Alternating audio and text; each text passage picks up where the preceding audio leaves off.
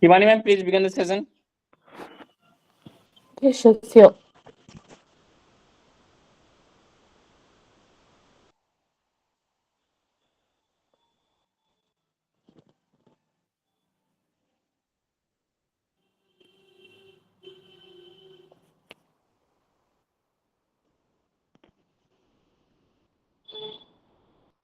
Good afternoon to all the dignitaries present over here.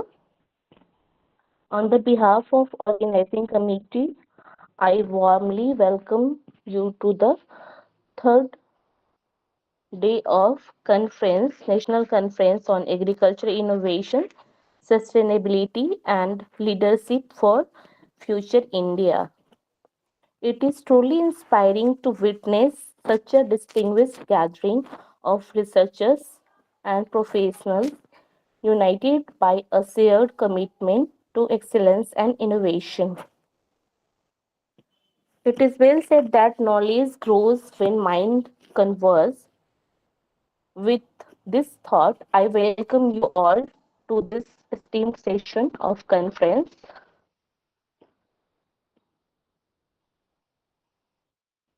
It gives me immense honor to invite our chief guest of today's session,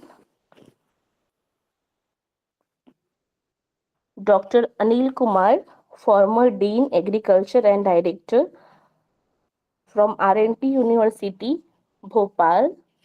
I now humbly request you to address the gathering and share your valuable insights, sir. Sorry for inconvenience, ma'am.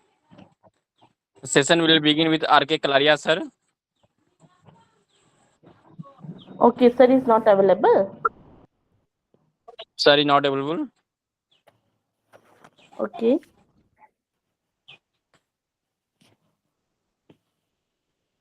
okay. So I would like to invite Dr. DC K. Kalaria, sir. We are deeply privileged by your gracious presence, sir. I request you to address the gathering, sir. Hello, Thank you. I, hello, I'm audible. Yes, sir, you are audible. Good afternoon to all the dignity of the dais and on the dais and all the senior professor, colleague, and student. First of all, I'm thanks to this Department of Agriculture 360 Research Foundation and SR University Telangana to provide me this opportunity as an invitee lecture in this National Conference on Agriculture Innovation, Sustainability, Leadership for Future India. Basically, myself, Dr. Rishi Kalaria, working as assistant professor in Navsari Agriculture University, and for last more than 12 years. And basically, I'm working on molecular insect, or you can say molecular insect pest management as an biotechnologist. And today we will just give you an idea that what is the recent trend which is going on this molecular approaches. So I'm sharing my slide.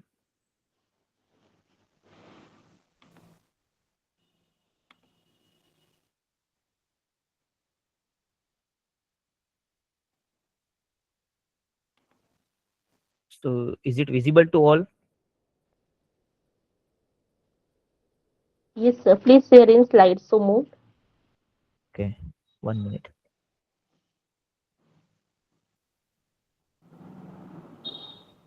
So basically, you are knowing that in Indian agriculture, which is our backbone, majority of the people are directly or indirectly aligned with this agriculture. And in current scenario, you are seeing that agriculture food safety is major issue in terms of production and in terms of loss due to various biotic abiotic issue.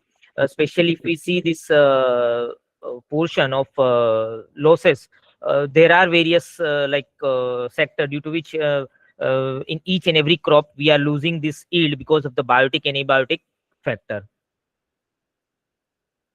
So if we see the major threat in agriculture as a food security is there is loss of yield in terms of biotic or abiotic factor. And if I focus on loss due to the insect, there are other factor in biotic like viruses and you can say different category, but I majorly will focus on insect. So in insect, the major loss is due to Lepidoptera and Coleoptera in each and in various crops. So here you can see the chart. On an average, 23% is loss in this of the major crop worldwide due to the this insect pest incidents.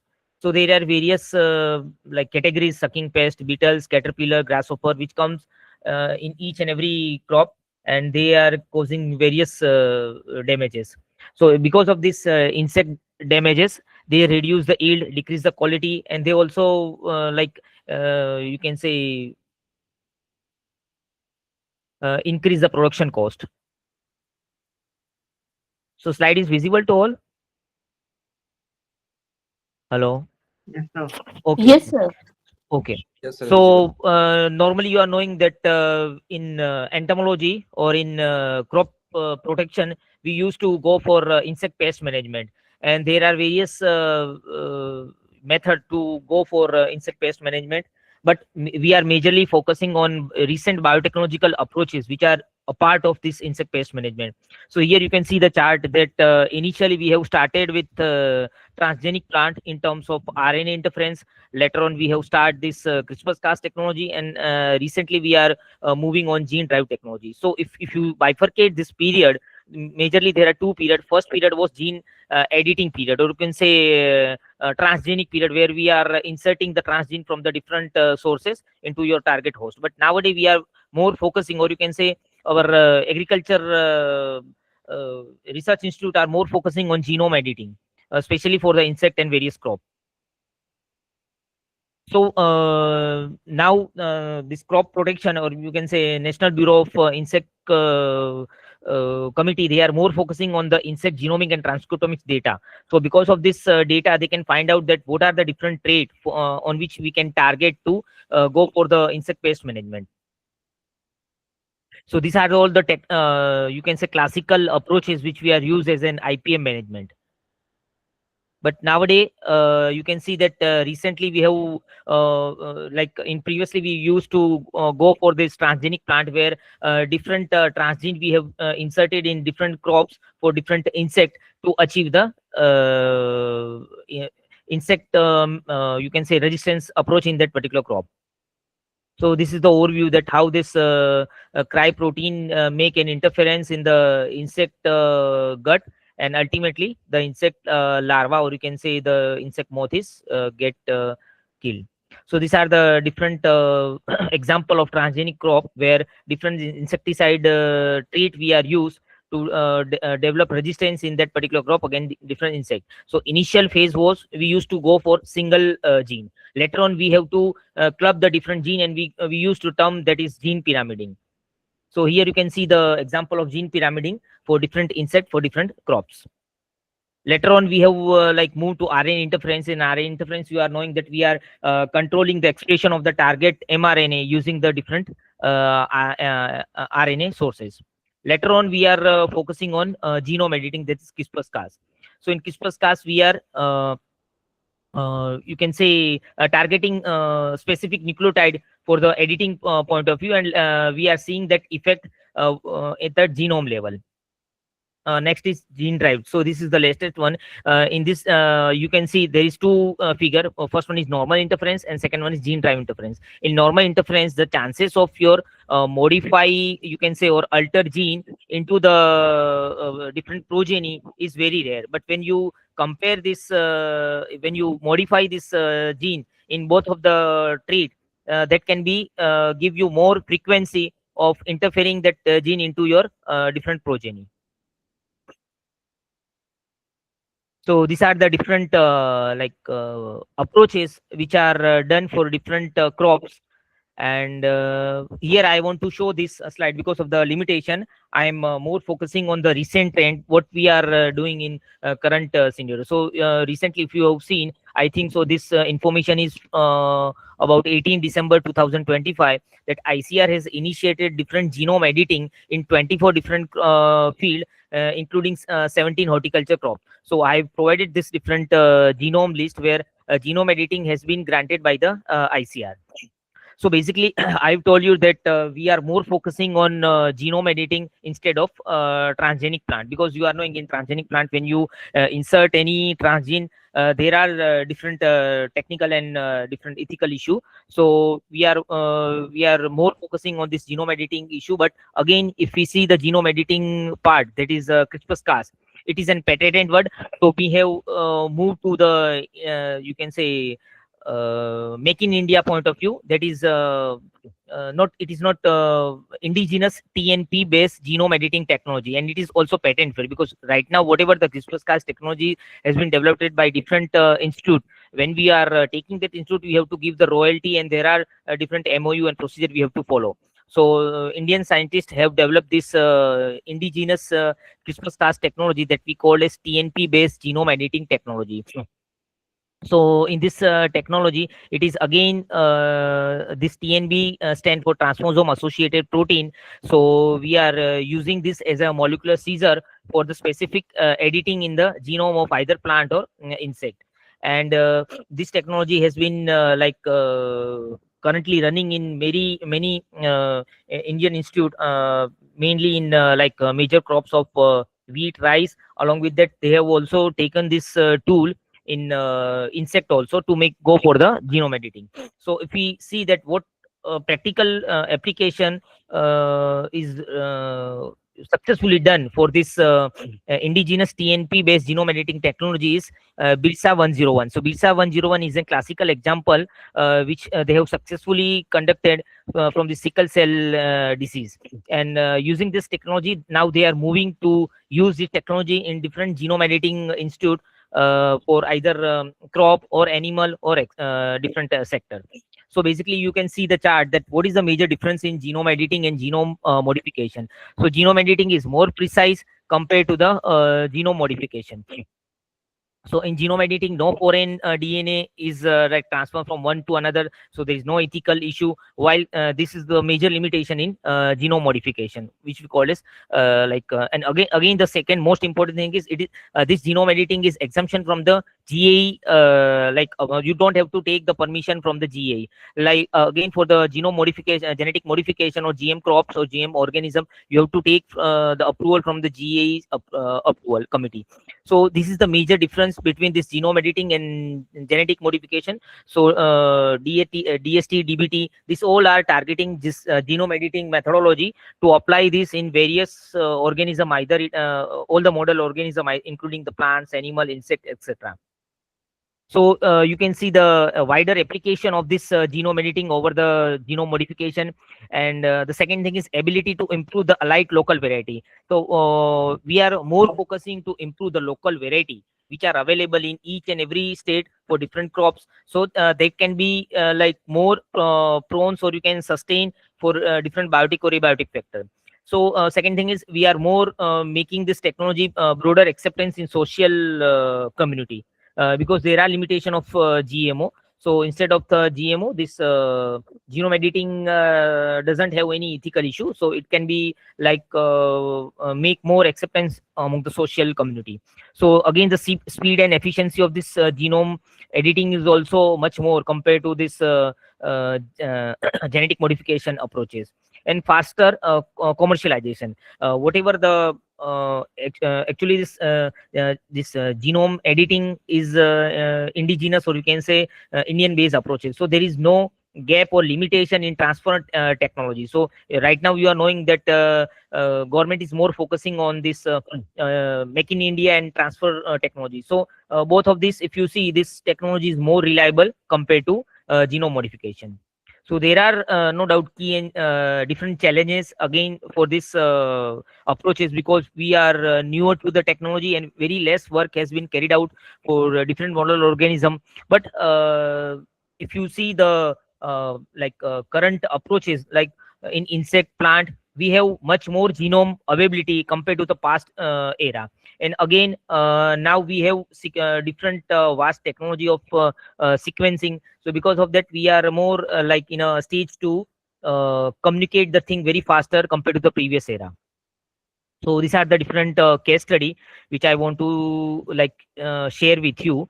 that this RNAi or CRISPR-Cas, they are also working, or you can say practical approach is carried out in molecular insect, or you can say crop production point of view. So again, this is genome this gene pyramiding, classical example of gene pyramiding in transgenic maize. So this is an classical example of this gene drive.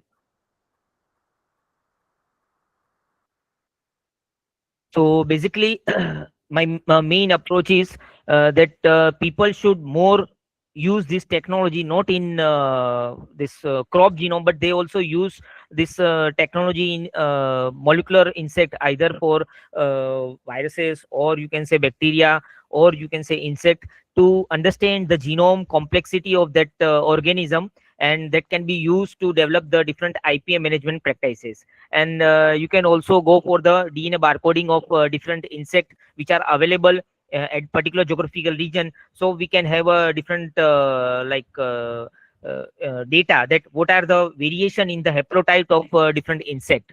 So no doubt we in future we require an AI or machine learning technology to understand the genome complexity which is available in the insect or plant, that can be used to predict different hypotheses in the genome for coding or non-coding region. Again, advanced RNA CRISPR technology can be used to eliminate or like suppress the different allele of the gene that are responsible for multiple disease. So one of the things that I want to highlight is the potential of gene drive to contribute to sustainable and effective insect pest control appear promises. So majorly, if I say that I'm basically working on Spodoptera litura and Spodoptera fugipera in different crops which are available in the Gujarat region. So here I want to conclude my session. I think so I have completed in the given time.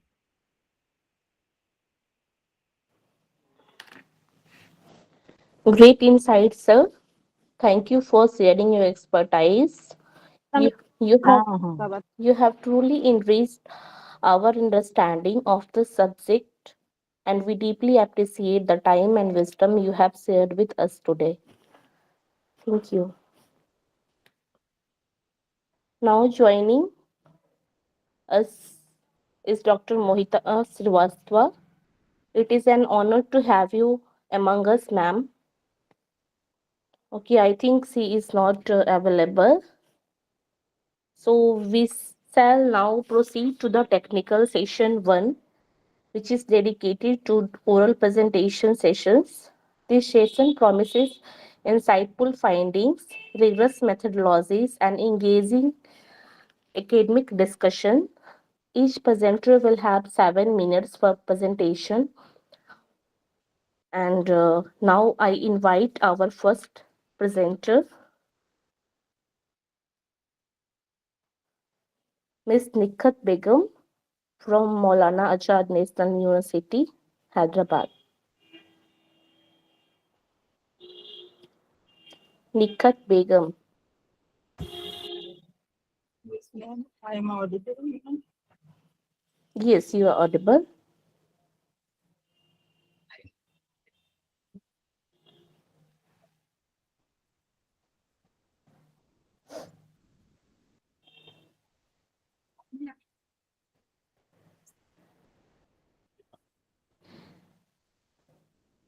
Please begin your presentation.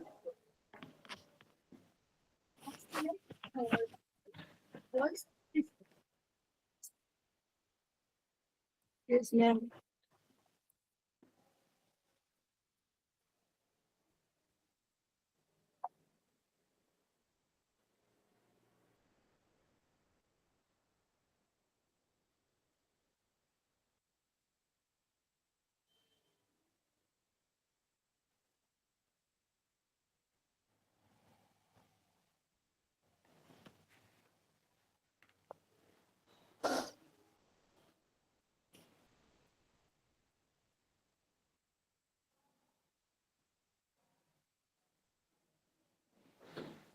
Hello.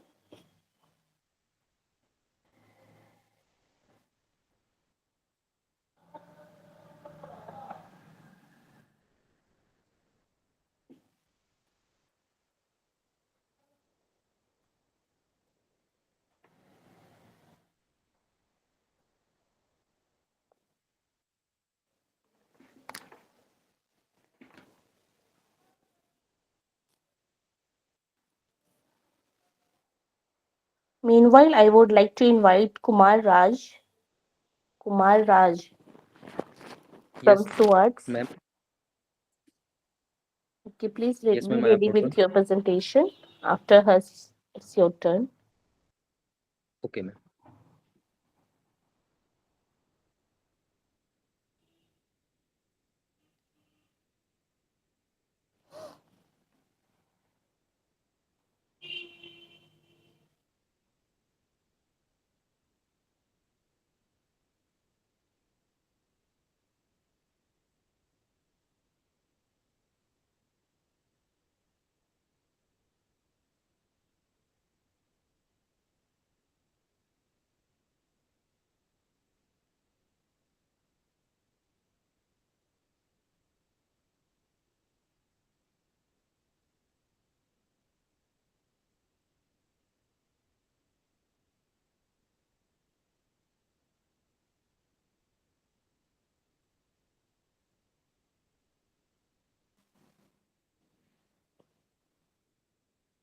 Miss Nikhat, you are not audible. And please share your presentation in slideshow mode.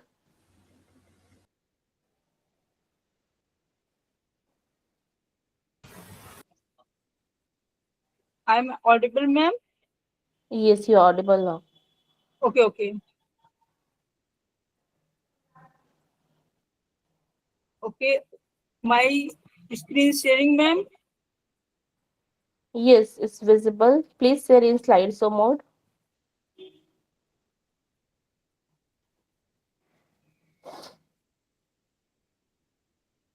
Okay, ma'am.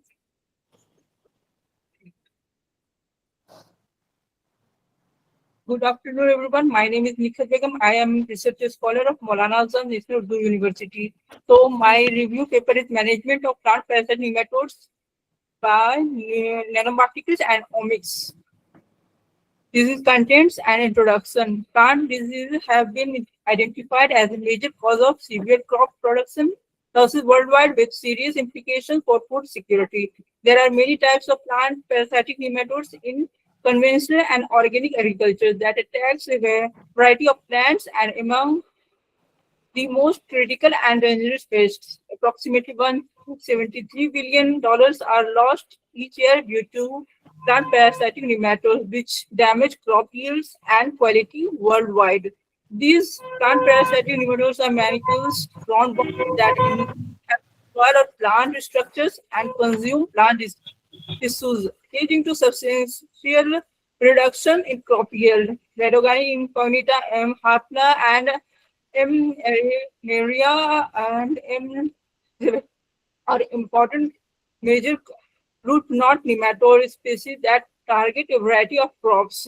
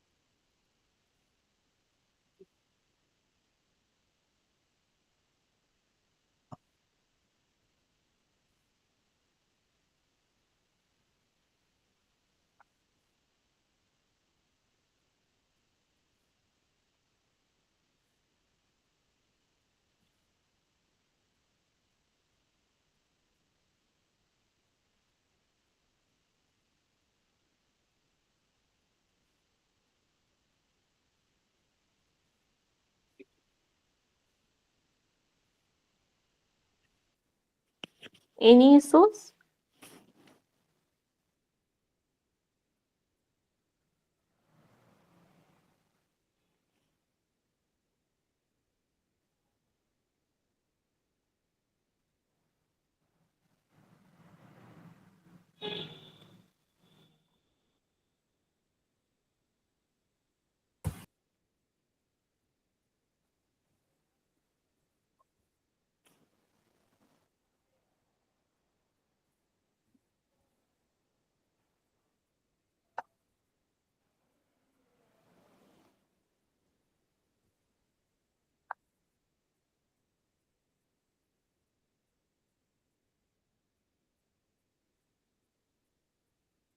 Ms. Nikhat, please move your slides.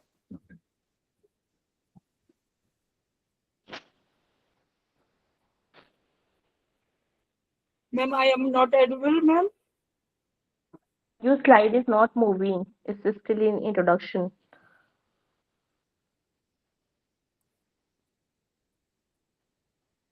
Okay, ma'am. I am concluded my topic.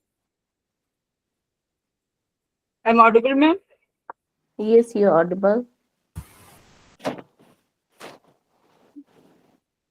I am really acknowledged my faculty members and organizing teams for the opportunity for presenting my paper.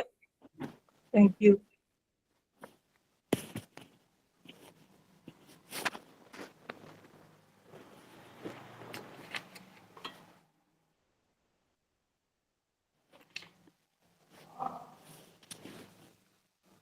So our next presenter is Kumar Raj.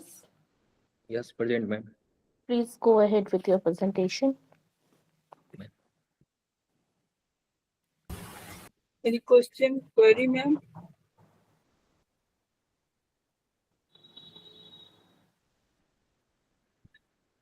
No questions from participants in. Okay. Thank you, ma'am. Is it visible, ma'am? My slides. Yes, it's visible. Good afternoon, respected all delegates. I, Kumar Raj, PhD scholar in the Department of Agronomy at SWATS, Prayagraj. I am here to present my research topic on my topic effect of phosphorus and biofertilizers on yield attributes and economics of groundnut. Groundnut, popularly known as the king of oilseed, is one of the most important oilseed crops cultivated worldwide. It plays a vital role in the edible oil economy due to its high nutritional value. Groundnut seeds contain approximately 45 to 50% oil and 25 to 30% protein, making it a rich source of energy and nutrition. Besides its economic importance, it also improves soil fertility through biological nitrogen fixation. However, achieving optimum productivity requires balanced nutrient management, particularly phosphorus nutrition and is the beneficial biofertilizers. Here is my two objectives. First one is effect of phosphorus and biofertilizers on yield and yield attributes of groundnut, and second one is effect of phosphorus and biofertilizers on economics of groundnut.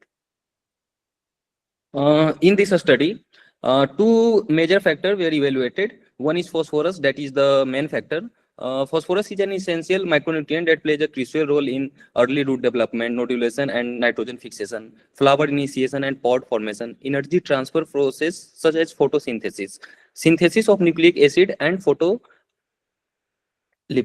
overall plant growth and development. Adequate phosphorus supply is essentially important in groundnut because for development occurs underground, requiring a strong root growth and efficient nutrient translocation. And the second factor is biofertilizer. Biofertilizer enhance nutrient availability and improve soil biological activity. In this experiment, two biofertilizers were used. First one is VAM, that is vesicular revascular mycorrhiza, forms a symbiotic association with groundnut roots and enhance phosphorus uptake by extending the root surface area. It also improves the absorption of micronutrients and increases plant tolerance to stress conditions. Second one is PSB, phosphate solubilizing bacteria, that is converts insoluble forms of soil phosphorus into plants available form through the secretion of organic acids and enzymes. This enhances phosphorus availability, root growth, flowering, and ultimately yield. Uh, the experiment was conducted at the crop research farm at Swartz, Prayagraj. The whole experiment was done under a split plot design with 12 treatments and 3 replications. Here I took phosphorus, which is the main factor, at 4 levels, that is control, phosphorus at 40 kg per hectare, phosphorus at 50 kg per hectare, and phosphorus at 60 kg per hectare. And second is biofertilizer, which is the sub factor, that is control, VAM, and PSB. Here in table number 1, effect of phosphorus and biofertilizers on yield and yield attributes of groundnut. The results reveal significant improvement in yield parameters due to phosphorus application and biofertilizer inoculation. The highest values for number of kernels per pod, kernel yield, pod yield, oil content, and oil yield were recorded with the application of 50 kg phosphorus per hectare in combination with PSV.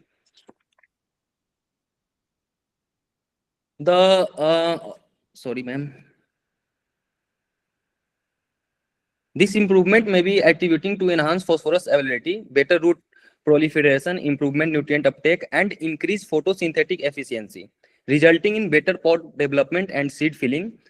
Interestingly, increasing phosphorus beyond 50 kg per hectare, that is 60 kg per hectare, did not result in proportional yield enhancement, indicating that 50 kg per hectare is the optimum level under the given agroclimatic conditions. Here in table number 2, effect of phosphorus and biofertilizers on economics of groundnut.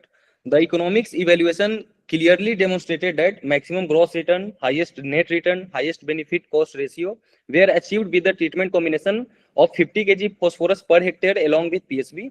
This indicates that the optimum phosphorus level combined with phosphate stabilizing bacteria not only enhance biological productivity but also improves economic profitability for the farmers.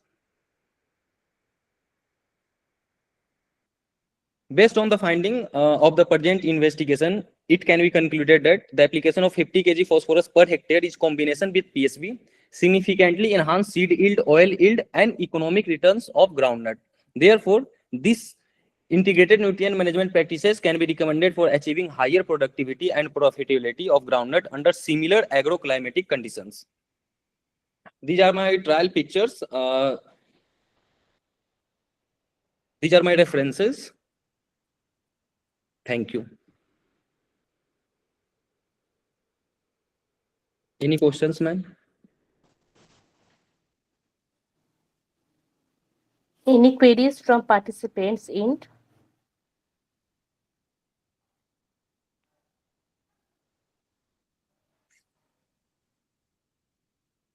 Okay, no queries. Thank you, ma'am. Thank you so much. Thank you for your insightful and well articulated presentation, Raz. Now I would like to invite Mr. Sarvesh Rastagi. Mr. Sarvesh Rastagi from Devbhoomi University, Uttarakhand.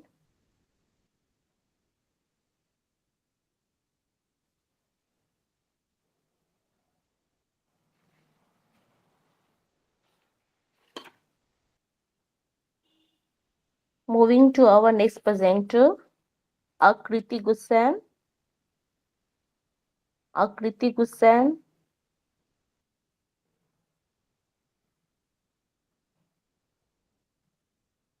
Okay. Dr. Ravi Ranjan Kumar. Yeah, I'm available. I'm audible. Yes, sir, you are audible. Kindly begin with your Thank you. presentation.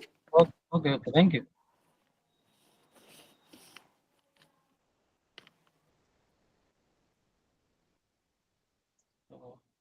I hope my slide is visible and it is in presentation mode. Yes, sir, it's clearly visible. So I thanks to the organizer to giving me opportunity to present a paper presentation on bioinformatics pipeline for potato leaf roll virus genome analysis to design CRISPR-Cas based genome editing studies. These are all the things that what we have done earlier and what we are planning to do that I'm going to present. I'm working as an assistant professor, cum junior scientist in Bihar Agricultural University. So coming with the introduction part,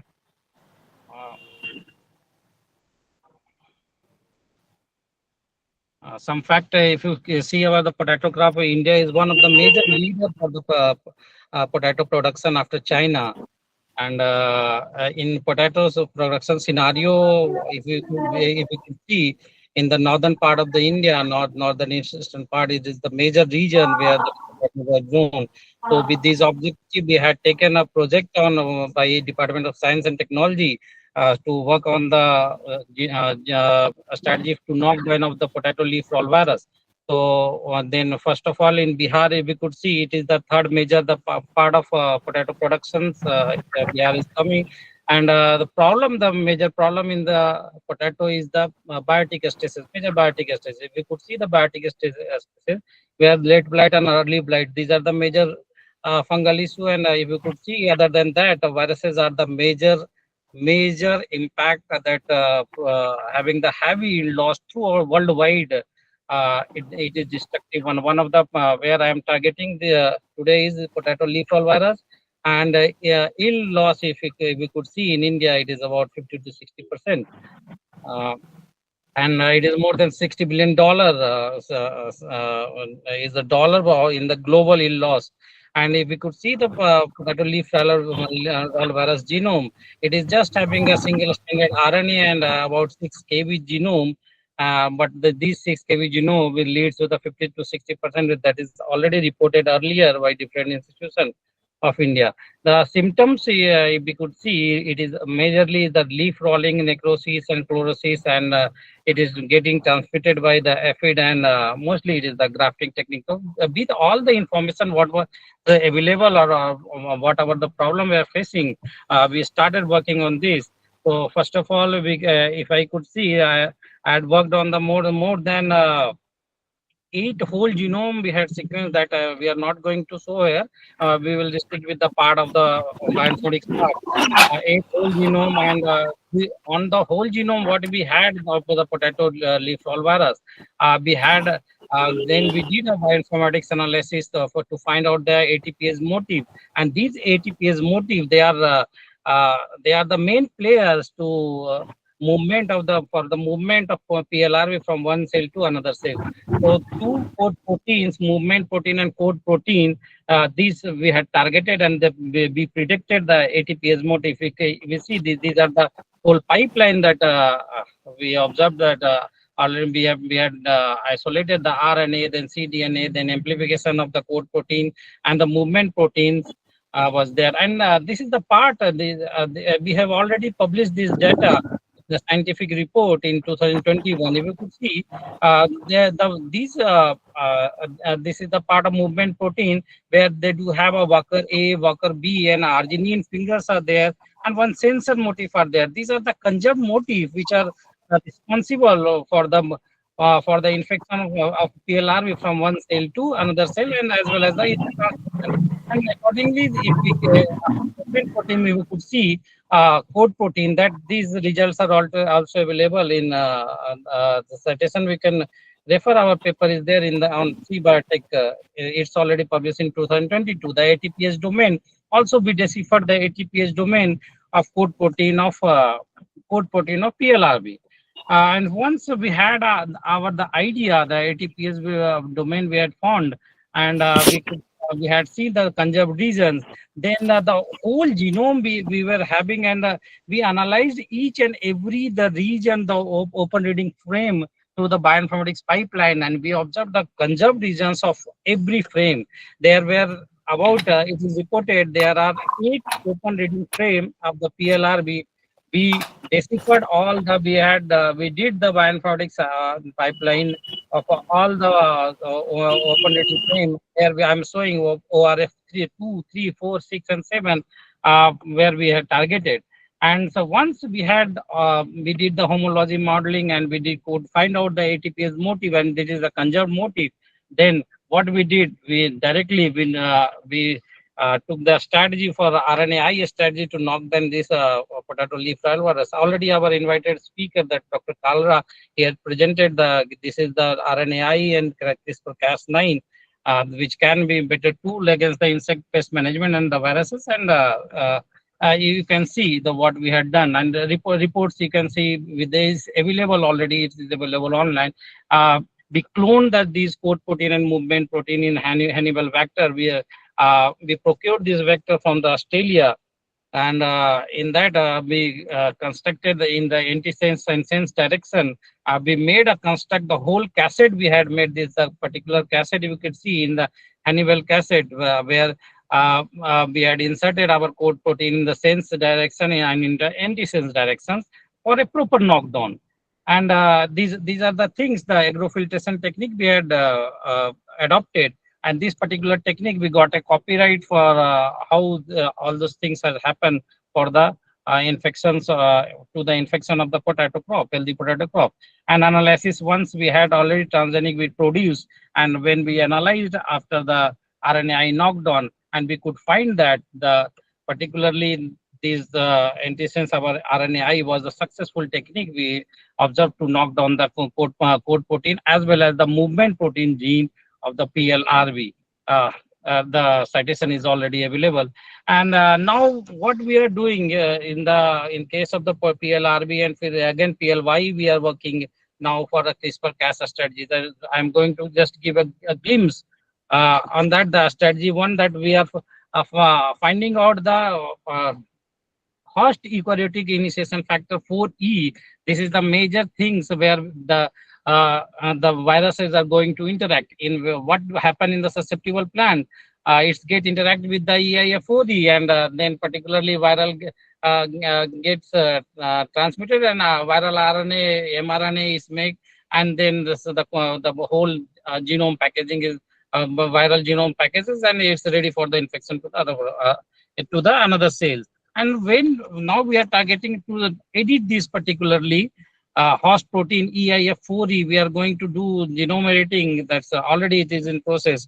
We are targeting this. We are mutating the EIF4E, and then it will not able to bind with the specific BPG, the protein of the PLRB, and then we can have a successful genome editing crop and our PLRB resistant crop. This is the one approach that targeting the eukaryotic initiation factor.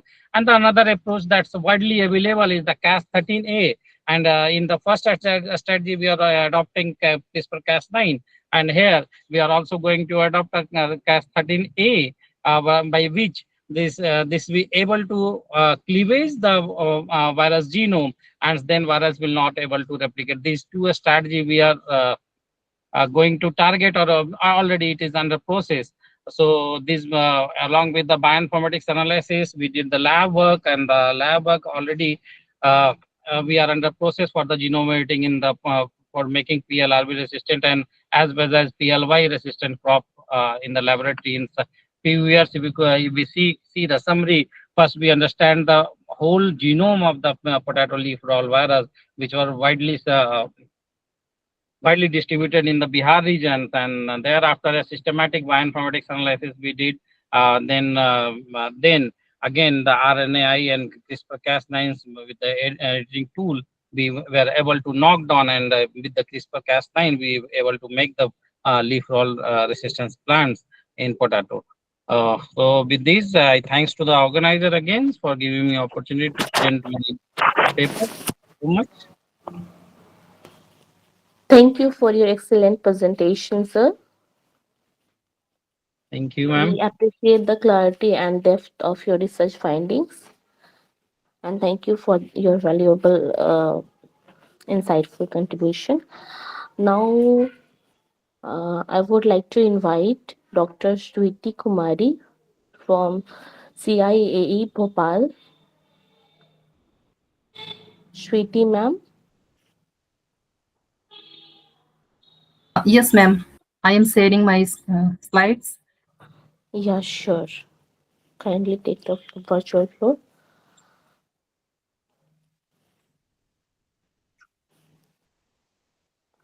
Minute.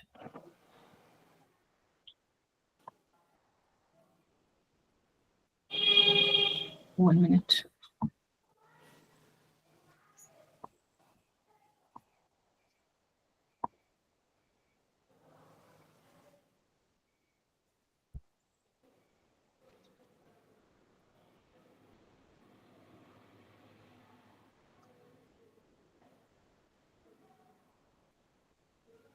Respected Chairman, sir, and all dignitaries present there, I am going to present on topic development and performance evaluation of lightweight multi-crop thresher for drudgery reduction. Myself, Shruti Kumari, working as a scientist at ICR CIAE Bhopal. Here, there are two images. We can see this is the traditional methods of paddy threshing. In the first image, we can see that the women using their bare feet to thresh the paddy. The process of the threshing is mainly carried out the farmwomen, and the sharp edges of paddy kernels often wound their feet. And the second images, we can see the worker that the worker is beating the paddy bundles against a hard surface, and both the process are labor intensive. This image we can see there that this is the traditional method of millet threshing, and the image shows a hollow pit in the ground, and the women use a wooden stick to separate grains from the husk, and after that for cleaning they use the soup and the chalni. And for this, at first I designed the multi-crop design of components of multi-crop thresher, then fabrication of the thresher, and then the performance evaluation of that machine for crop, paddy, wheat, millets, mainly finger millets and barnyard millets was tested, and amaranth crops. At first, the drum was designed. For that, we used what should be the cylinder speed and the concave clearance. On the basis of that, the drum was designed. And here we can see this is the unique. We can see this is the unique drum, because generally we use different drums for different crops. But in single drum, I have designed, here we can see there's the spike tooth with blades, and the second is wire loop. And in same drum, on the nut bolt, we can change. Here we can see for the spike tooth and cutting blades, it is used for the wheat, and the wire loop is used for the paddy, and the rest bar with canvas belt can be used for the millets and amaranth, because the different crops requires different principles. The wheat requires cutting and impact, paddy requires beating action, and millet requires impact and abrasion, and amaranth requires only abrasion. On the basis of that, the drum was designed. And this is the conceptual CAD model of lightweight multi-crop thresher. Here we can see now this is the main components is the cylinder, and the for cleaning the sieve assembly and aspirator for cleaning. And the prototype of this thresher has been developed at the workshop. And after the development, it was tested, and it was tested at VPKS Almora. This is the picture of the testing of the wheat crop. And this is the testing of millet crop, finger millets, the barnyard millets. And here we can see the performance evaluation of that thresher. Here we found that for the amaranth, threshing capacity was around 40 to 50 kg per hour. For finger millets and barnyard millets, it was almost same, 90 to 95, in between 90 to 95 kg per hour. And for paddy, it was 95 to 100, and for wheat, it was 85 to 90 kg per hour. And the threshing efficiency was more than 98% for all, and the cleaning efficiency was also more than the 95%. And also measure the losses. Here we can see the total losses. Total losses was very less. It was less than 2% for all the crops.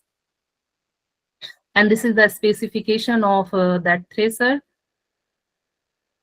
And we can this is the salient features of the developed technology.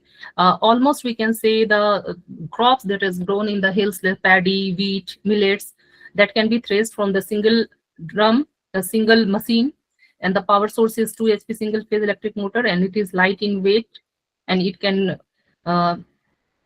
used in the small, it can be used by the small and marginal farmers and also hilly farmers.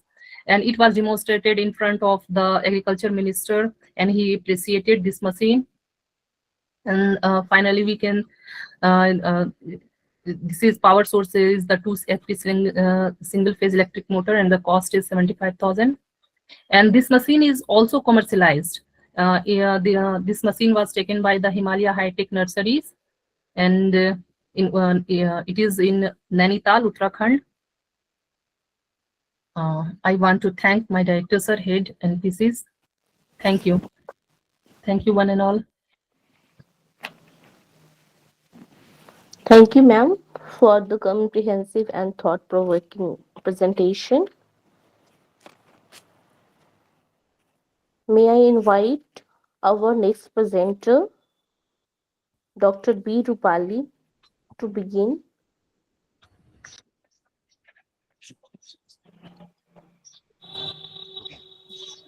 Dr. B. Rupali, ma'am. Yes, ma'am. A second. Yes, ma'am. Please commence with your presentation.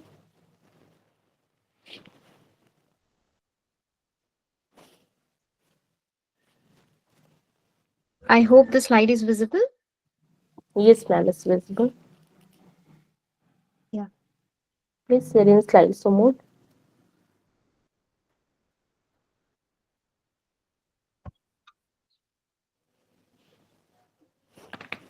Can I start the presentation? Yeah, sure. A very good afternoon to everyone. Firstly, I would like to thank the organizers for giving me this opportunity to present the research work entitled Hematobiochemical and Molecular Diagnostic Assessment of Babesiosis in Cattle. Myself, Dr. B. Rupali. I'm working as Assistant Professor in the Department of Veterinary Medicine, Veterinary College, Bidar, Karnataka. As we all know that since 2016 to 2023, if we compare the basic animal husbandry statistics published in 2025, there is a significant increase in the cattle population across the world. And cattle, they are the important component for agriculture production. In the second map, we can see the percentage of the babesiosis which is reported from various parts of the India. So coming to what actually babesiosis is, it is an important tick-borne infection or the hemoprotozoal infection, which we see in cattle, which affects the livestock worldwide, leading to economic losses to the dairy and beef industries in India. The major causative agent of this disease is protozoa, which belongs to Babesia family. We have two organisms here, Babesia bigemina and Babesia bovis. Babesia bigemina is one that causes lot of mortality in cattle. Coming to the clinical findings, it causes increase in the body temperature. We call it the fever, pulse rate elevation, respiratory elevation. It causes anemia leading to the pale mucous membrane or the conjunctival mucous membrane. The complications of this disease in cattle includes it causes production of the blood in the urine. We call it a hemoglobinuria, hemolytic anemia. And if the cattle is left untreated, then it leads to mortality. So as a whole, babesiosis in cattle, if it affects the hide of the animal, it causes decrease in the milk production. It imposes lot of stress on the owners for the treatment of the animal which is suffering from babesiosis. So the cost of the drugs are very high, leading to economic loss to the farmers as a whole. So in the present study, we wanted to know what is the prevalence of this disease in Bidar district of Karnataka and surrounding regions. Along with this, second objective was molecular detection of Babesia bigemina in the clinical samples which we collected using polymerase chain reaction. The third objective was to find out the hematobiochemical analysis, acute phase protein changes, and the oxidative markers in the affected cattle. And last was the therapeutic comparison. There are well-established different drugs for treatment of babesiosis, but we compared all the drugs in one present study without the supplementation of the antioxidants. So for the present study, around 200 blood samples we collected from the clinically suspected cattle. This is a study of 3 years from 2022 to 2025. The blood samples were collected aseptically from the jugular vein of the cattle. Once a cattle was brought to the clinic, we did a detailed clinical assessment of the animal by going for the physical examination like rectal temperature, heart rate, respiratory rate, mucous membrane, whether the animal is having hemoglobinuria or not, and going for the tick infestation, as ticks are the important carrier or the important part for the transmission of this disease from one cattle to other. In the hematobiochemical parameters, we collected blood in EDTA tubes for the CBC. In the biochemical, we collected in the serum collection vials for the liver function test and the kidney function test. Along with this, we estimated acute phase proteins like ceruloplasmin, haptoglobin, serum amyloid A, and fibrinogen, which increases drastically in inflammatory conditions. And oxidative markers like T-bars, antioxidant markers like SOD catalase and reduced glutathione were estimated from the clinically suspected cases. The blood samples were further subjected for DNA extraction and PCR detection, where these are the different tables where we can see the temperature and the time for denaturation, annealing, extension, and final extension and the stop reaction. These are the sequence of the primers which we have used for the present study, forward and the reverse primers. For the therapeutic protocol, we have divided the animals into 5 groups, where the first group was healthy control group. Group 2, 3, 4 were the clinically affected, where we given different drugs like group 2 diminazine alone, that is a group 3 diminazine along with the vitamin E and selenium, which is an antioxidant, group 4 imidocarb, and group 5 imidocarb along with vitamin E and selenium as a source of antioxidants on first and the second day, whereas other drugs were given only as a single dose to the affected animals. Each group consisted of 12 animals. Along with this, supportive therapy was given with the antipyretics, fluid resuccination, hematinics, and the vector control with ivermectin at the rate of 0.2 mg per kg body weight subcutaneously to remove the ticks from the body of the animal. The blood samples were collected at day 0, day 3, and the day 15 to see the response of the animal to the treatment that was given by us. So in the present study, we noted that there was a prevalence of 10.9% out of 954 bovine cases that we examined. 104 were positive for Babesia bigemina infection. In the year-wise, a significant higher prevalence was found to be in 2024-25 with 40.38%, followed by 22-23 with a distribution of 31.73%, and in 2023-24, we have seen 29 cases, that is 27% of the cases in that respective year. In the present study, females were found to be at higher percentage or susceptible to this infection when compared to the males, and the cattle of less than 2 years was found to be more prevalent for this infection when compared to the 2 to 6 years and more than 6 years of age group. Crossbred cattle like HF crossbred and the Jersey crossbred were found to be highly susceptible to babesiosis when compared to the nondescript cattle. Rainy season, we noted a significant increase or a presence of this babesiosis in cattle. In the clinical examination findings, there was a significant increase in the rectal temperature, heart rate, and the respiratory rate in affected cattle when compared to the healthy control group. The various clinical manifestations which we found in the babesiosis affected cattle were hemoglobinuria, tick infestation, pyrexia, with the least occurrence of anorexia, depression, and icteric mucous membrane in 5.5% of the cases. These are some of the photographs where we can see in the first photograph cattle that is affected with the tick infestation. Second, pale conjunctival mucous membrane showing anemia in the affected animal, the animal passing blood in the urine, that is red color urine, we call it hemoglobinuria, and the vulval mucous membrane yellowish, showing jaundice or the icterus. These are some of the urine samples that were collected from the clinical suspected animals. By examination at the microscope, we found that the blood was having hemoglobin in it rather than hematuria. In the hematobiochemical parameters, there was a significant decrease in the HB, TEC, and the packed cell volume in babesiosis affected cattle, showing anemia, whereas the platelet count was also significantly found to be lower when in affected animals when compared to the healthy control group. There was a non-significant changes in the MCV, MCH, and the MCHC parameters in cattle with babesiosis when compared with the healthy control group, showing non-normocytic normochromic anemia. Total protein was significantly reduced. Albumin showed no change, whereas the globulin, there was a significant decrease in the globulin, and the AG ratio was significantly found to be higher in affected cattle when compared to the healthy control group. In the kidney parameters, BUN and creatinine was found to be highly increased in affected animals. Bilirubin was elevated, showing jaundice. Liver enzymes like ALP and SGOT and the SGPT was found to be significantly higher in affected animals when compared to the healthy control group, showing that the liver was affected in liver and the kidney both were affected in babesiosis cattle. Oxidative markers, T-bars, was found to be significantly high, showing presence of the oxidative stress. To combat this oxidative stress, the body tried to increase the antioxidant like SOD catalase and the GSH, but after a certain period of time, these levels reduced in a chronic cases, showing antioxidant stress to be decreased. in affected animal when compared to the healthy control group. Acute phase proteins like ceruloplasmin, serum amyloidine, haptoglobin, and the fibrinogen was all parameters were significantly higher in affected animals when compared to the control group, showing presence of the inflammatory changes in the visual affected cattle. These are the tabular representations of the methodological parameters. These are the biochemical parameters. Coming to the diagnostic test, two tests we employed. One was the PCR and one was the blood smear.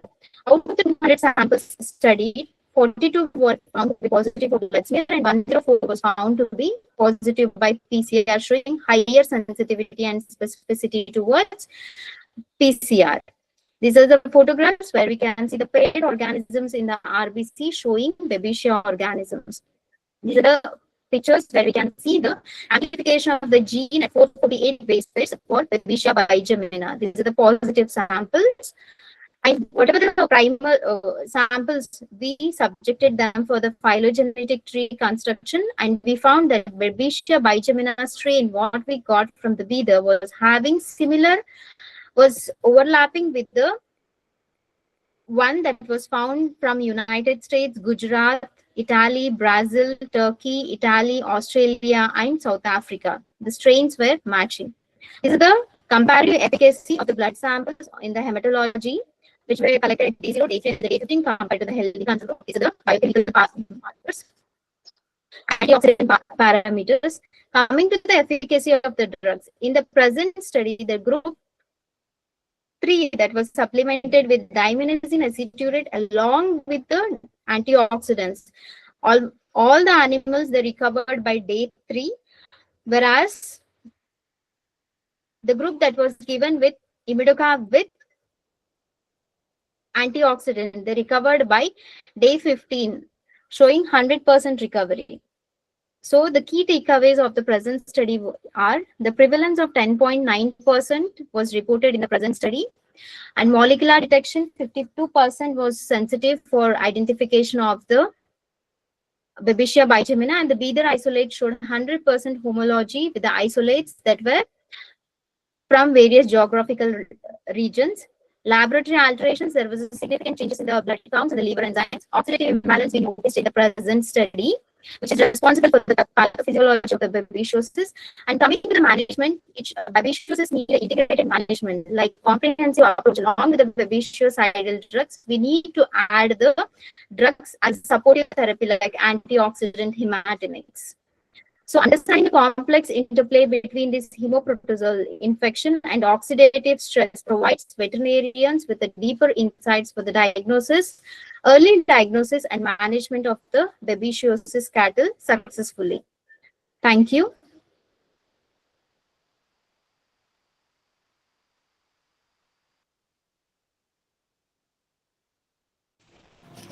Thank you for sharing your important findings with us, ma'am.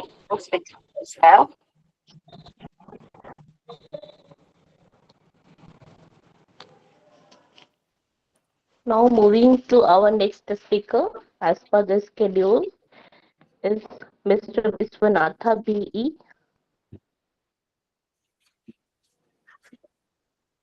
Mr. Vishwanatha B.E. from Amit University, Noida.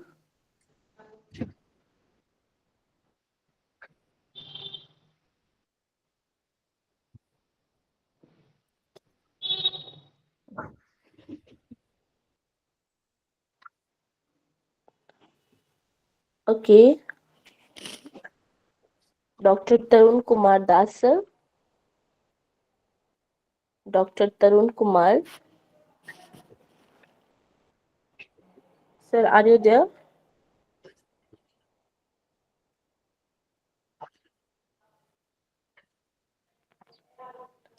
Apurva Mishra.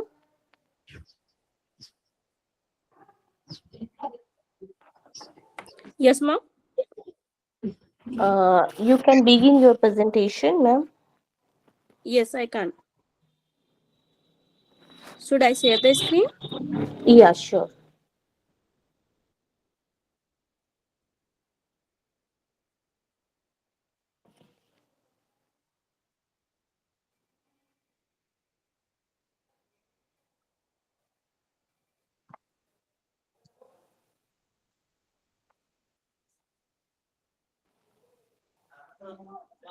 Is it visible? Is it visible, ma'am? No, yeah, it's visible. It's visible. Okay. Yeah, you can proceed.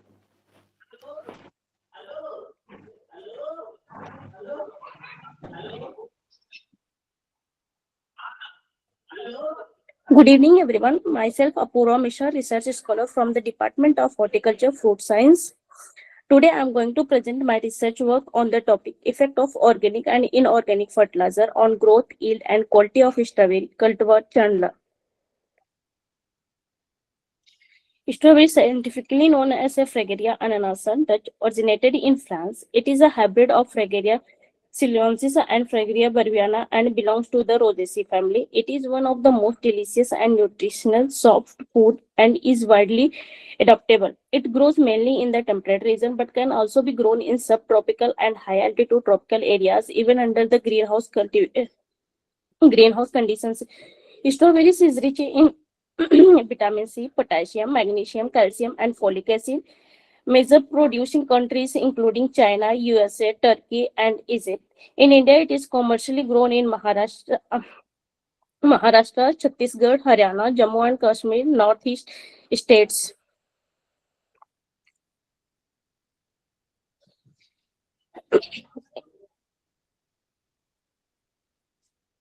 Overview of the strawberry cultivation. In this study, we focused on the cultivar Chandler, which is popular for its sweetness and rich aroma. Strawberries grows best in sandy loam soil with pH 5.5 to 6.5. The optimum temperature is around 22 to 23 degrees Celsius.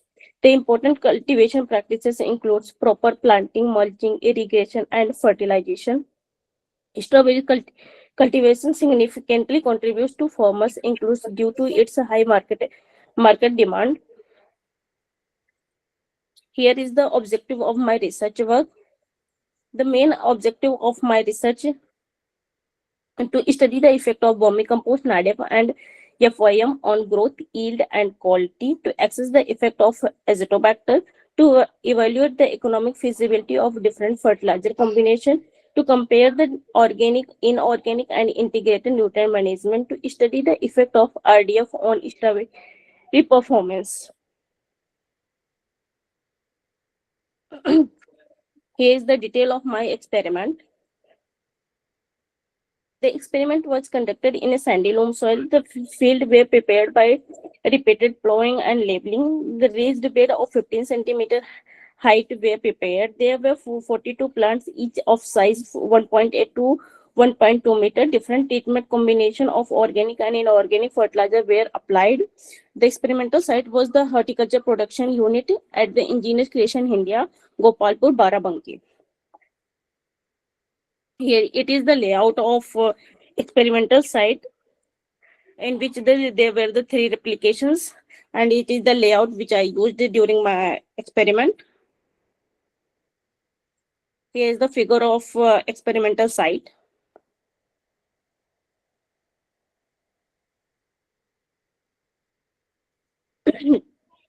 And detail of the treatment combinations, there were the 14 treatments, in which T1 was the control. From T2 to T5 is the completely organic, 100% organic, and from the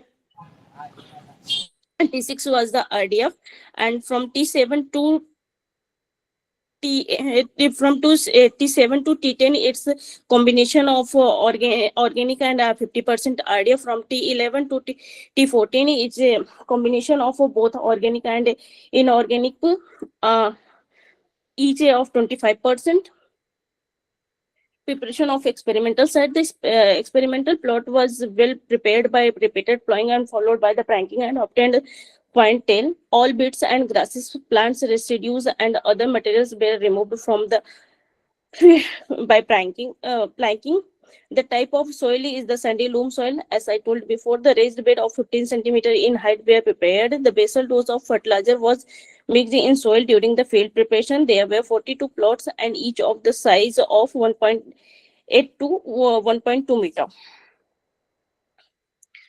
Plantation in experimental plots, healthy and disease-free strawberry plants cultivar genre was selected for planting. The strawberry plants was brought from the Pune.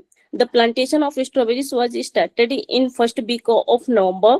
Runners were planted in raised bed, spacing a row for 45 to 45 centimeter and the plant to plant 30 to 30 centimeter. In each plant there were the 16 plants. When the plantation is completed, light irrigation was given through the irrigation channel. Weed and hoeing were done manually with the help of khurpi. Fertilizer and mulching. The second dose of fertilizer applied at the booming time. Application of fertilizer was as per the dose of different treatments. Organic mulching was done. The main aim of organic mulching was to retain the moisture, suppress weed, and regulate soil temperature, all essential for the optimal for strawberry growth. Here are the observation on the growth and yield parameter of the strawberry fruit. Observation were recorded on the growth parameters like plant height, number of leaves, leaf length, and runners. Yield parameters such as a number of fruit weight, and yield per plant. The quality parameters like TSS, sugar, acidity, and ascorbic acid. Organoleptic evolution was also conducted using a 9-point hadronic scale.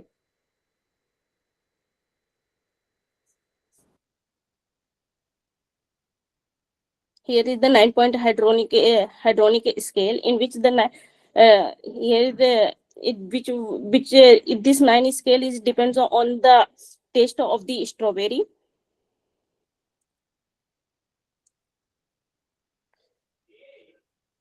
Here is the data which comes after the organoleptic sensory evolution.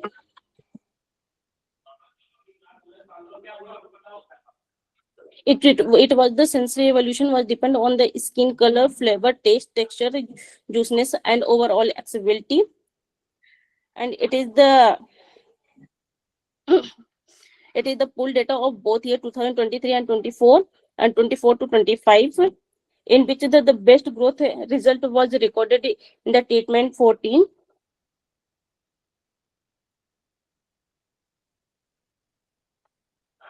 It's all the pool data.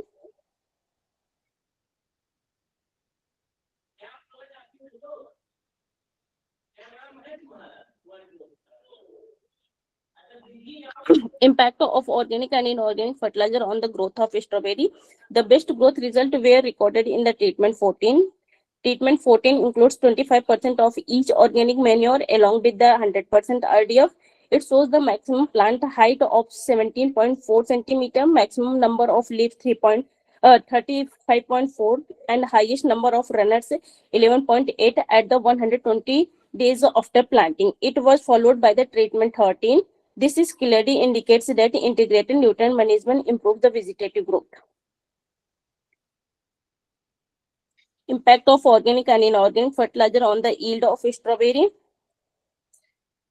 In yield parameter also, the treatment 14 performed the best. It recorded 6.8 fruit per plant, 17.3 gram average fruit weight,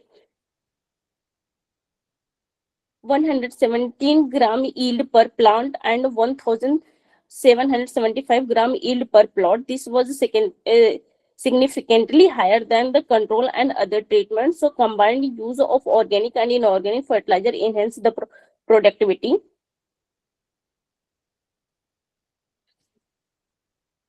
Now is the impact of combination of organic and inorganic fertilizer on the strawberry quality.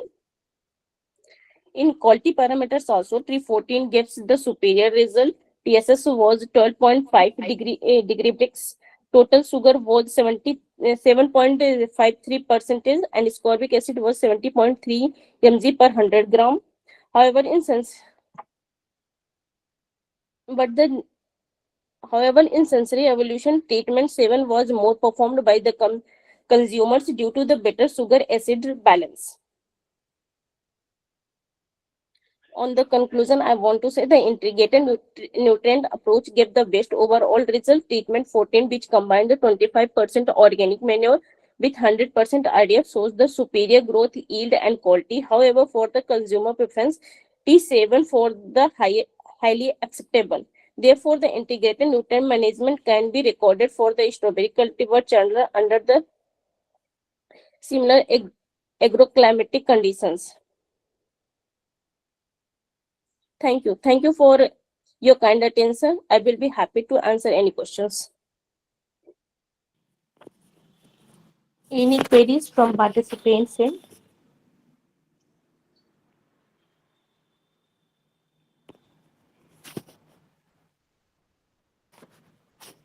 Okay, no queries raised. Thank you, Ms. Apurva, for sharing your important finding with us. Thank you. Thank you, everyone. The next presenter is Mr. Panuganti Swaraj Kumar. Mr. Swaraj Kumar, please go ahead with your presentation. Yes, madam. Whether my Please voice is go audible? ahead. Yes, yes. It's clear.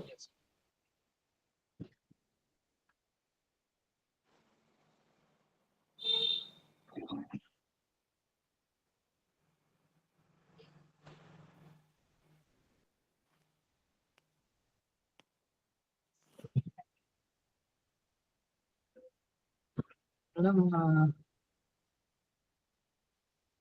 in the share option, I am not able to see my PPT, madam. I have opened my PPT.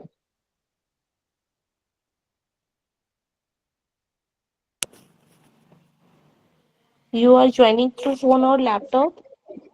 Yes, ma'am. Yes, madam. Whether you have joined through laptop or phone? Yes, laptop, madam. Laptop. Is it visible, madam? Now? No. Please go to share screen option. Yeah, now it's visible. My PPT? Yeah. Please open in slideshow mode. Yeah, it's fine. Okay. So thank you for this opportunity to all the conference organizing committee for this opportunity. So my research topic is integrated agronomic strategies for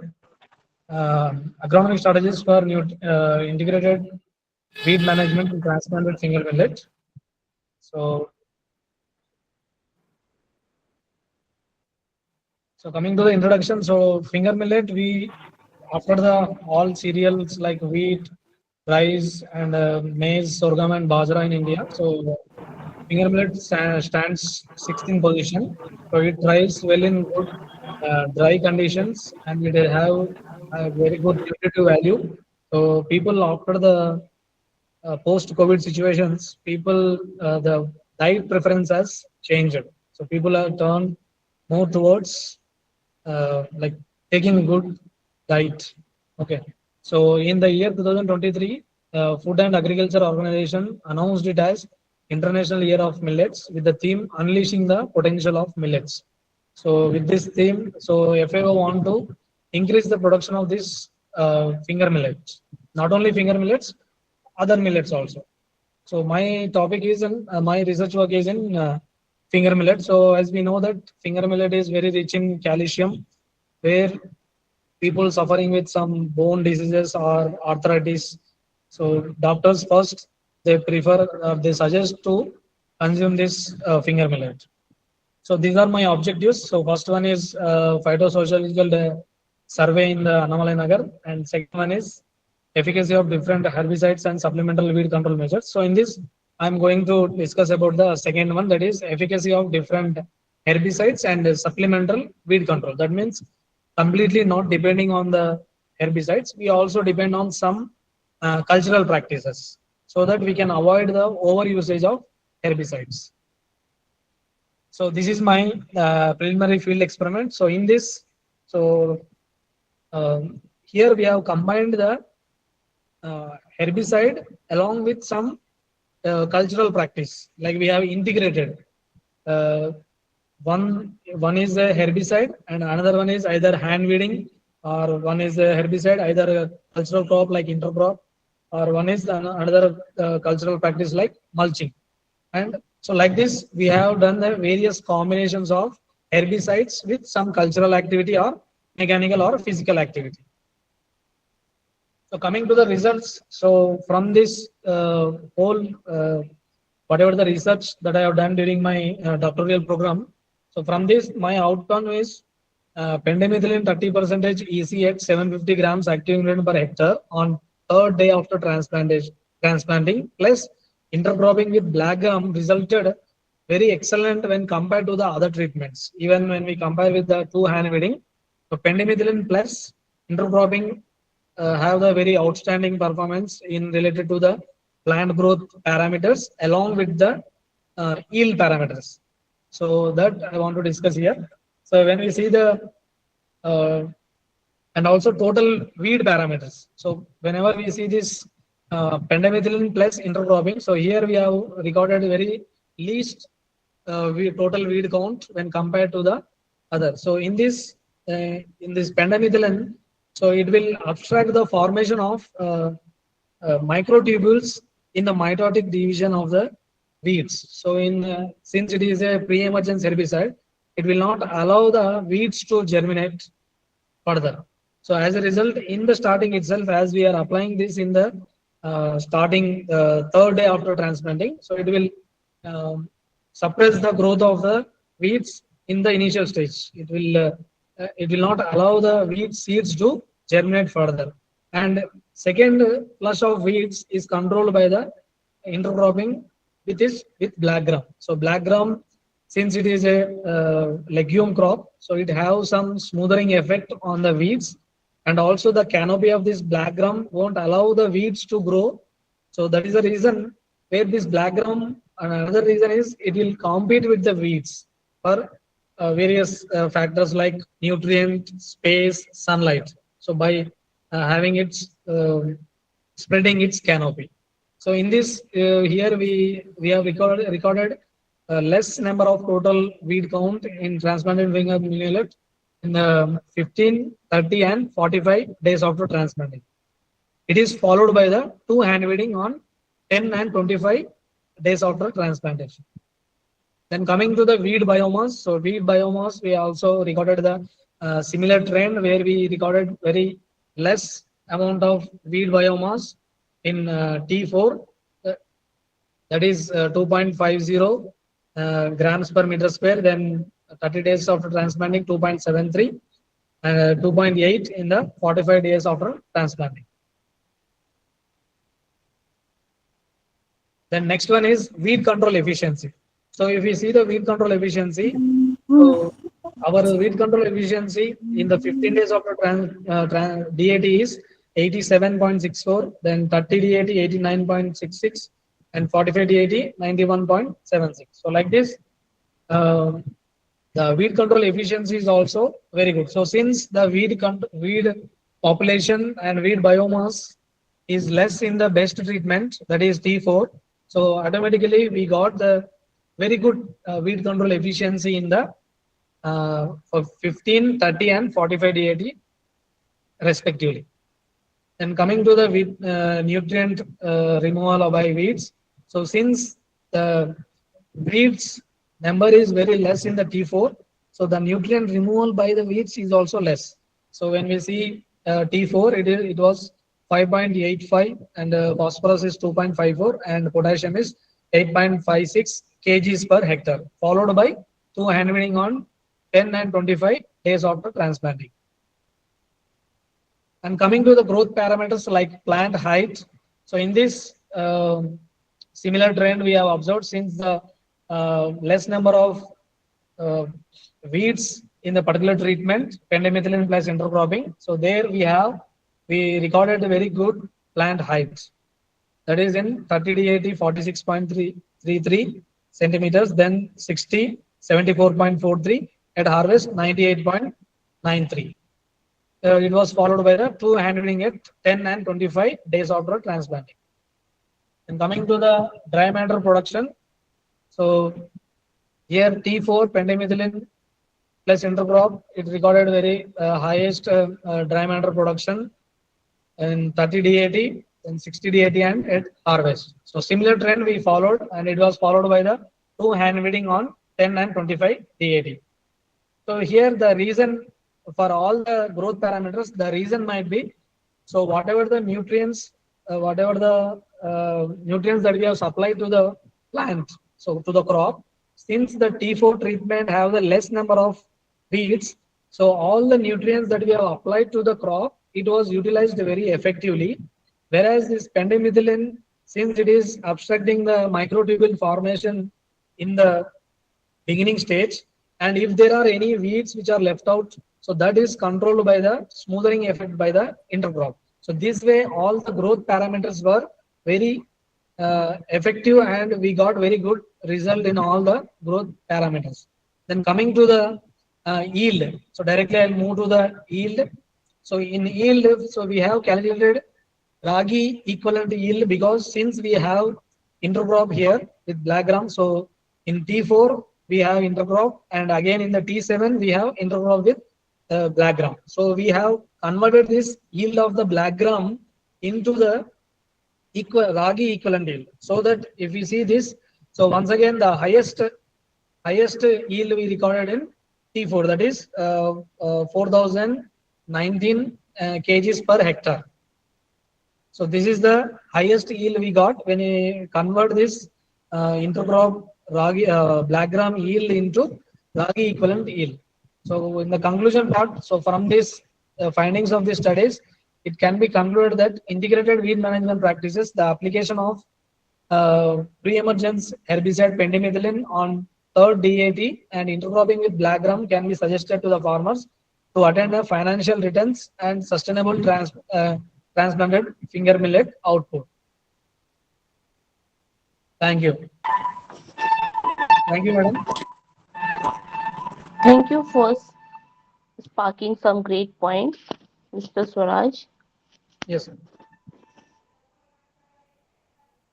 Moving to our next speaker, Ms. Karuna Chanu. Okay.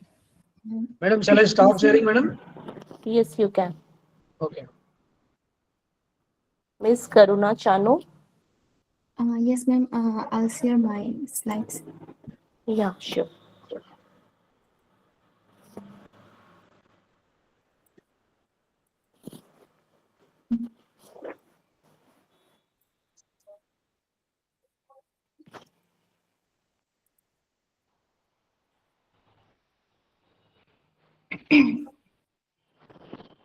Ma'am, is my slide visible?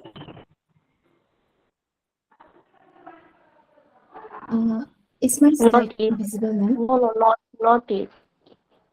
Yes, it's visible now.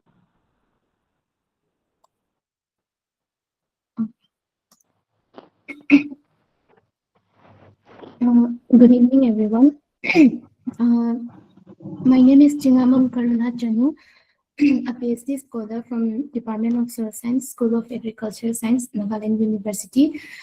Today, I'll present my research work entitled Response of Moving Root Growth and Nutrient Uptake to Organic Amendments in Acid Soil of Nagaland under the theme Sustainable and Climate Resilient Farming System.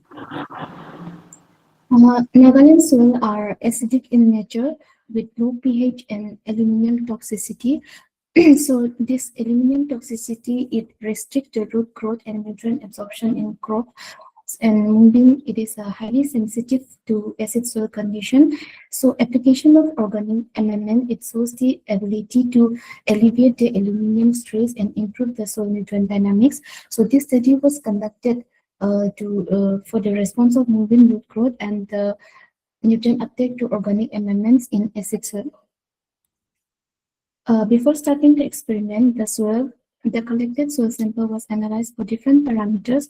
Soil pH was 4.76 and EC was 0.06, and exchangeable aluminum was 2.13, and exchangeable acidity was 2.75, and the aluminum saturation was 44.7%. So these are my treatment details. T1 control, T2 is absolute control, and others are wood waste, poultry manure, rice residue, vermicompost, and soybean residue, and the combinations of like these organic materials with the with ash. And for the fourth experiment, The soil sample was collected from an acidic soil field, and after that, the treatments were given. The different organic amendments were given, and after that, the treated soil were incubated for a month to allow the proper decomposition of the organic material and the and to stabilize the soil. And after that, the seed was sown. So the variety was H2M12 and season was summer, and experimental design, completely randomized design. Number of treatments was 11 and total number of pots was 33. And this table, it shows the effect of different organic amendments on the root length and relative root length of moving in acid soil. So the application of different organic materials was significantly improved the root length and the relative root length. And among the treatments, D9 recorded the highest root length, and then and the lowest was often from the treatment D2 absolute control. And similarly for the relative root length also, the highest was often from the treatment D9, which is the combination of wood ace plus vermicompost, and then the lowest was often from the treatment D2. This is because the combination of wood ace plus vermicompost, wood ace, it acts as a liming agent, which will reduce the which will neutralize as well acidity, and vermicompost, on the other hand, like vermicompost, it will improve the soil structure, like microbial activity, and it will supply the nutrient also. Next, effect of different organic amendments on fresh root bed and dry root bed of moving in acid soil. Here, like after 48 hours of sowing, both the fresh root weight and dry root weight was found significant. So, and the at 30 days after sowing and at harvest, the highest was often from the D9, and then the lowest was often from the treatment D2 for both fresh root weight and the dry root weight.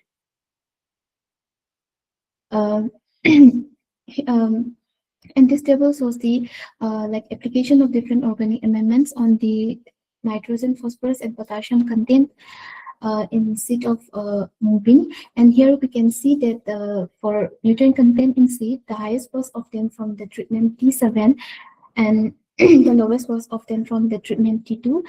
Whereas for nutrient uptake in seed, the highest was often from the treatment T9. And the lowest was often from the treatment T2.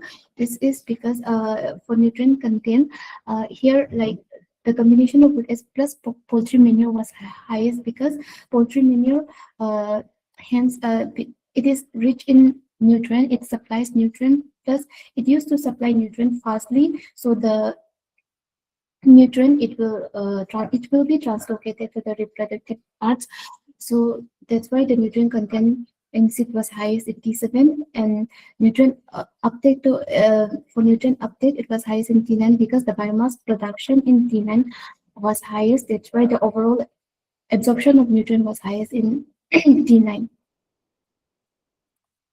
And after that, for calcium and magnesium, the treatment T7 recorded the highest nutrient content in seed, and for nutrient uptake also, it was highest in nutrient uptake in seed for calcium and magnesium was also highest in T7, and then the lowest was often from the treatment T2, which is the absolute control.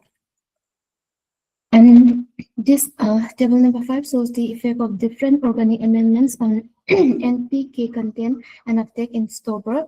So here the highest was often recorded from the T9, and then the lowest was recorded from the T2. Similarly for nutrient uptake in store also, the highest was often from the T9 and the lowest was often from the T2. Effect of different organic amendments on calcium and magnesium content and uptake in store moving. For nutrient for this, T7 recorded the highest calcium and magnesium content in store, and then the lowest was often from the treatment T2. And for nutrient uptake in store also, for calcium and magnesium, it was highest in T9, and the lowest was often from the treatment T2. Next, effect of these different organic materials on aluminum contained in seed and stover. Here we can see that the aluminum contained in seed was found highest in the treatment E2 absolute control. This is because of like aluminum toxicity, and then here in T9, it was found the lowest aluminum content in seed because here the organic materials already reduces the aluminum toxicity. And then for aluminum uptake in seed and stover, the lowest was found from the T2 absolute control. This is because here in for aluminum uptake, since it depend on the biomass production also, like other treatments, since we already applied the organic amendments, so there is like improvement of the plant production. So that's why like their value is not declining proportionally. So from the study, it can be concluded that organic amendments significantly improve the moving root growth, nutrient content, and uptake in acid soil. And then the combined application was better than the individual organic amendments. So among the combination with S and vermicompost, recorded the highest improvement in growth parameters and mesonutrient uptake. And then among the single amendment, vermicompost was the most effective. So therefore the use of this locally available organic material, it can be an eco-friendly and sustainable approach for improving pulse production in grown in acid soil condition. Thank you.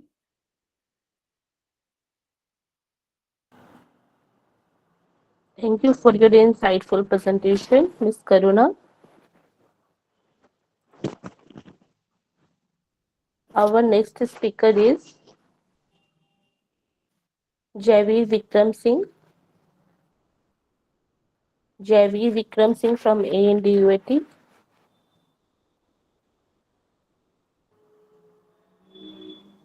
Dr. B. Rupali. Dr. B. Rupali. Ma'am, I have already presented. Okay, all right. Miss Monica Kumari. Yes, ma'am. Yes, you can begin your presentation. Okay, ma'am.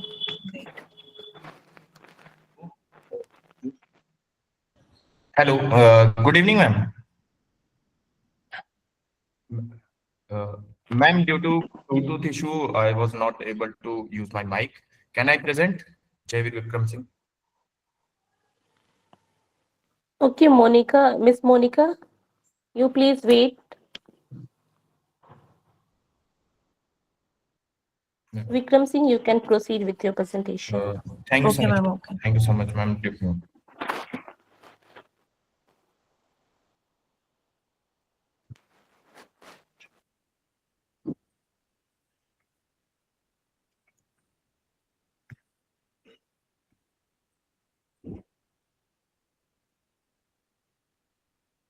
Ma'am, is my screen is visible? Hello? Hello? Yes, it's visible. Good evening, everyone. Myself, Javeer Vikram Singh. I am from Satna, Madhya Pradesh, and pursuing MTech in Farm Machinery and Power Engineering from Acharya Narendra University of Agriculture and Technology, Ayodhya. Thanks for this opportunity. And my topic is current status and future trends in agrivoltaic system, and which aligns with my thesis research work in MTech, which is the design and development of agrivoltaic system. It first of all, basically, agrivoltaic system is the combined agriculture with solar electricity generation and enhancing crop quality. Basically, agri-PV is the combination of agriculture with renewable energy. And why is it necessary? Because with the help of these references, the agrivoltaic practices of only 1% land of 1 acre can give at least satisfy energy demands of at least 1/4 of the population in Canada, as per the research of Jamil et al. And also India consumes around 17.5% of electricity, which is about 215,000 of gigawatts, and also uses 13% of national diesel. And India targets for renewable energy production of for 500 gigawatt production of renewable energy by 2030 with net zero emissions target by 2070. Also, agrivoltaic system is currently used in Vidarbha area of Maharashtra, in which they have done a on-grid solar panel systems of 100 megawatts in 6 acres, and which gives annual incomes of approx $27,000. Currently, these standard practices are followed of solar panels, in which in first slide, first picture, there is a place in Madhya Pradesh, which is known as Riva, and large solar panels are set up the mountain areas. But there is no other use of land except the energy production. In second, there is a picture of a small farmland in which they are using solar pumps, but the area beneath the solar panels is not under working. Means that area is not usable. History and global trends in agrivoltaic system. First of all, the concept is derived in 1980s by Professor Adolf Guttberger and Dr. Amit Jestro in Fraunhofer Institute for Solar Energy Systems in Germany. Basically, these concepts arrived from Germany, and later after Japan, United States, France, and China is also taken advantage of it. And also India is having a large amount, large amount of solar productions, but the agrivoltaic system is still in the upcoming researches. Here are various ongoing pilot projects on agri-PV. It is started around 20 years before with Kazri means Central Arid Zone Research Institute in Jodhpur. Around 100 kilowatt production is going on there of agrivoltaic system. And there are a lot more like GIPCL plant in Amrol, Gujarat, the Dalwag Agricultural Institute, Agra, and Junagadh Agricultural University is having plant both ground mounted and rooftops. IARI Pusa campus, nice plant in near Gurgaon, and Krishi Vigyan Kendra in Uswa, Delhi. In Nazafgarh, it is there. There are various other ongoing projects on agri-PV system. For selecting my parameters, I have visited three sites in India, which are IRI Delhi, which I have included in this PPT, also the Dalwag Agricultural Institute, and Anand Agricultural Institute also in Gujarat. And from there, I have these observations made. Here they have produced various vegetable horticultural crops and also flowers. There are some flowers also. And the system scales of this IRI project is of 100 kilowatt, and structures have a height of 3 to 4.5 meters. And foundation type is ground screws. Technology, they have used panel mounting type, single axis tracking, and panel spacing is optimized as per the sunlight and crops. And crop varieties, they have used basically 2 to 3 types. Not having wheat now, they have stored at that time, and they have done various vegetable crops like cauliflowers, lettuce, etc. And the irrigation system, as you can see in the picture, is drip irrigation system. These are the major design parameters which I have taken for my research work. As per basically from these observations I have made in IRI and other agricultural institutes, which are basically my site where I will develop a rooftop systems. I'm going to develop my rooftop agrivoltaic system in my university itself, engineering college. and the capacity design will be of 10 kilowatt. And basically, I have to take these 4 parameters, what kind of panels, which I will use bifacial only, at and optimum tilt is as per the area, which is 28 degree, and mounting height will be consecutive height increase of around 1 feet, 1 feet of increasing height consecutive for the in the rows. And I will select the shadow. I will select the crop as per the shadow impact, which I need only moderate moderate light crops. I will use as per the agroclimatic zone of Uttar Pradesh. And let us have uh, technical benefits of agrivoltaic system. It enables basically it enables dual land use system for food and energy production. As you know that agriculture is both energy intensive and climate vulnerable. So we need to not only introduce the renewable energy, but also we have to increase basically through agriculture farmers' income. And with this, we can get a climate start agricultural support also, can increase the farmers' income with these. The agri-PV reduces crop heat stress under partial shading, lowers evapotranspiration losses and soil moisture retention, reduces irrigation demand of up to 40%, which can only happen by partial shading of the crop, as some crops needs high irrigation, but some crops needs minimum irrigation. But due to heat stress, and evapotranspiration, the crop and soil both loses moisture. So there is some. That's why we use greenhouse system for some for reducing the evapotranspiration and increase the productivity. This graph is basically of land equivalent ratio (LER) analysis.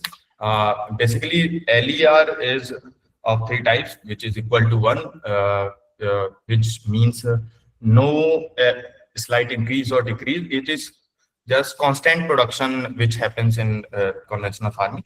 And LER is greater than 1. It is good. It means that the increase of energy and crop both are increasing and having good economic benefits. And LER less than 1 means the energy demand may increases, but due to this, one or other slight decreases. Means if crop benefit increases but the energy decreases, or the energy increases, crop production decreases. So as you can see, I've taken the 4 areas, which is general conventional farming, which having LER 1, which means the means energy production and crop production both are approximate same, not increasing, not declining. And the Kazari project Jodhpur is having LER of 1.6, means after the whole production of energy and crop, there is more 60% more increase of energy and crop both.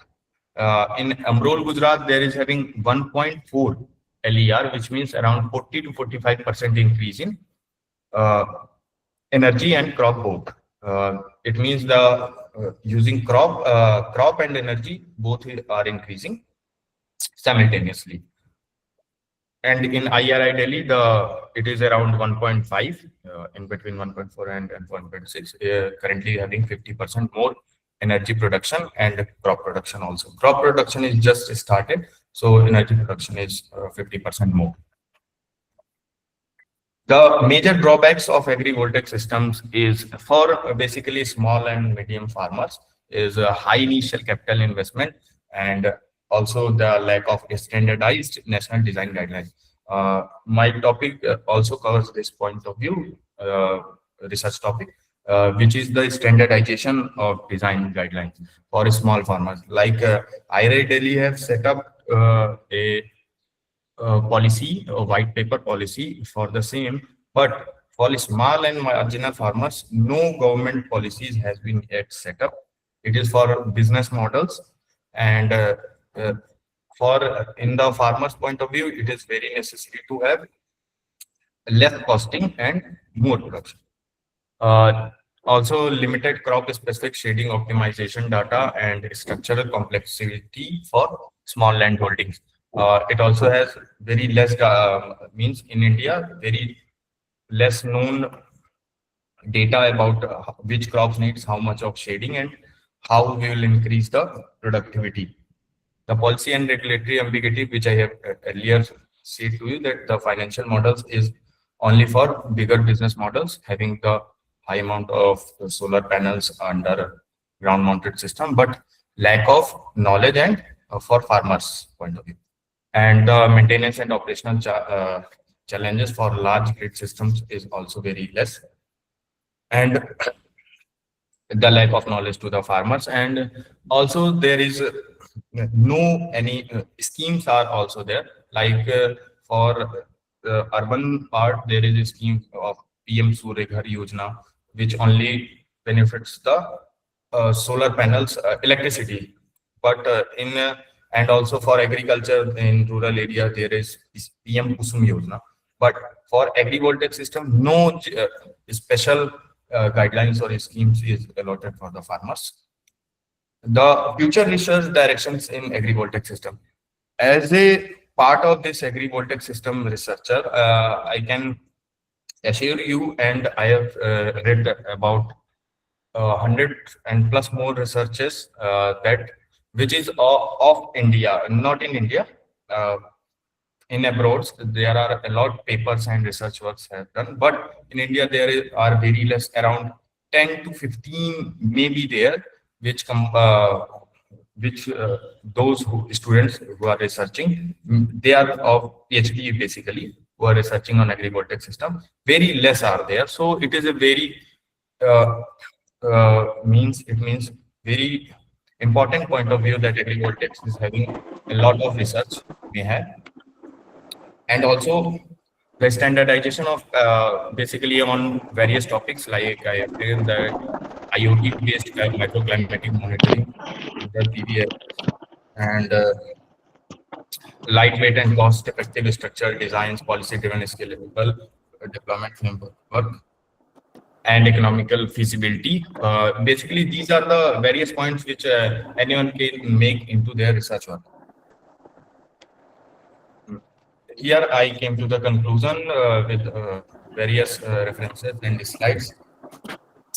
Agrivoltaic can help India move towards a target of 500 gigawatt renewable energy. As you know that it is less land in India at the same, and we have to use land for both energy production and agriculture for both, so we can optimize the limited agricultural land through fuel, food, and energy production. With agriculture currently consuming about 17.5% of national electricity and 13% of diesel, as I have said earlier in the introduction, agriculture significantly reduce fossil fuel dependency and irrigation demand. And if scaled properly, the policy and financial support to the small farmers, or it can improve land productivity of LER more than one, and India's long-term food technology skill. So thank you everyone for giving me this opportunity. And if any questions, I will thankful to give the answers. Thank you, Mr. Vikram, for your excellent work and presentation. Yes, Now, the next presenter is Miss Monica. Yes, ma'am. Yeah, please proceed with your presentation. Okay, ma'am. Sorry for interruption. I request all the participants, please don't take more than 7 minutes. Monica ma'am, you can continue.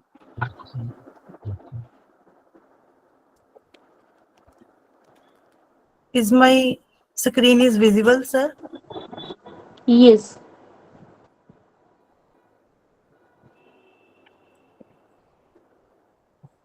Kindly share in slideshow mode.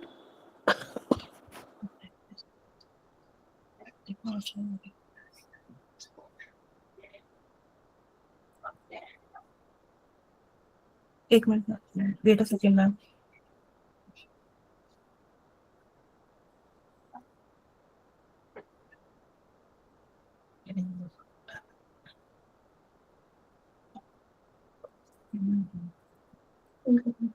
कौन सा entire से clean करना है but आगे नहीं जा रही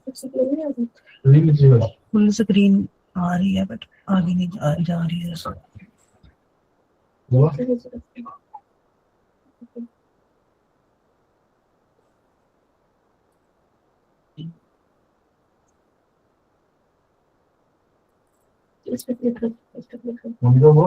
नहीं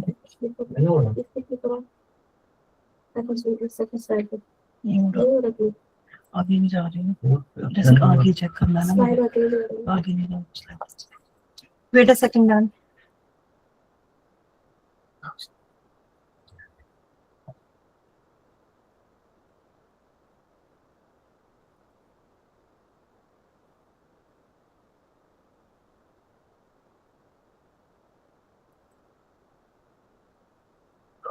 आपने शेयरिंग स्टॉप शेयरिंग ऑफिस का कोई है यहाँ से है अब entire screen तो शेयर अब देखो अब आ गया ना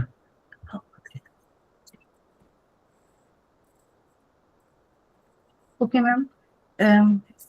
Respected judges, good evening to all of you. My name is Monica Kumari, a PhD scholar from the Division of Plant Physiology.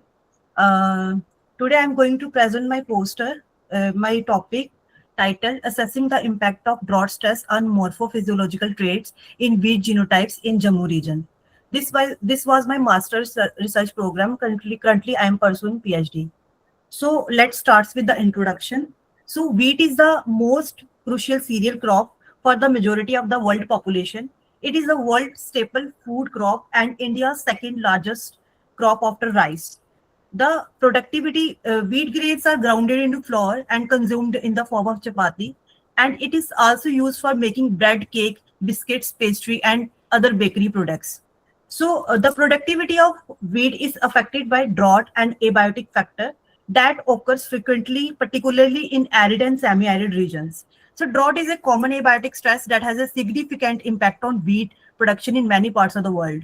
So as a result, sustaining a sufficient yield during drought has become a priority, particularly considering global environmental changes and increase in world populations.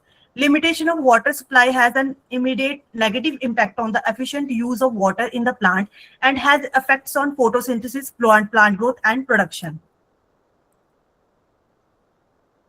Plant respond to water deficient conditions by disrupting cellular pathways or whole plant functions. Drought stress can also influence in terms of protein change, antioxidant production, osmotic adjustment, hormone composition, root depth, and extension, opening and closing of stomata, cuticle thickness, inhibition of photosynthesis, decrease in chlorophyll content, reduction in transpiration, and growth inhibition to stand with some osmotic changes in the organs. These findings are used to predict the cultivar's sensitivity or tolerance, as well as the suitability of planting under drought stress conditions.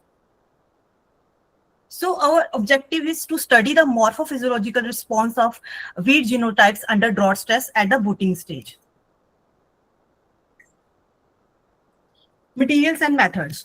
3 wheat genotypes, WH1080, PBW175, and PBW644 were studied with drought stress at the booting stage. The acrylic pipe experiment was conducted in the winter growing season at the Division of Plant Physiology, SCOS Jammu Chatha. The field trial was conducted at SCOS Jammu.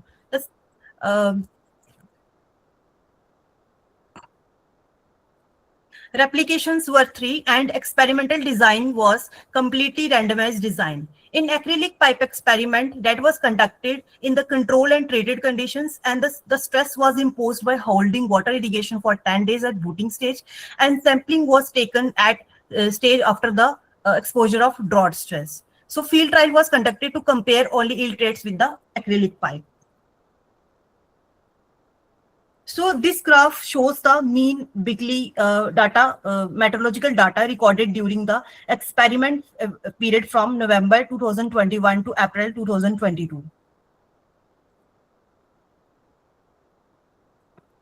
So this pic shows the initial setup of our acrylic pipe experiment at SCOS Jammu, and these photoplates captures the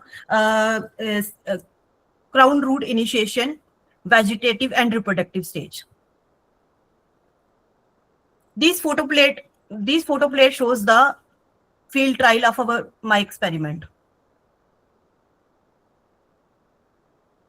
Observations recorded. These photoplates shows the plants were exposed to drought stress at the booting stage. Results and discussions. These photoplates shows the some morphophysiological parameters that I have done in my master's.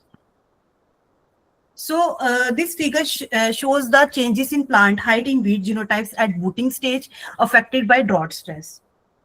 So this figure shows the mean value of plant height in 3 drought-tolerant weed genotypes significantly reduced from 69.81 centimeter to 52.97 centimeter, with increasing the intensity of drought stress at the booting stage from control to treated conditions. The maximum height was observed in PBW644, followed by WH1080, and minimum was observed in PBW175.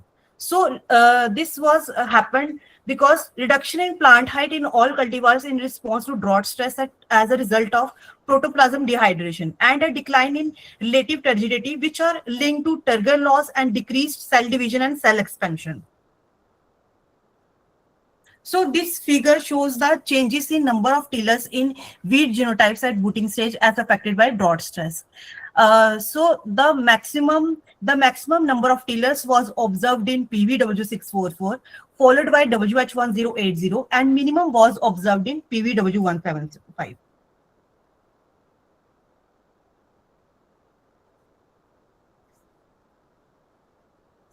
So this table shows the relatively water content in weed genotypes at booting stage as affected by drought stress. This table shows the mean relatively water content in 3 weed genotypes significantly reduced from 80.03 to 70.3 under drought stress at the booting stage from control to treated conditions. The maximum mean relatively water content was observed in PVW644, followed by WH1080, and minimum was observed in PVW175.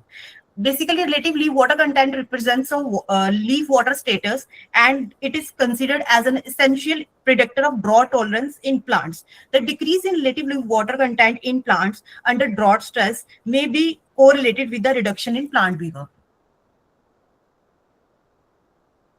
So this table shows a SPAD value content in weed genotypes at booting stage as affected by drought stress. So the maximum SPAD value was observed in PVW644, followed by WH1080, and minimum was observed in PVW175. So chlorophyll content decreased when water availability was reduced.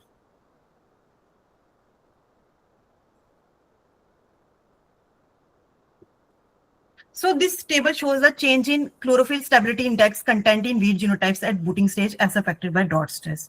So this trend is also same in this chlorophyll stability index. The maximum was observed in PVW644, followed by WH1080, and minimum was observed in PVW175. So this figure shows the changes in relative stress injury content in weed genotypes at booting stage as affected by drought stress. Similarly, relative stress injury increased significantly under drought stress at the booting stage in all 3 weed genotypes from control to treated conditions, 20.96 to 30.82. The maximum increase in relative stress injury was observed in PBW 175 followed by WH 1080, and minimum was noticed in PBW 644 because PBW 175 has the highest electrolyte leakage, whereas PBW 644 has the lowest. Reduction in membrane stability under conditions of drought stress. The result demonstrated that integrity of membrane were maintained in drought tolerant genotypes compared to susceptible genotypes. Conclusion. So our studies shows that the drought stress at booting stage received lethal effect in almost all genotypes except PBW 644. It is concluded that PBW 644 followed by WH 1080 and PBW 175 showed better performance under drought stress. Based on morphophysiological traits, plant height, number of tillers, relatively water content, photosynthetic pigments, chlorophyll stability index, and relative stress injury, these traits can be useful selection criteria and breeding program for increasing the grain yield of wheat genotypes. Thank you.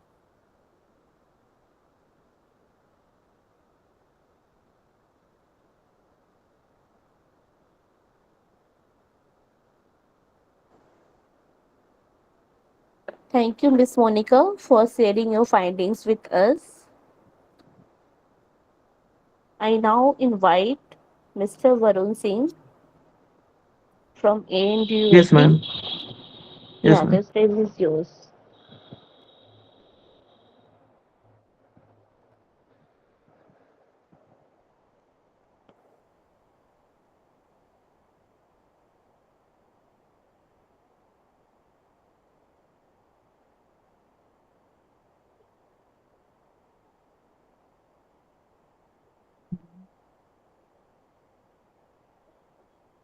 Is my PPT is visible? No, Hello. your screen is visible but not your PPT.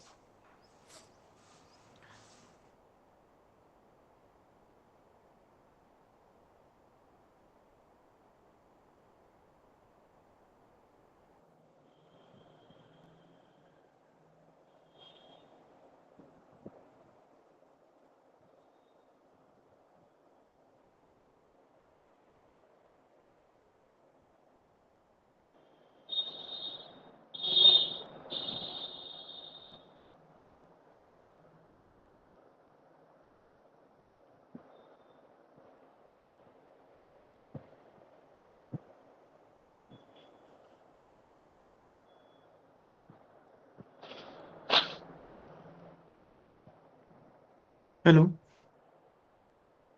Yes, it's visible. Please Okay. move with your slides. Good evening, everyone. My name is Varun Singh. I am currently pursuing MTech in Farm Machinery and Power Engineering from Acharya Narendra Dev University of Agriculture and Technology. And thank you 360 Research Foundation for this opportunity. And my today's presentation topic is development of smart multi-spindle post-hole digger with various theft control. So first of all, we will know about what is post-hole digger. So a post-hole digger is mainly used for ground purposes to for electric poles, signboards, and various fences in the agriculture fields. So first of all, it comes under various types like manual post hole digger, mechanical post hole digger, and it is for manual post hole digger is operated by hand. It is a hand operated tools with two handles and screw plates.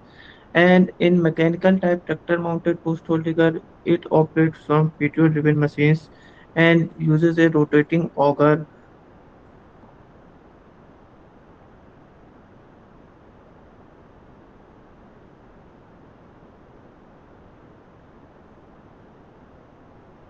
And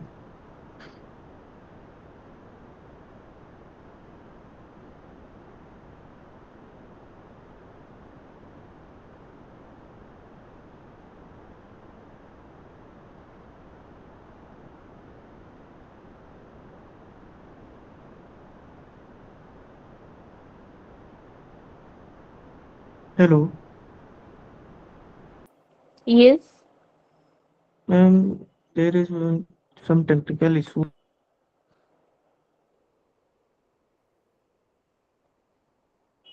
Please check it from your end.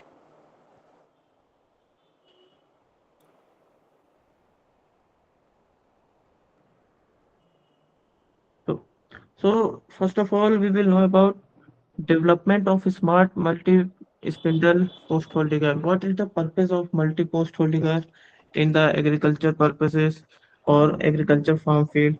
So a smart multi-spindle post hole digger is an advanced agricultural plantation implement designed to dig multiple pits simultaneously with high precision, uniform depth, and optimized spacing.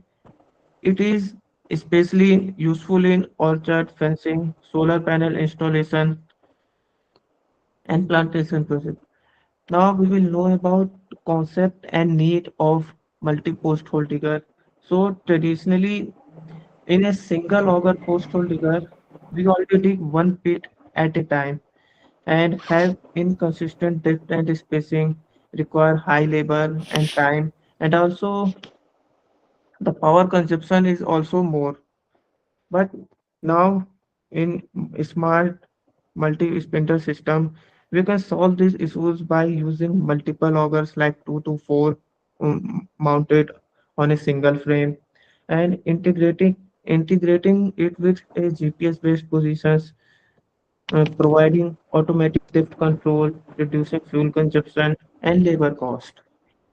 And the main components of this multi-post hole digger is like heavy duty frame which is mounted on a tractor 3-point linkages, multiple auger spindle for simultaneous diggings, power transmission system like PTO shaft, gearbox, chain or sprocket drive, hydraulic system like for lifting and depth control, and also a GPS module for accurate pit positioning, and the sensors for depth sensing or load sensors to take how much depth is needed for the hole. And its working principle is like tractor P2 which supplies rotational power, gearbox attributes for power to multiple spindle, hydraulic system lowers augers into soil, sensors measure depth, and GPS ensure correct pit Slide. spacing. Mr. Varun, your slides are not moving. Yes, ma'am, there is some technical issue, that's why it is not visible. Okay, please make it within time. Time limit is 7 minutes. Okay, okay. So the key innovation of this multi-post hole digger is that variable depth control like adjustable 0.5 to 1.5 meters to 2 meters and with GPS guided alignment for uniform row spacing, simultaneous multi-hole digging and reduce operational time like 40 to 60% faster, and it also helps to for lower fuel and labor cost.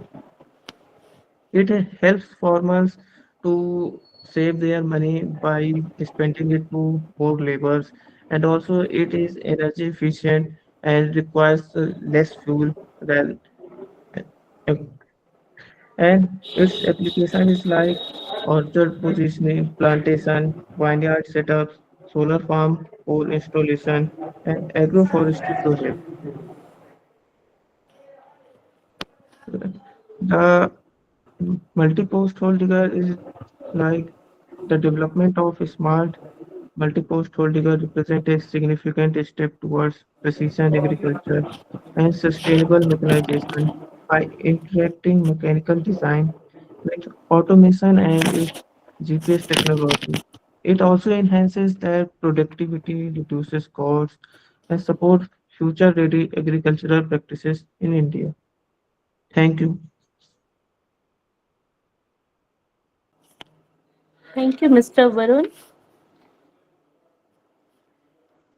Thank you. Ma'am. May I request Miss Ananta? Miss Ananta Yes, Bal ma'am.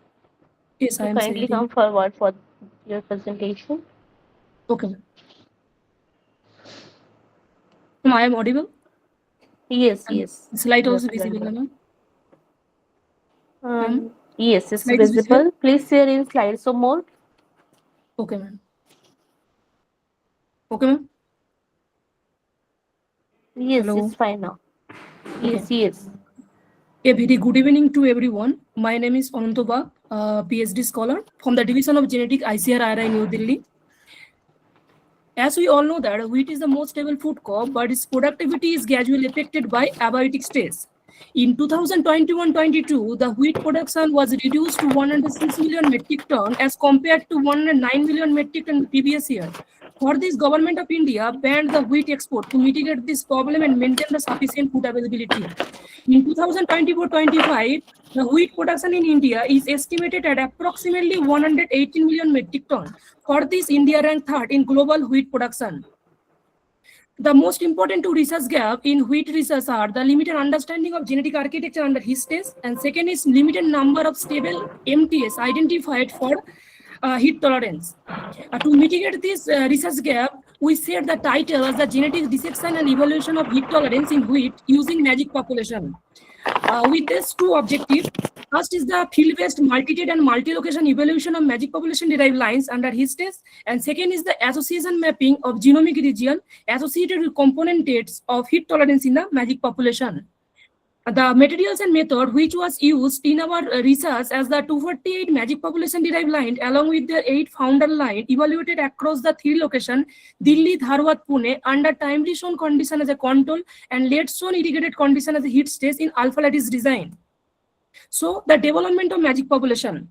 The development of magic population started in year 2013-14. In this year, 8 diverse founder line crossed among themselves in half-dialy manner to produce 28 2A cos. In next year, 72 4A cos developed. After that, 8A cos developed. In 2024-25, the F9 reels lines were evaluated across the location under both TSR and LSR condition with this agromorphological and physiological traits. The genotyping of magic population done by 35K Affymetrix SNP array. After genotyping and phenotyping, we incorporated them together into the GWAS analysis by using the GAPIT tools to identify the significant SNP associated with our study state. So let's come into the result of our research. All the traits which were evaluated in our magic population were showing the normal distribution. Correlation and principal component analysis revealed that biomass is strongly positively associated with ill-related traits, while the canopy temperature were negatively associated with the ill-related traits. During the estimation of the canopy temperature, we found that some of the magic lines were showing the lower canopy temperature. This indicates their suitability for heat tolerance. We have identified the several effects of the heat stage. Most important are the leaf tip burning, fostering maturation, and the spike tip sterility. We have developed the heat burning score based on the percentage of the leaf area affected or burnt under heat stress condition. Based on the multi-trait genotype, videotype, distance index, and GEG biplot analysis, we have selected few suitable and stable magic lines. After filtration of the raw SNP with minor allele frequency 0.05, 11,574 SNP retained. We have also done the linkage disequilibrium analysis of the A, B, D subgenome and whole genomes. We also done the diversity analysis in the magic population. This revealed that 4 subpopulations present within our magic population. We have identified the SNP associated with the DES2 heading. The G allele of this SNP decreased the DES2 heading up to 10 days. After in silico analysis, we found that this SNP present within the gene, the TLK1. This is associated with the DES2 heading regulation. We have also identified the 2 more candidate genes near this SNP, the USP1 and protein lysine methyltransferase 1, which are also associated with the vandalization process and the DES2 heading. Their regulation and function validated by the gene regulatory network of these candidate genes. After that, we done the allelic effect of analysis of the significant SNP associated with this phenological traits. To reduce the false positive rate, we done the Bonferroni correction. After Bonferroni correction, 43 Bonferroni corrected MTS identified. The Bonferroni corrected MTS associated with the gain weight spike identified on the 6A, 6B, and 7B chromosome. Interestingly, the most of the MTS identified for the ill-related traits were from a cluster on the 2B chromosome. The 5A chromosome contained the highest number of the pleiotropic SNP and the phenological related SNPs. This is the list of the pleiotropic SNP which affect the more number of traits. We have identified the heat shock 70 kilodalton protein associated with the 1000 gain weight and canopy temperature. This is a molecular chaperone which have important role in the heat tolerance. We have also identified the more 3 candidate genes associated with the DES2 heading, which have important role in the flower development, vernalization process, and expression of the FLC genes. Based on the maturation, we have identified these magic lines which were matured within the 100 to 110 days. This is suitable for the peninsular zone for heat tolerance. Based on the physiological and ill-related traits, we have identified these heat tolerant magic lines.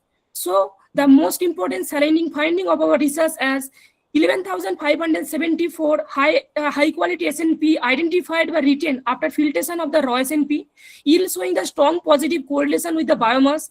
We have identified SNP 95210025 associated with the DES2 heading, and G allele of this SNP reduced but decreased DES2 heading up to 10 days. We have identified 43 significant bond phenotypic MTS. Based on the multi-day genotype, videotype, distance index, GG, biplot analysis, and blood value, we have identified the few heat tolerance superior magic lines. So the future direction of our research, we can validate this significant SNPs. We can functionally characterize this candidate gene. We can pyramiding the favorable allele of this marker. We can also incorporate the GWAS identified SNP into the genomic selection for accelerating the selection of our yield stability under heat stage. Thank you all.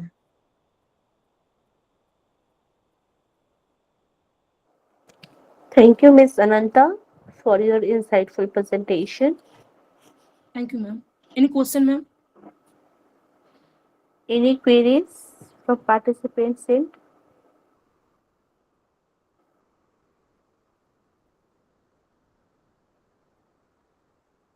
Okay, next we have Mr. Chandra Kumar.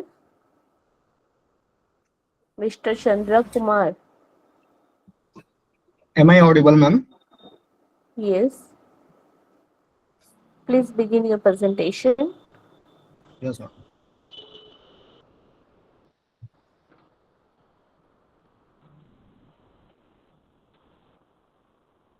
Is this visible, ma'am?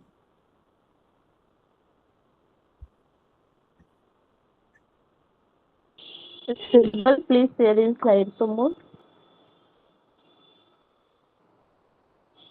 Is this screen is visible, ma'am? Yes, it's visible. Okay. Please share your PPT in slide some more. Yes. Good evening, everyone. My name is Chandra Kumar. I am from IGKV Raipur, and my presentation topic is assessing the impact of market structure and retail institution on competition among organic food brand in Raipur city of Chhattisgarh. Basic background of research is the organic food sector has shifted from the niche segment to the mainstream of urban market, driven by health consciousness, food safety, and quality concern. Total global organic market is valued around $130 billion US, growing at 8 to 10% annually. In India, the sector is expanding faster than 20 to 25% annually, especially in metropolitan area due to higher income and awareness. Urban consumer organic purchase decisions are influenced by the perceived value, behavioral control, brand trust, and moral values. Retail factors such as space allocation, premium placement, retail incentives, and market concentration significant impact brand performance and pricing power. Thus, beyond consumer preference, retail penetration, and distribution risk determine competitive advantage in organic market. Material and method. The present study was conducted in Raipur, the capital of Chhattisgarh, to assess the impact of market structure and retail institution on competition among organic food brand. For this, 15 organized and semi-organized retail store from 3 prominent areas, Samta Colony, Sankar Nagar, and Avanti Vihar, purposely selected from Raipur city for their demographic diversity, high consumer density, and abundance of organic retail outlets. For the analysis of data, following analytical tool will be was used: concentration ratio, Herfindahl Fisherman index, retail penetration index, and price competitiveness index.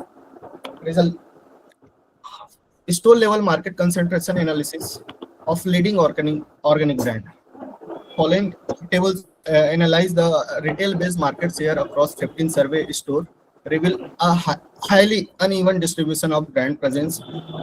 In this present a brand, Organic Tatva dominate the retail landscape with availability of 73.33% of store, followed by Pro Nature 46.67%, then Dehat 40%, and 24 Mantra 33.33%. In context, Amul Organic is available only in 26% of outlet, while Organic India record the lowest presence at 20%. Assessment of brand dominance using the 4-from concentration ratio. Table number 2 indicate the concentration ratio by summing the retail share of the top 4 brands, which is equal to 193.33%, which is higher than the 60% of threshold for higher concentration. This clearly indicates that the organic food market in Raipur is dominated by the limited number of brands in the retail level. Measurement of retail market concentration through HHI index. Table number 3 show the Herfindahl and Fisherman index, which is stand at 11,377.96, far extending the benchmark of 2,500 that define the highly concentrated market. This high HHI value suggests that competitive dispersion of limited, and in that retail shelf space is largely consolidated among leading players. Assessment of brand visibility and retail integration. Table number 4 highlighted a substantial gap between market leader and other brand. Organic Tatva 73.33% penetration with Amul Organic 26.67%, indicating a difference of 46.66%. This wide gap demonstrated that the retail institution function as a gatekeeper in the organic food market. Brand with greater self-visibility enjoy enhanced customer access, stronger recall, and higher probability of repeated purchase. Despite Amul's strong parent brand equity in the dairy segment, its limited retail integration in the organic category restrict its competitive strength. The evidence strongly supports the argument that retail access is more decisive competitive factor than the brand trust alone in tier 2 urban market. Summary and conclusion. The organic food market in Raipur is highly concentrated as evidenced by CR4 of 193.33% and the HHI index is 1377.96. Organic Tatva clearly dominated the market with 73.33% retail penetration, followed by Pro Nature 46.67% and they have 40%, while Amul Organic 26.67%.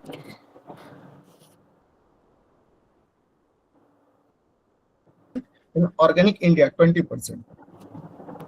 Have index of 92.4 and the competitive pricing in 8 out of 10 product categories. Amul Organic limited distribution coverage restricted its overall performance, demonstrating the retail access overweight pricing strategy in determining market success. The 46.66% point gap in retail penetration between Organic Tatva and Amul Organic further highlight the gatekeeping role of retail institution. Overall, empirical findings confirm that the distribution strength and self-visibility are the primary drivers of competitive advantage in Raipur organic food grain market. With brand positions across leaders, challengers, premium cost, and niche strategies group. Thank you so much.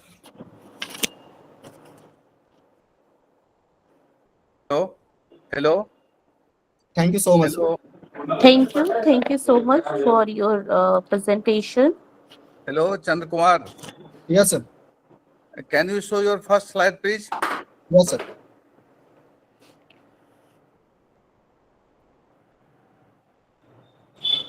It is visible, sir? No, till now.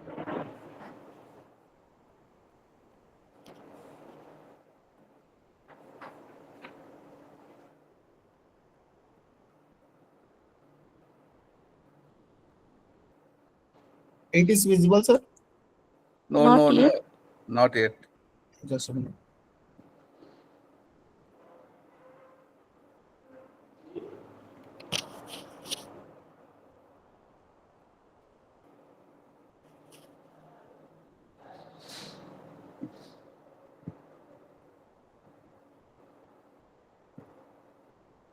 Now, sir. No, no, no.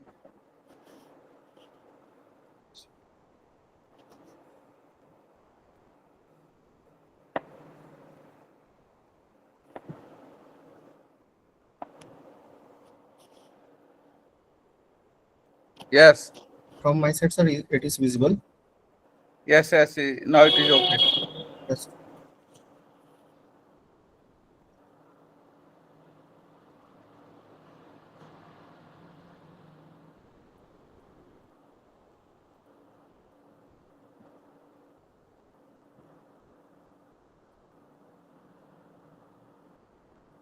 Okay. Thank you so much, sir.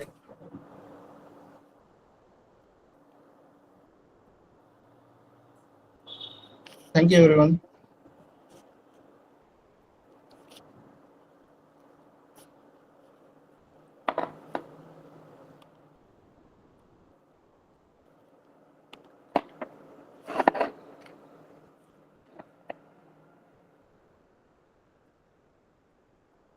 Thank you for your valuable contribution. Before we proceed further, it is my distinct privilege to acknowledge and welcome our esteemed chief guest, advisor, cum general chair, Professor Dr. Dilip Kumar Verma, sir, who has kindly joined this virtual gathering. Okay, Sir, your so nice of presence. you. As it was a validity session of one training program, and I was the chair of that. Henceforth, the 2-3 minutes delayed response was from my side. It's okay, sir.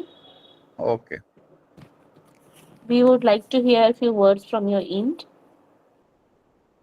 Okay, the exercise, whatever is being done by you people, are praiseworthy and for the cause of agriculture as a whole. And I hope that in due course of deliberations of all will get benefited. And in the last, I may comment whatever has been presented and up to what it can be made more appropriate for the cause of yourselves as well as the farmers itself.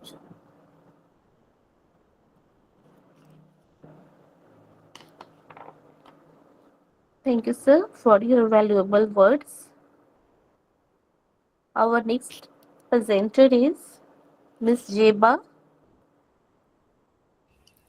Am I audible to you, ma'am? Yes, please go ahead with your presentation. Okay, let me share my screen with you all.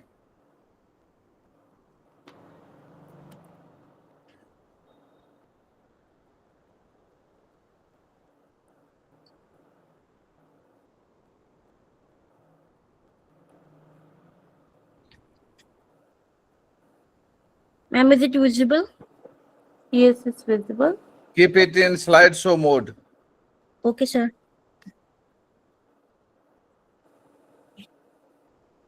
Now it is okay.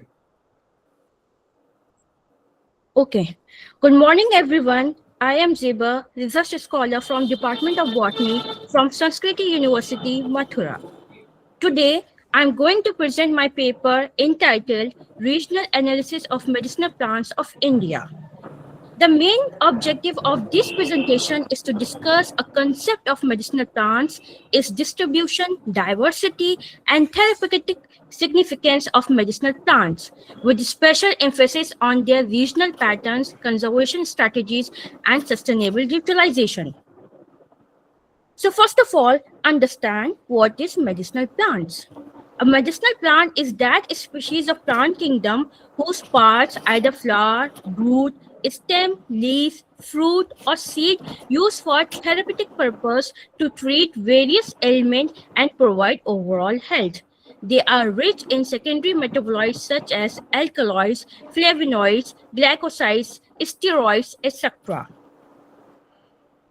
There are some characteristics of medicinal plants like therapeutic include antioxidant, antimicrobial, anti-inflammatory, and so on. Presence of bioactive compounds contain secondary metabolites. Synergic medicine in this plant compound work together to enhance, neutralize, or complement their effect in the body. They also exhibit specific physical traits such as trees, shrubs, herbs with distinct odors, colors, and texture. They also act as preventive medicine, as the name suggests, reduces the risk of certain diseases. It also classifies into alphabetical, morphological, chemical, taxonomical, and into pharmacological. India, the land of unity and diversity, is one of the 17 mega biodiversity nations. It exhibits remarkable diversity of medicinal plants due to its varied climatic condition, topography, and biogeographic condition. Medicinal plants in India emerged during Indus Valley civilization, that is Vedic period, especially in Atharvaveda, including Unani, Siddha, and Ayurveda system. Some important key regions are Himalayan region, which is richest zone for medicinal plant diversity. Kutki and Jatamasi plants are commonly found here, whereas in western and eastern Ghats provide high level of endemism, being biodiversity hotspots like Rolfia serpentina called Sapraganda, Curcuma longa called turmeric, Tinospora cordifolia called giloic are commonly found here. If we talk about the Gangetic Plain having good availability of irrigation, good transport network, market access include Punjab, Uttar Pradesh, Bihar, West Bengal. For example, Osmium centum called Tulsi, Azadirachta indica called Neem, Withenia somnifera called Ashwagandha, aloe vera, bale are rich in here. Also in desert or semi-arid regions, experience low rainfall, extreme temperature, mainly xerophytic plants like guggul, isabgol, senna, etc. Coconut and mangrove species are also found in coastal and island region. Here is the Indian map. Here is the Indian map with region-wise distribution of medicinal plant in India, which I already talked about in the previous slide. This slide also shows the percentage distribution among the region of India. Here I added some important medicinal plants and their therapeutic uses, where I added some their botanical name and common name with their therapeutic uses like tulsi, neem, ashwagandha, aloe vera, turmeric, ginger, giloy, and amla. Here I added some pictures which are rich in vitamins and minerals having therapeutic and pharmacological properties to treat various ailments. If we highlight the role of medicinal plants play a very crucial role in the development of the humans. They are rich source of bioactive compounds that form the basis of numerous pharmaceutical drugs. It is not only contribute to healthcare, but also hold for economically, ecologically, environmentally, socially, culturally, and biogeographic significance. With increasing global interest in natural products, scientific research is now focusing on phytochemical analysis, pharmacological validation, and conservation strategies like in situ and ex situ and good agricultural practices. By integrating these strategies with traditional systems such as Ayurveda in biodiverse countries like India, we can ensure their protection and scientific sustainable utilization for future. So it is the responsibility of people and government to pay more attention towards sustainable scientific development, create awareness among people in order to fulfill the needs of people as well as for the future generation. Because the future of global health may well lie rooted in the plants we preserve today. Thank you for your attention.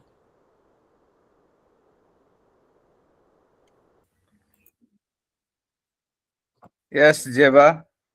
Yes, sir.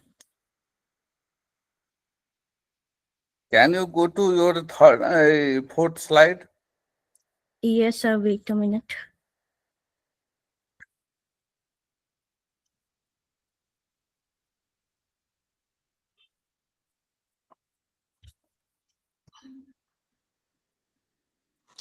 A general reminder to all the participants, please take only 7 minutes to complete your presentation. Yes. This one, sir? This one and sixth one. This one? Go ahead. Next. Yes. Hold on. Yes, sir. You had written common name like Tulsi, Yes, botanical sir. name Osimum tenuiflorum, Osimum sanctum. Yes, Do sir. you think both are the same synonyms to each other? Sorry, sir? Osimum tenuiflorum, Osimum sanctum. Both are synonyms or different? Do you know how many types of Tulsi are there? Yes, sir. How many types? Sir, holy basil Yeah, one. and wait a minute, sir. Holy basil and Rama Tulsi, Krishna Tulsi, Vana Tulsi, Yes, Kapoor Tulsi, yes. Arjuna Tulsi. Madam, I mean to say, Yes, sir. no, only my intention is that Osimum strenuflorum and Osimum sanctums are not synonyms at all. Yes, sir. There are 8 type of Tulsi and Yes, sir. all have different type of botanical names. Yes, sir. Rather, when you write botanical names in a slide or presentation, wherever maybe, it should be in italics. Sir, actually, Osimum Center is the older traditional name that was used in the Ayurveda. But Osimum tenuiflorum, which is currently according to the ICN. I am saying that the botanical name, whether it is Dicta indica, Withania somnifera, aloe Ji, vera, sir. all should be in italics. You got Okay, my sir. point? Okay, sir. Yes, yes, yes, sir. It's for One my thing. mistake. Yes, sir. Second thing, authority is not mentioned here. What, sir? Dicta indica, L or whoever are botanical name is incomplete if there is no authority. You got my point? Yes, sir. Yes, sir. It was my mistake. That Sorry, should sir. be. Otherwise, your slide is incomplete. Okay, sir. Okay, sir. Okay, ma. Thank you, sir. Okay.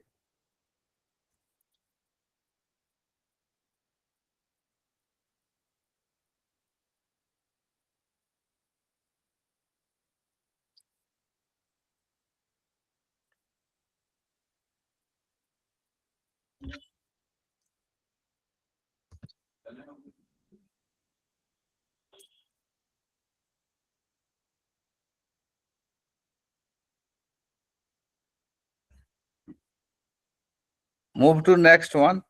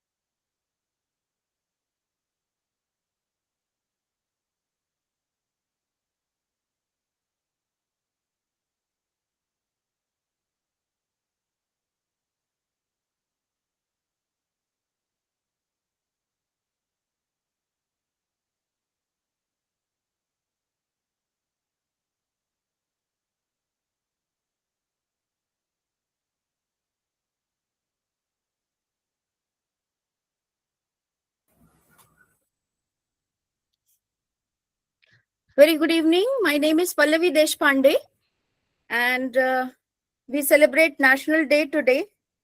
I'm a dedicated research scholar and global speaker and entrepreneur, founder of Pallavi's Event Management. Today, I'm very happy to be a proud member of 360 Research Foundation. Thank you to Sudhanshu Shekhar sir and each and every member.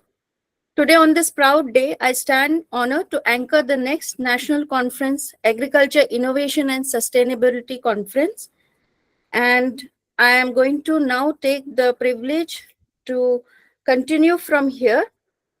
So now I would like Dr. J.P. Rai, Associate Professor, Institute of Agriculture Science, Banaras Hindu University.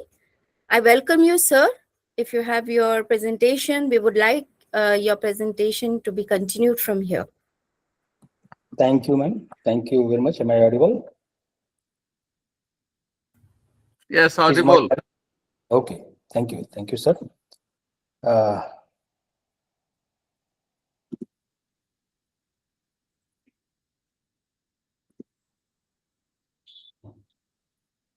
Is my presentation visible? Yes. Okay. So, welcome all. I am an associate professor in Banaras University. Dr. J.P. Rai is my name. The topic of my presentation is seed storage under controlled atmosphere and modified atmosphere. So, let's start with the presentation.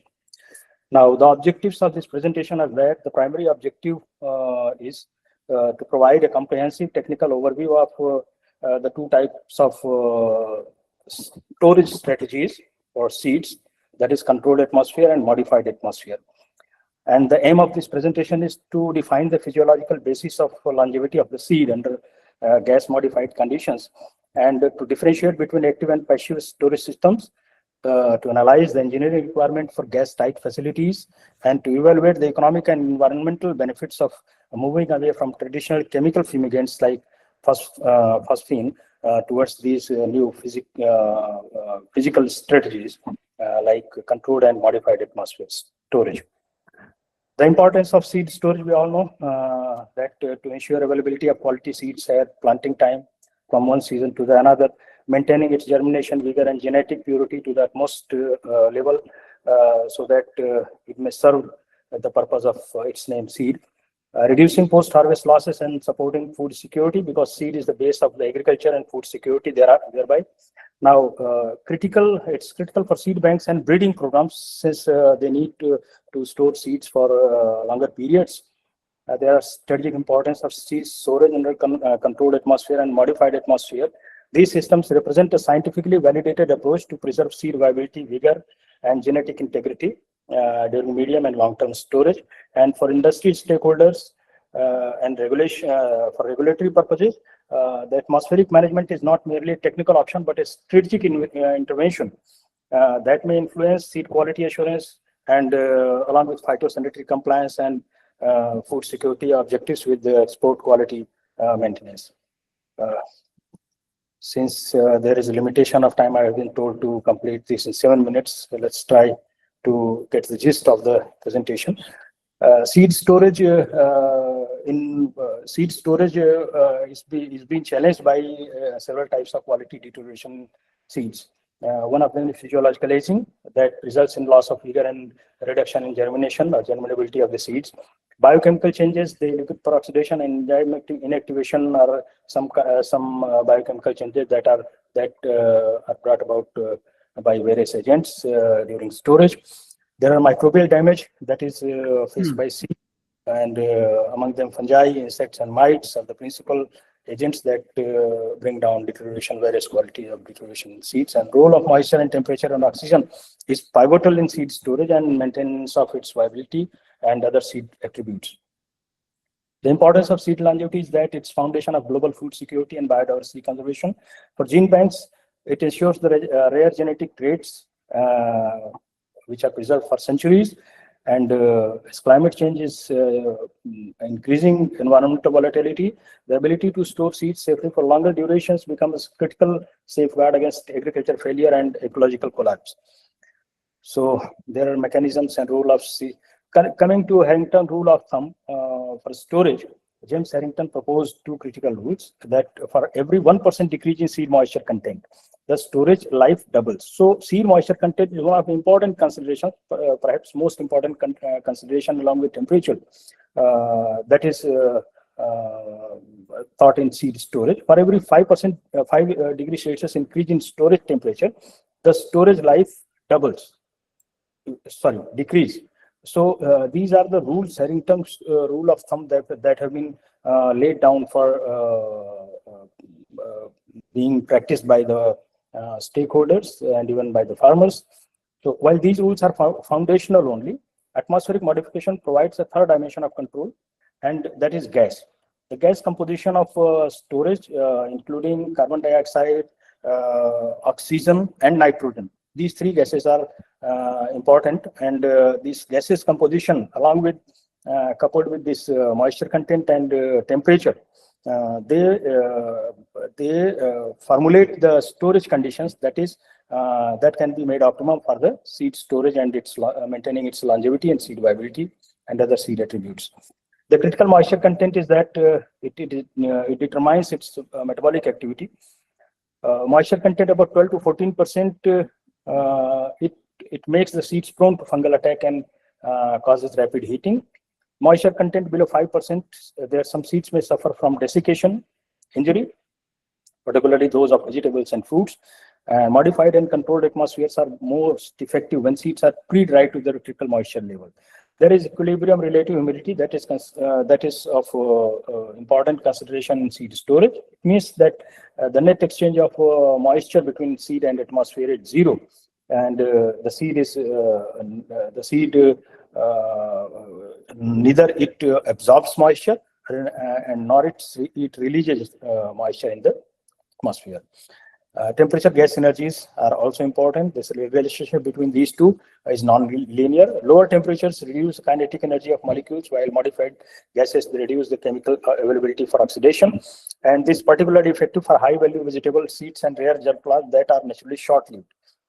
Coming to controlled atmosphere, as the name indicates, controlled atmosphere refers to a storage system where the concentrations of oxygen, carbon dioxide, nitrogen, along with moisture content and temperature are actively monitored and adjusted by mechanical means. And different combinations are required for storage of different kinds of seeds and different kinds of crops.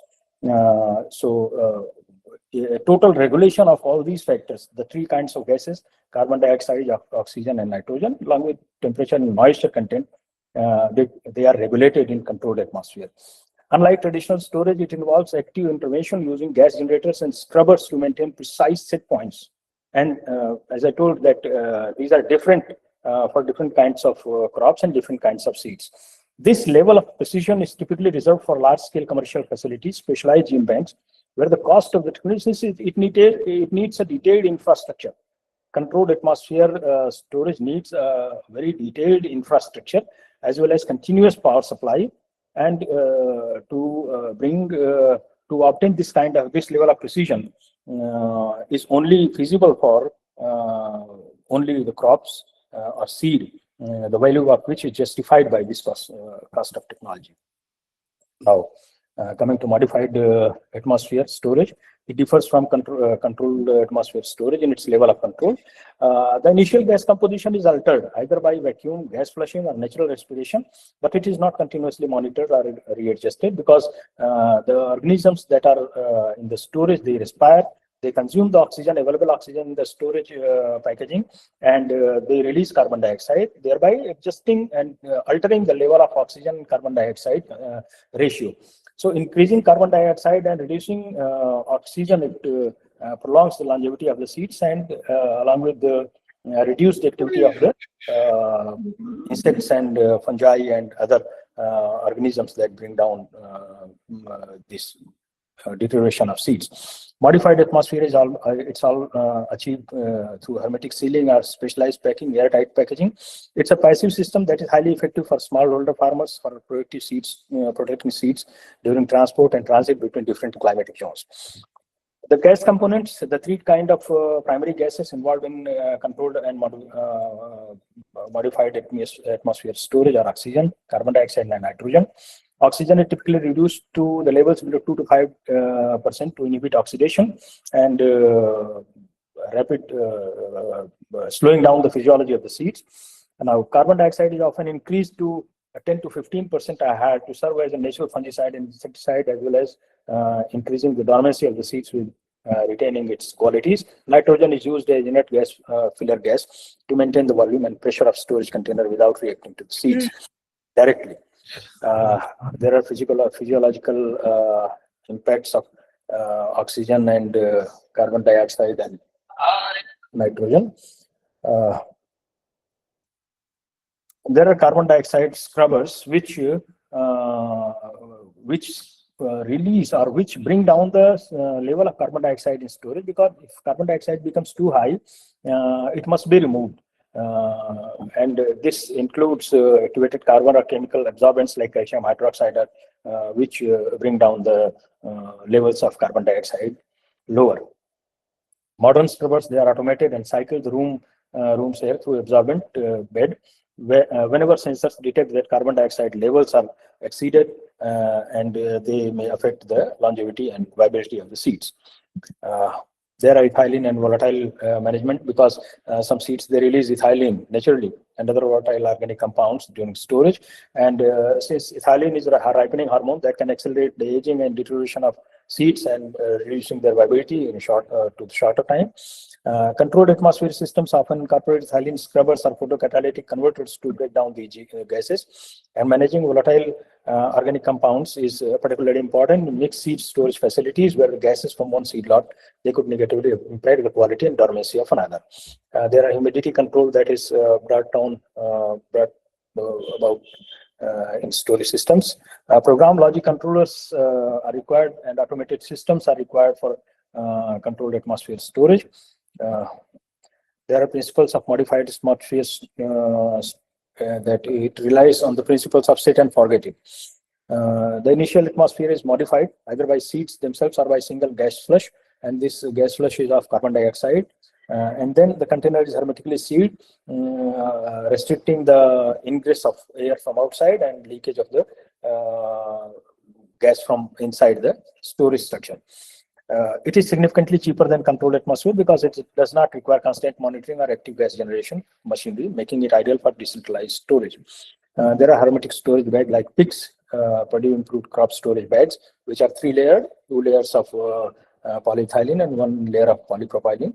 It's the most common form of modified atmospheric storage. These bags, they consist of multiple layers, and they serve as a barrier to oxygen and water vapor. When seeds are placed inside a bag, and bag is tied shut, the respiration of seeds and any trapped insects consume the remaining oxygen, creating naturally modified atmosphere, increasing the levels of carbon dioxide that protect the seed from further deterioration from pests. Coming to challenges of modified atmosphere, a major risk in modified atmosphere storage is moisture migration or sweating.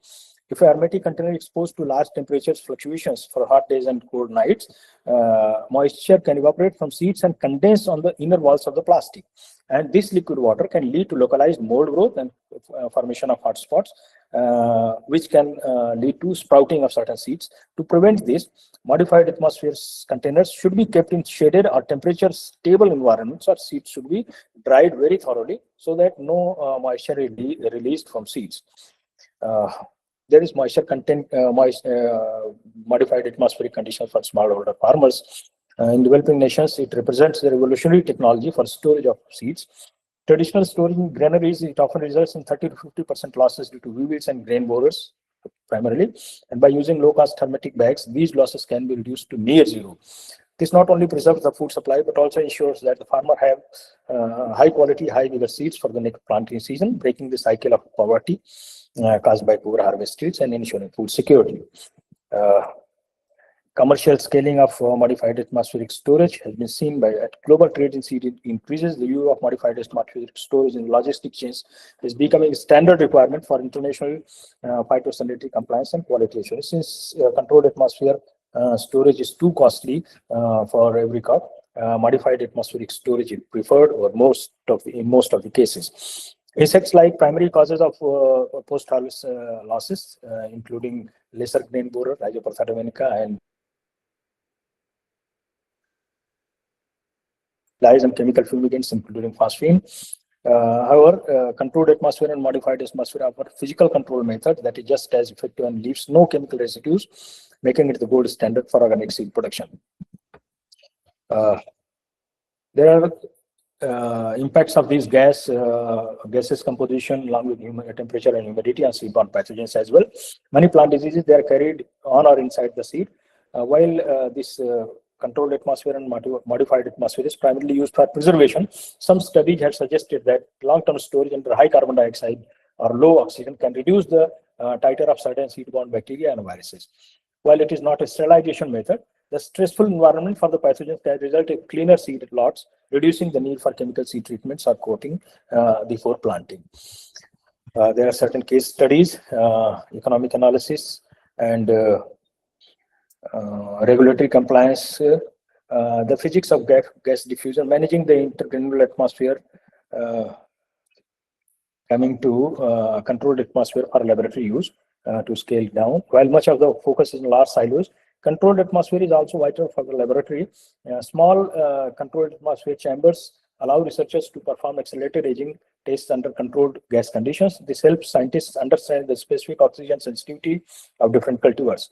These lab scale units are essential for developing the gas recipes that will eventually be used in large scale commercial facilities, ensuring that the technology is backed by rigorous data, because we have total control over the gas and temperature and humidity and their combinations. Coming to the roadmap for implementation in commercial operations, implementation of the CA&MA typically involves gas-tight chambers or hermetic bulb system equipped with automated oxygen and carbon dioxide sensors, programmable logic controllers, and data logging platforms to ensure traceability and regulatory compliance. Government agencies evaluating adoption, they must consider standardization of protocols, inspection frameworks, and compatibility with national storage infrastructure. Industry leaders, they must align to atmospheric storage systems with supply chain logistics, insurance requirements, and requirements and sustainability reporting benchmarks. The integration of CA&ML technologies ultimately strengthens resilience against post-harvest losses, it improves market reputation and enhances long-term profitability while contributing to national food security goals. There are certain references for reading, and this is about our university. And thank you very much. Thank you for patient listening. Any questions? If I'm here. Thank you. I hope I have completed my presentation in time. Very detailed, informative lecture, sir. Thank you, sir. Thank you, sir. The time was short, so I thought that today is the end of the session, this event, and organizers must have ample time to complete all these sessions. So I cut it short. Thank you, sir. Thank you for your Okay, it is all right, all right. Well, thank you really, Dr. Jay Rai. We really extend our heartfelt appreciation to you. You have provided a scientific and a practical insight on seed storage technology, which is really amazing. And how we should have seed viability, how we should preserve the seed. And you were also telling what are the best conditions wherein we can try to enhance our agriculture sustainability. Thank you once again. And do we have Dr. Rupesh Kumar, sir? He is an assistant professor in SKRAU, Bikaner, on emerging trends and practices for sustainable agriculture in India. Do we have him? Dr. Rupesh Kumar Meena.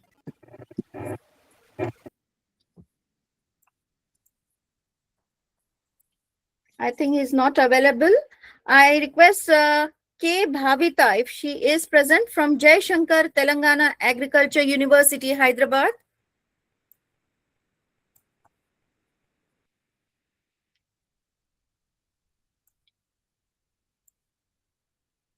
The next presenter, I request Shreya Sangwan, GB Pant University of Agriculture and Technology.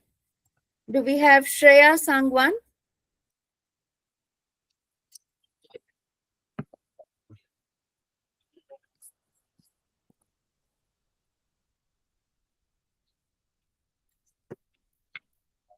Next presenter, do we have Suvarna Maigur?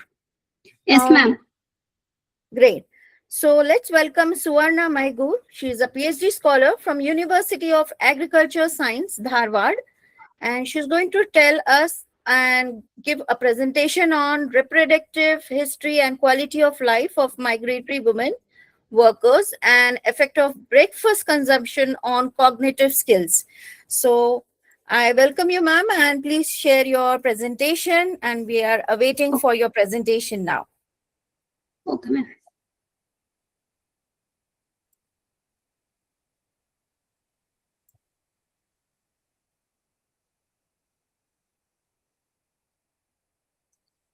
Ma'am, is it visible, ma'am? Make it in slideshow mode. Okay, sir.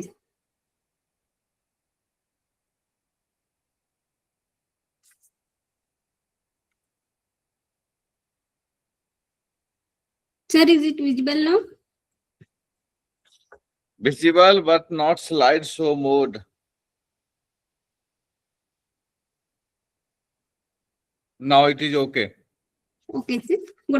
Good evening, everyone. I am Savarna Maigur, and PhD scholar, Department of Women Development and Family Studies, College of Community Science, University of Agricultural Sciences, Dharwad. Today I am going to present reproductive history and quality of life of migratory women workers in sugarcane harvesting. Coming to the introduction, migration is a vital socio-economic phenomenon wherein the individuals or group move from one place to another in search of better livelihood opportunity. Sugarcane is a vital commercial crop in India, making the country the second largest producer after Brazil. Sugarcane harvesting is one of the most labor-intensive and seasonal agriculture activities. Varna, Yes, sir. stop sharing icon has to be hide. Otherwise, the last line cannot be visible to anybody. Yes, now it is okay. Okay, sir. These workers often brought from an economically background district, move temporarily or sugarcane-rich regions, particularly in the Maharashtra, Karnataka, Tamil Nadu, Andhra Pradesh, and Gujarat. An estimated 1 to 1.5 billion workers migrated annually for sugarcane cutting, with large numbers originated from the Maharashtra, North Karnataka, and part of Telangana. Methods used for the study. Quantitative research method was used. Correlation research design was used to study the relationship between personal and familial factors with quality of life, and differential design was used. In the purposive random sampling method was used to select the Belgaum and Bagalkot district of Karnataka. Total 220 migratory women workers were selected for the study. Tools used for the study. Self-structured questionnaire. It collect the information on demographic data and reproductive health characters, and quality of life by WHO 1997, and occupational health hazard scale by Jyoti et al. 2030, and socio-economic status scale by Agarwal et al. 2005. Coming to the result. Table 1 show that demographic characteristics of migratory women workers in sugarcane harvesting. Majority of the respondents, more number of respondents are belong to the age group of 20 to 30 years and completed their education 1 to 8th class, and having 1 to 3 numbers of children from the joint family, and up to 4 members of family size, and non-vegetarian food habits, and more than 5 months of duration of migration, and upper middle socio-economic status, 3 to 4 years age at menarche, and 4 to 6 days of duration of menstrual flow, and less than 18 years of age at marriage and age at first pregnancy, and 1 to 2 years of spacing between children, and 37.7% of respondents reporting stillbirth. This figure shows that occupational health hazards of migratory women workers in sugarcane harvesting. The majority of the respondents suffering from the occupational health hazards like back pain due to the load caused to the fingers, head load, repeated bending, shoulder pain, dust problem, etc. And this figure shows that classification of occupational health hazards of migratory women workers. In 73.2% of participants had high occupational health hazards followed by medium. And this figure shows that classification of quality of life of migratory women workers. and 78.70% of participants had moderate quality of life, followed by poor. This table shows that association and comparison of quality of life based on individual characters. Age and education, there was no significant association, but difference was observed between quality of life.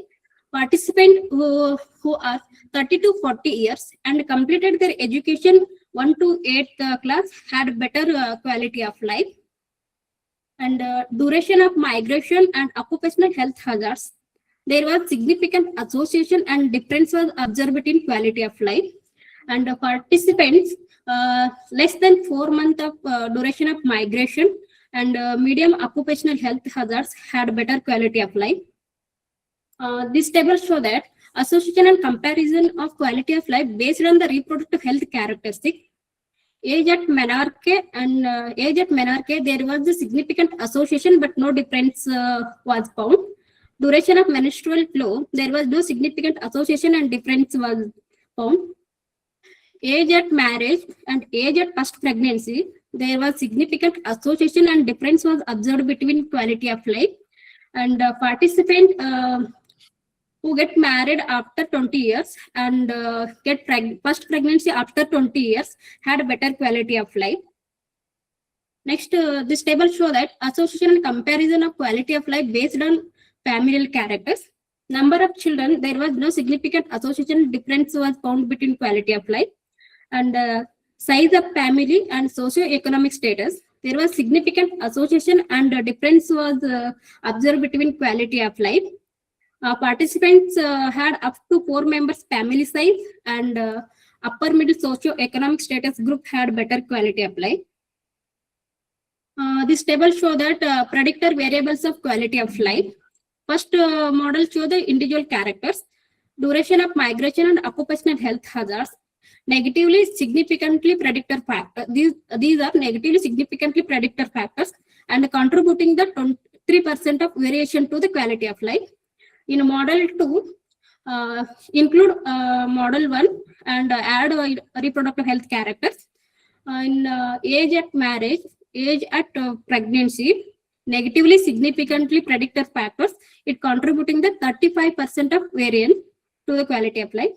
In model 3, individual characters, reproductive health characters, and add the familial characters. Type of size of family and socio-economic status, these factors positively significantly predictor and contributing the 33% of variation to the quality of life. This table shows that correlation of individual reproductive health and familial characters with quality of life.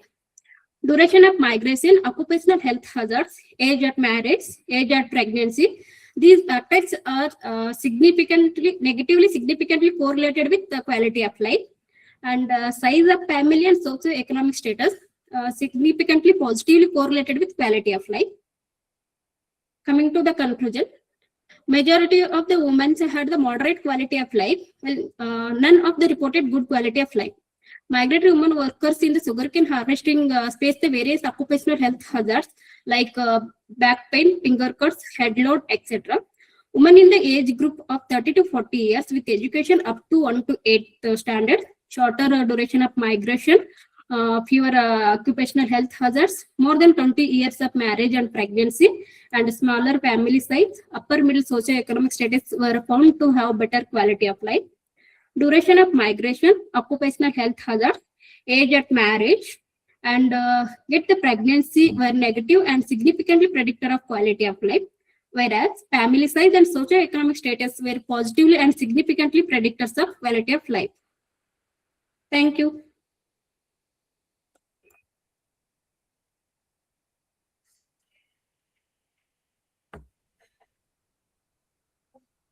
Madam Swarna.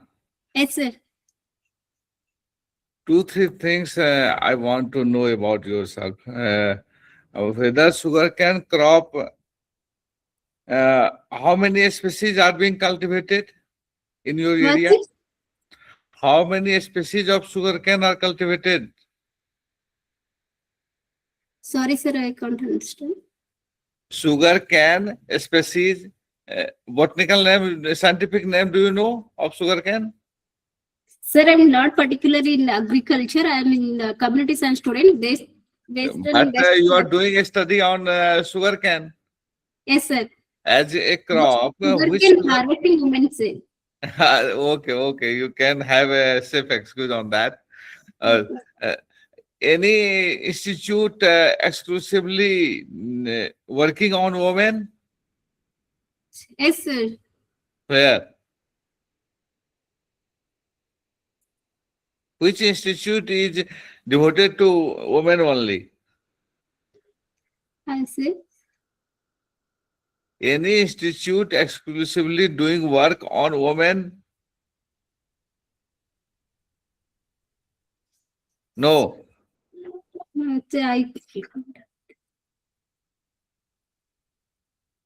National Institute of Women in Agriculture is working on exclusively on women. The problem you are doing on that. It is located at Bhubaneswar. Okay. That is my submission for your knowledge. Okay.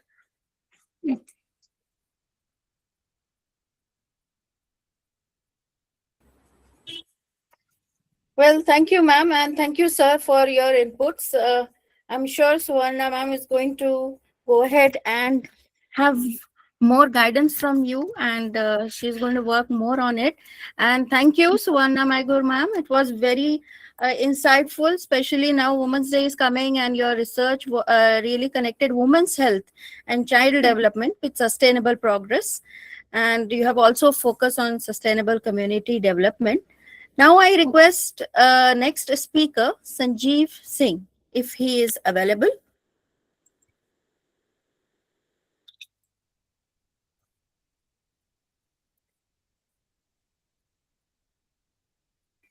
Yes, ma'am. Good evening.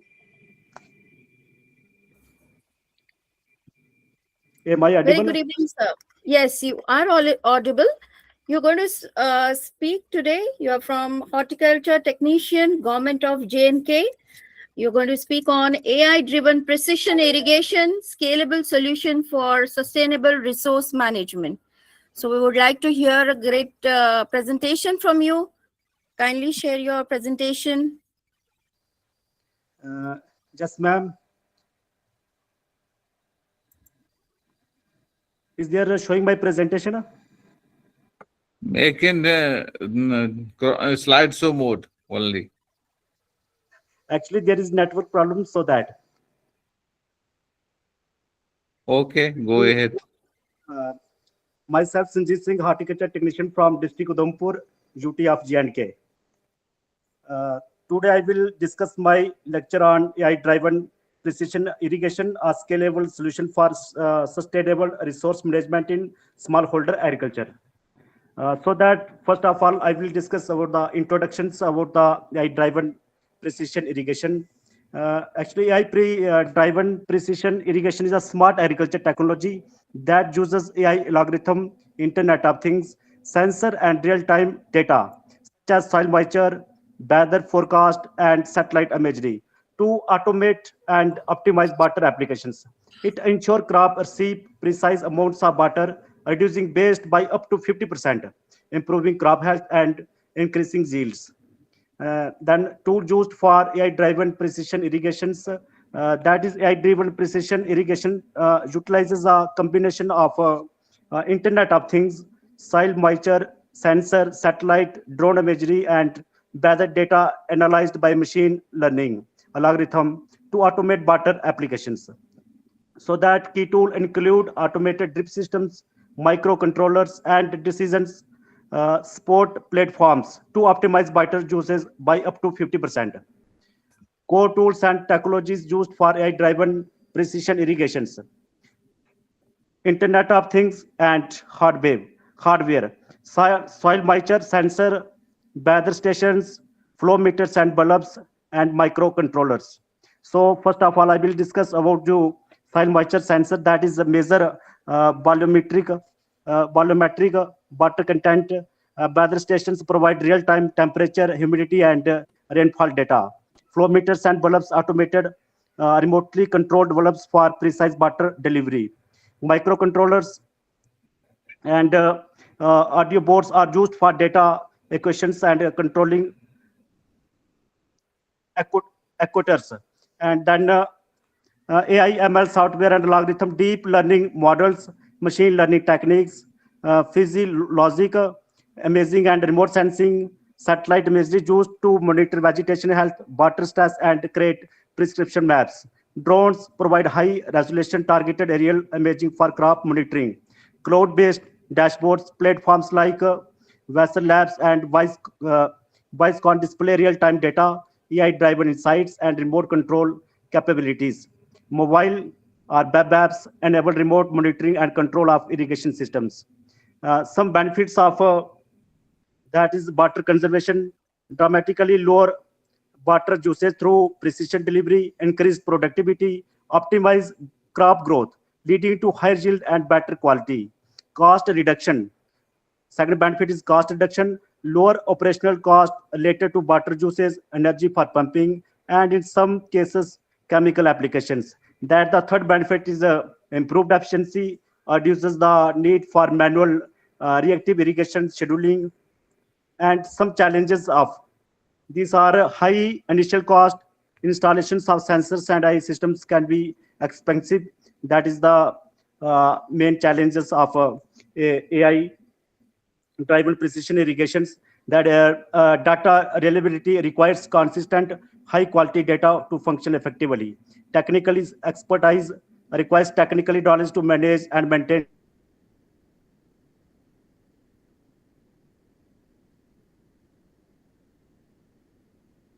the systems.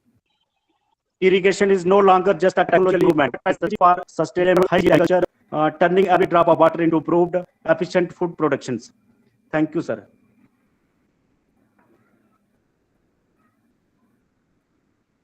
Am I audible or not? Yes, yes. You are very much audible. Nice. Thank you, sir. Thank you so much. Actually, I am from Department of Horticulture and also interested about fruit crops. Okay, I know. So that I have chosen my. I had served J&K for 5 years. Okay, sir, you are most welcome also, again and again. Okay, okay, okay. Yes, sir.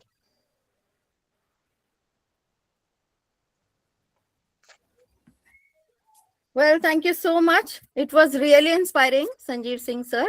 We really congratulate you on your innovative AI-based precision irrigation model.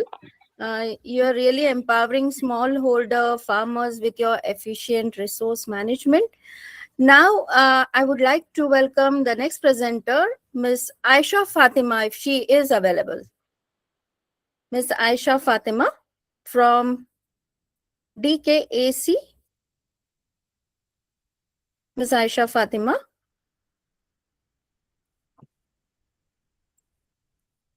Okay, let's welcome next presenter if Uzma Naz Sheikh Iqbal is available. Uzma Naz Sheikh.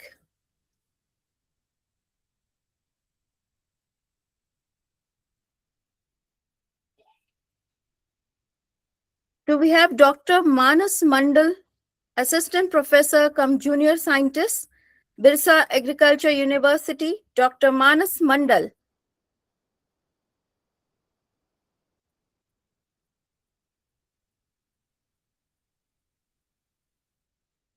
Do we have Raghvendra Kumar Kushwa, a PhD scholar? Yes. Banda University of Agriculture and Technology, UP.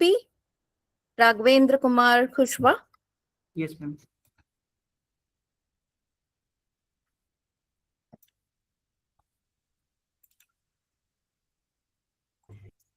Okay, so let's welcome and kindly share your presentation. Yes, ma'am.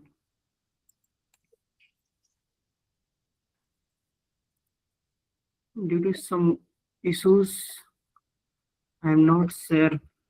Ma'am कुछ problems की वजह से मैं अपना PPT share नहीं कर पा रहा हूँ. don't know.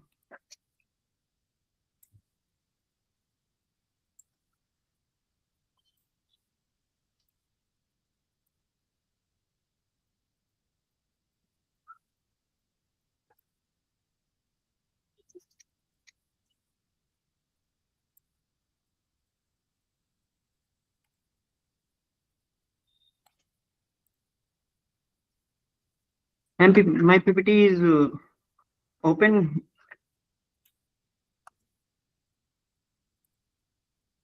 Hello.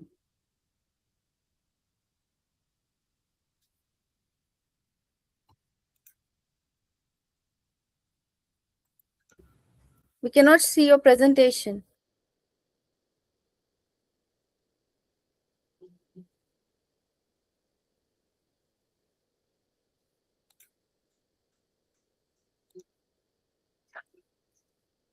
मैं PPT शेयर नहीं कर पा रहा हूँ actually.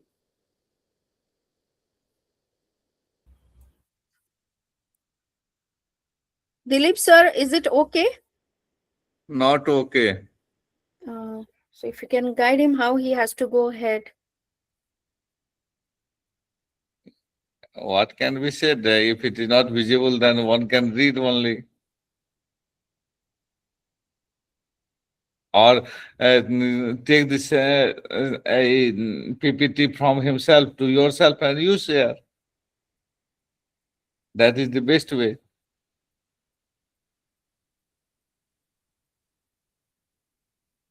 Please tell him that he should send the PPT to yourselves. They can share itself. Pallavi, you are hearing me? Yeah, I'm here. I'm here. Just motivate in that way. Please Yeah, send yeah. this PPT to your Pallavi and So what we can do is, I request you, sir, since it is not showing, do not worry. Probably I would have a talk and we would have a next presenter. And Raghavin sir, I would just let you know that if you can send it to Bibha Kumar sir or Sudhanshu sir, and we can share it along. Meanwhile, we can have next 1 or 2 presentation and you can have 5 or 10 minutes of gap, if that is okay with you. Is that okay?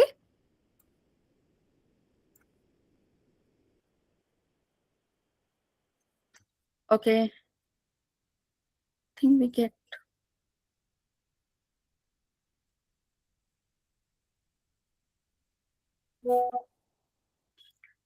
Can we have Pallavi Patra, Jharkhand Rai University? Arushi Chibar? Yes, ma'am. Okay. So we have Arushi Chibar, student, Lovely Professional University, after which we'll try and have Raghavendra Kumar sir.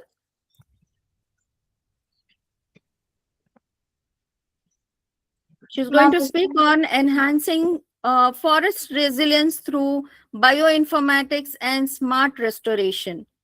Ma'am, is my screen visible? Yes, okay. So good evening, everyone. My name is Arushi Chibber, and today I am going to present my work on enhancing forest resilience through bioinformatics and smart restoration. This research basically focuses on how we can use modern genetics tool along with ecological restoration methods to make forests stronger against climate changes. For the background, as we all know that forests are facing serious problems because of climate change, deforestation, habitat fragmentation, and human activities. And many forests are becoming degraded. When forest degrades, biodiversity decreases, genetic diversity reduces, and ecosystem stability becomes weak. Traditional restoration methods usually focus on planting trees, but they often ignore an important factor like the genetic strength of the species. That is why we decided to combine bioinformatics with the restoration practices. The main aim of the study is that we combine genetic information with climate smart restoration methods to improve forest recovery. To do this, we studied the ecological condition of the forest, analyzed the genetic diversity of the native plant species, identified the gene responsible for the drought and the heat tolerance, designed restoration strategies based on scientific evidence, and monitored the recovery that has been seen over the We are time. not able to hear you. Ma'am, am I audible? Yes, audible. Go ahead. The study focuses on the semi-degraded forest ecosystem in India.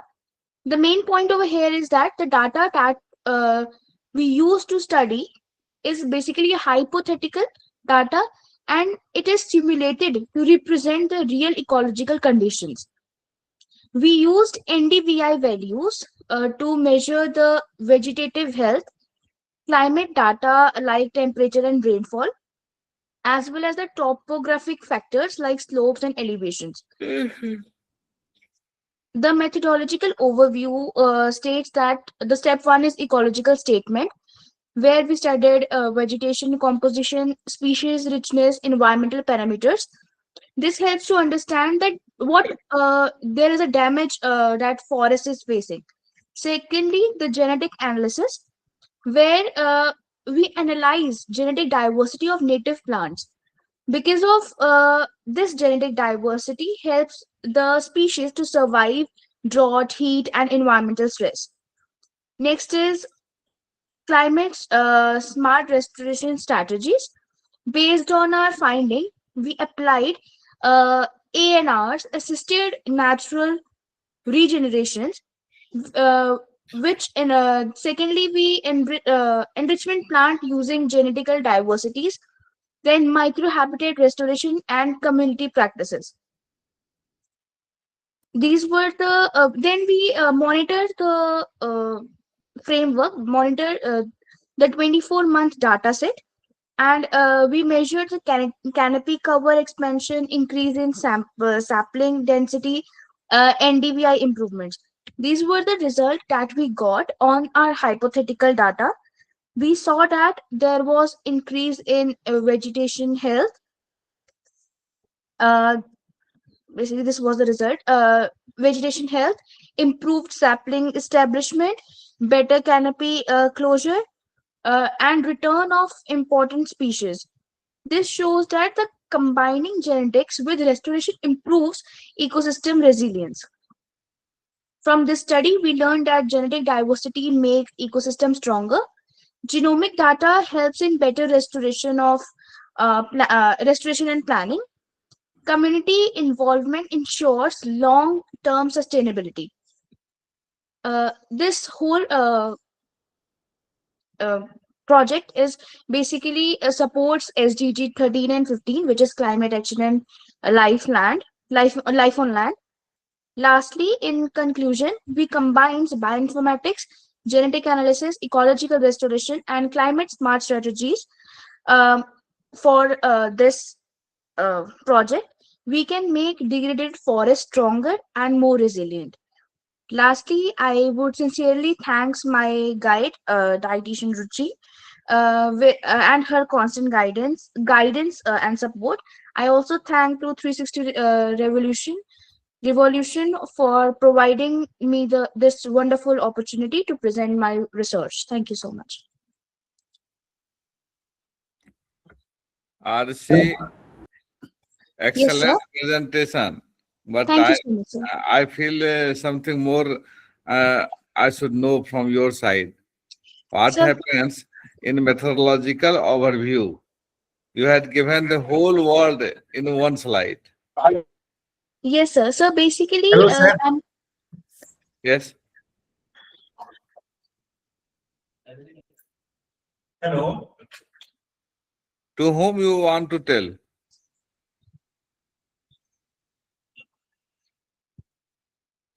Sir, Manas Mandal বলছিলাম sir. Okay, you will come later on after RC is over. Okay, sir. Oh, okay. You was being called, but at that time you was not available. Henceforth, this decision has been provided for. So in that you had made genetic study and restoration study, everything. But Yes, sir. in the follow-up slides, I can't see the what are the species you had taken into consideration. So basically, I'm in BTech Biotechnology right now, and I'm in my third year. We are not allowed to do wet lab experiments. To get more information, we have to do our wet lab experiment for to get into this in detail. We will be going to perform our wet lab experiment in our next year, in my fourth year, as my capstone project, and I will undergo this whole. Madam, please hold. I am not saying that you have to go for lab experimentation and other type of experimentation. Once you are presenting the things, there should be some concrete observations. You suppose in the just premises or other areas you are going for forest, at least 10 plants, 10 species, 10 generic species named should be. So that interest can be created. It should not be dry science. It should be wet science. At least from reference and other sources, you must advocate these are the plants which I had gone through. You got my point? Yes, sir, I got it. Otherwise, what is the fun of study if I am not knowing the even a plant, forest plant 5 or 10 or agriculture plant 5 or 10? We are presenting for sustainable goals. Without plant name and plant species, tree species, what we can do with your slides and the information to the whole world? You got my point? Yes, sir. You tell Ruchi also, I am saying Dr. D.K. Verma, my name is, and you can contact on my WhatsApp number. You can note down. I will discuss more on you. 9419033482. 33 9419033482. 42. Thank you so much, sir. Okay. Okay. Now Manas can be allowed. All right. So thank you so much, Arushi. And also, I would like to give information to Raghvendra Kumar Kushwa that Sudhanshu sir has asked you to send to contact@360rf.in your presentation so that we can have you once you are sent. We can ask the chairman sir if you can proceed after you share the PPT with him. So let's welcome Manas right now.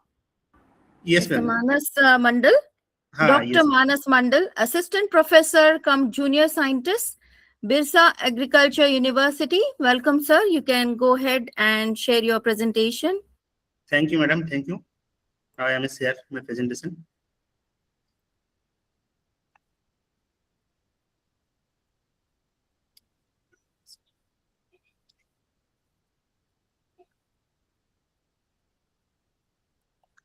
Manas, directly you are on 37th slide.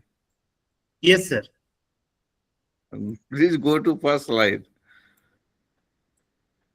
Okay, sir.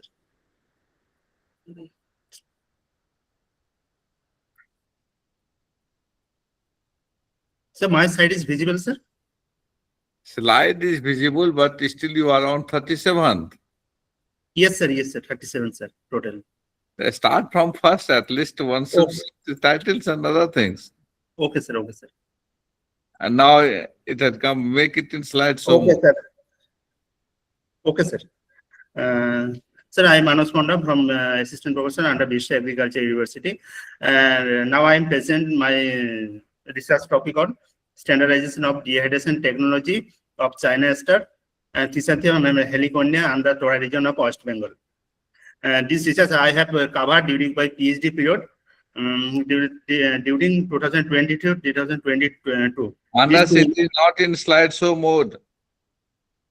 At least you should make rehearsal on that, how it can be on slideshow mode.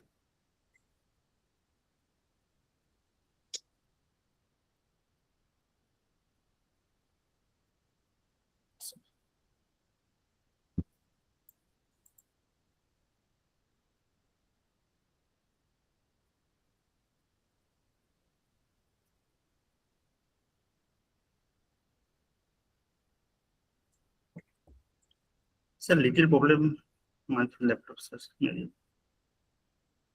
Simply open in slideshow mode. That's Sir, I'm open, sir. But I don't know, sir, why this slide is not show here.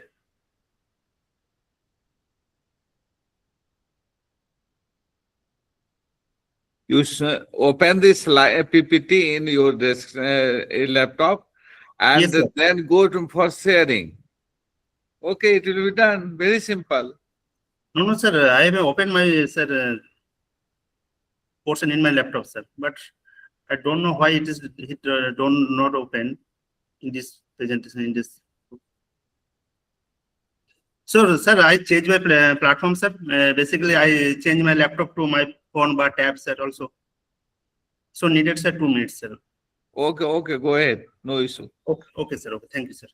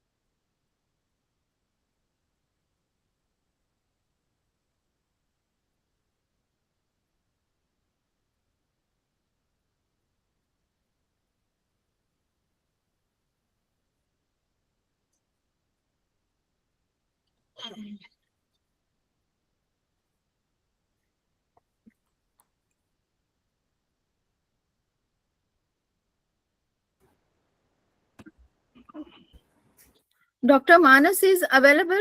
Is he trying to reconnect? Dr. Manas? May I go for the next participant? Okay, let's go for the next participant here.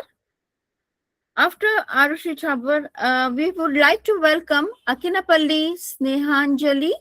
She's a PhD scholar from Forest College and Research Institute. Do we have Akinapalli Snehanjali? Yes, ma'am. I'm here, ma'am. I'll be sharing All my right. PPT. Wonderful. Welcome, and you're going to speak on micropropagation protocol development in Hydgeria populifolia.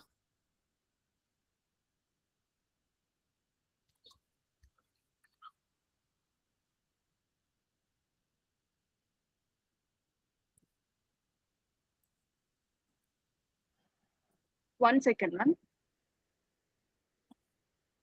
Sure.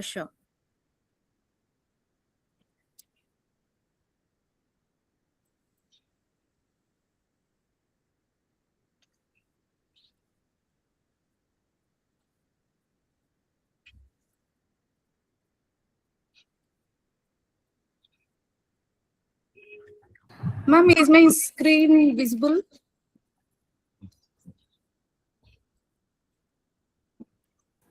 Ma'am, is my Yes. screen visible? It is visible. It is visible.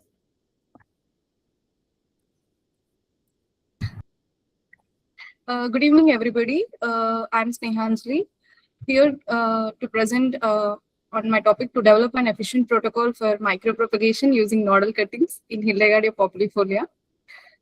So I'll be going to the introduction of the species.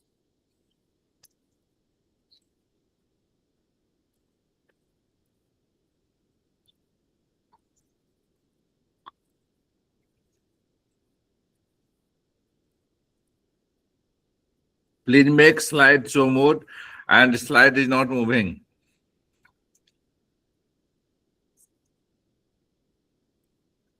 Ma'am, there's a small problem. My slide is not going to the next slide.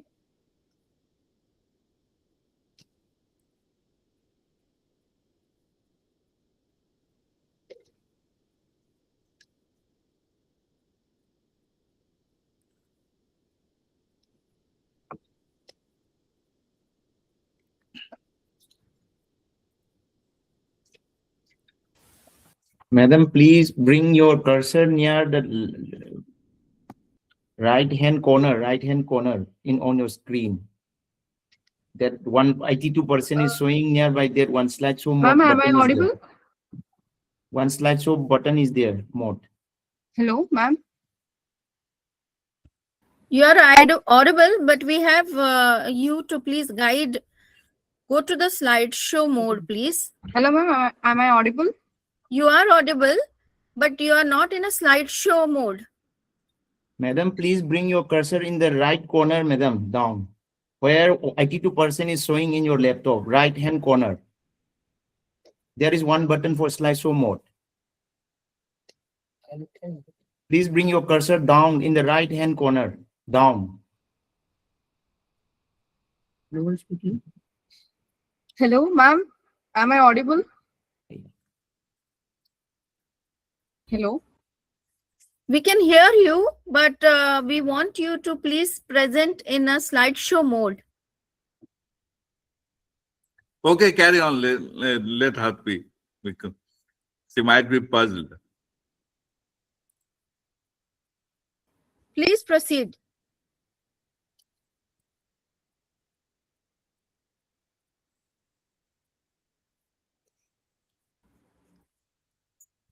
Please continue the presentation. We cannot hear you now.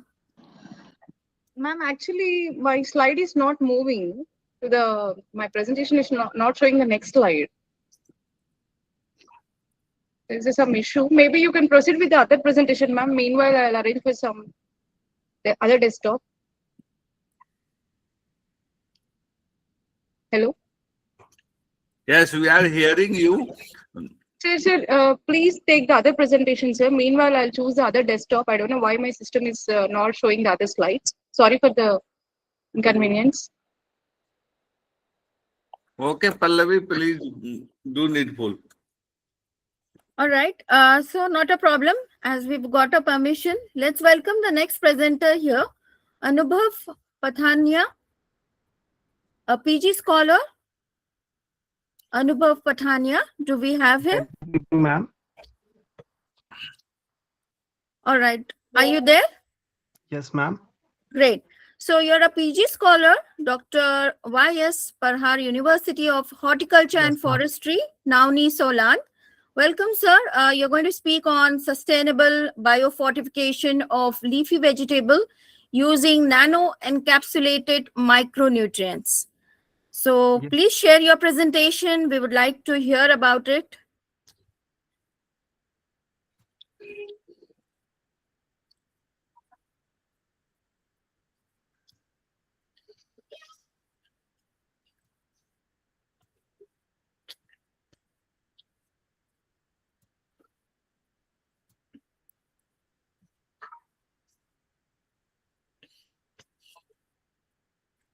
Okay, nice.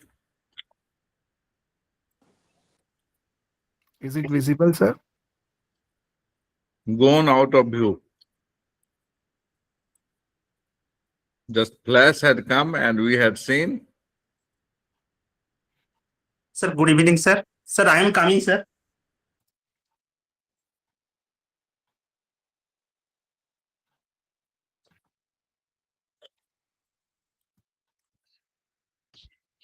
Hello.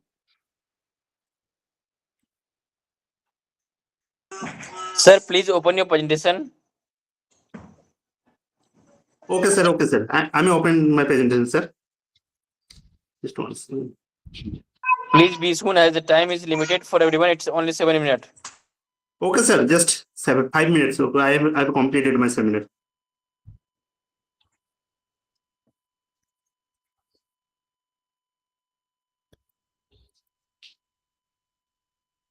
Sir, my slide is visible, sir. Not at all. Please open the slide. Hello there.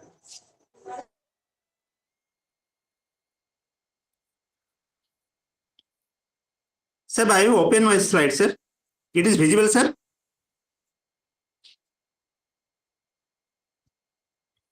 On the screen, we are able to see Dr. Manas Mandal. I Yes, think the ma'am. Yes. presentation Ma'am, was my already slide is over. visible, sir. Right now, is it Mr. Dr. Mandal or is it Anubhav? Anubhav Pathania. I have announced Anubhav Pathania. Is it Dr. Mandal or Anubhav? No. Ma'am, I am Dr. Mandal, ma'am. I am sharing my slide, but I don't know it is visible or not.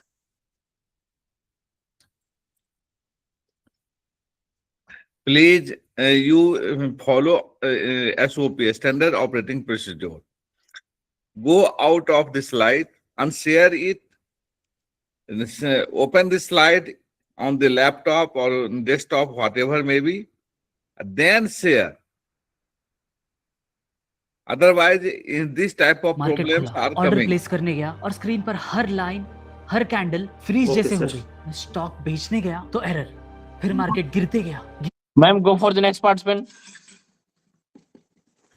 All right. So right now, Anubhav Pathania Yes, we're ma'am. presenting. Is he there? Yes, ma'am, I am here. Please go ahead with your presentation. Okay, ma'am. Dr. Manas, please close your presentation. Okay, ma'am. Okay.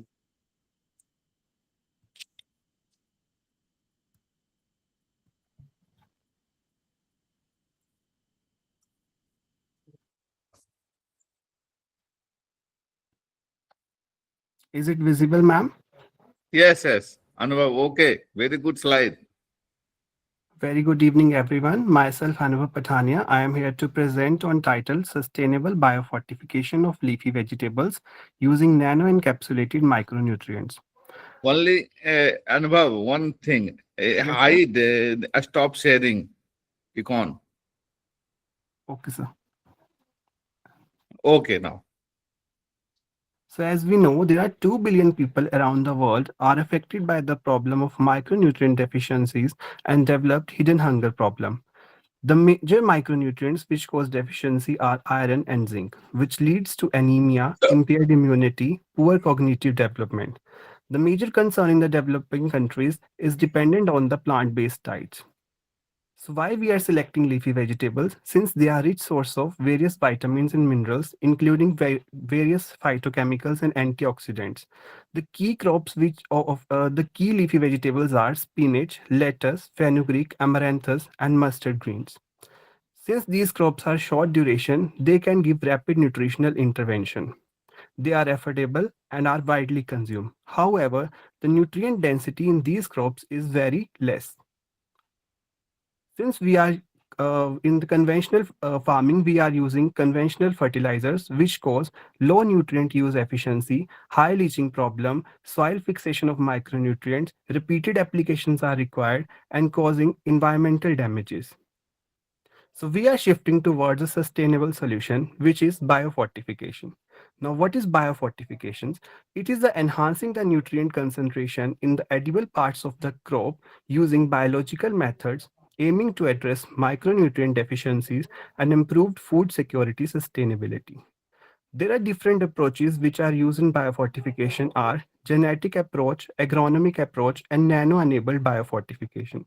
In the present scenario, the nano-enabled biofortification is an emerging approach. Now, what is nano-encapsulation technology? Nano-encapsulation involves trapping the micronutrients within nano-sized carriers which protect them from degradation, uptake efficiency by plants, and making nutrient delivery more effective. The encapsulation of micronutrients carriers prevents the wastage of the nutrients. This protects a nutrient from premature loss and enables a targeted and controlled release. This is a smart nutrient delivery system of nanocarriers which are used, and the most prominent for environmental protection are biodegradable nanocarriers, which includes chitosan-based, polymeric-based, and biopolymeric-based nanoformulations. The most commonly micronutrients which are encapsulated are iron and zinc. The advantages of this nano encapsulation technology is, since this is an biocompatible, eco-friendly, and reduce soil accumulation of harmful toxic nutrients. The methods of application of these nano formulations are foliar spray application, soil incorporation, seed treatment, and the advantages they provide are direct absorption, reduced soil interaction, higher efficiency, and higher physiological activity, which ultimately leads to the increased content of nutrients. Is that since encapsulation protects a micronutrient core, it slows down the release of nutrients, and the nutrients are prevented from leaching down, and wastage losses are also prevented. Enhanced root absorption is seen in these nanoparticle based compounds and improves the translocation to edible tissues. Since the increased translocation of these nutrients take place in the tissues, there will be increase in the activity of physiological and biochemical processes, which leads to increased accumulation of various nutrients in the leaves, which results in higher bioavailability of different micronutrients in the leafy vegetables. The impact on plant growth and physiology are increasing chlorophyll content, higher photosynthetic efficiency, higher biomass production, increased root and shoot development, and which ultimately leads to the enhanced physiological performance and overall improvement in the yield and quality of the leafy vegetables. Now, these are the sustainable advantages of this nano encapsulation based technology, that are it reduces the wastage of the nutrients, since it involves a slow release of the nutrients, so there is lower application are required. It minimizes the contamination of water bodies and also minimize the environmental contaminations by controlling the release of nutrients, thereby preventing runoff and promoting a higher ecosystem around agricultural fields. Now, there are some challenges and consideration in this technology, which are regulatory approvals are required, since it is very difficult to convince the farmers. So farmer acceptance is the big challenge. Next one is environmental impact. We need to evaluate the long-term effects of these nanoparticles on our environment. Next one is cost and scalability, since nanotechnology involves high initial cost. And the last one is consumer acceptance.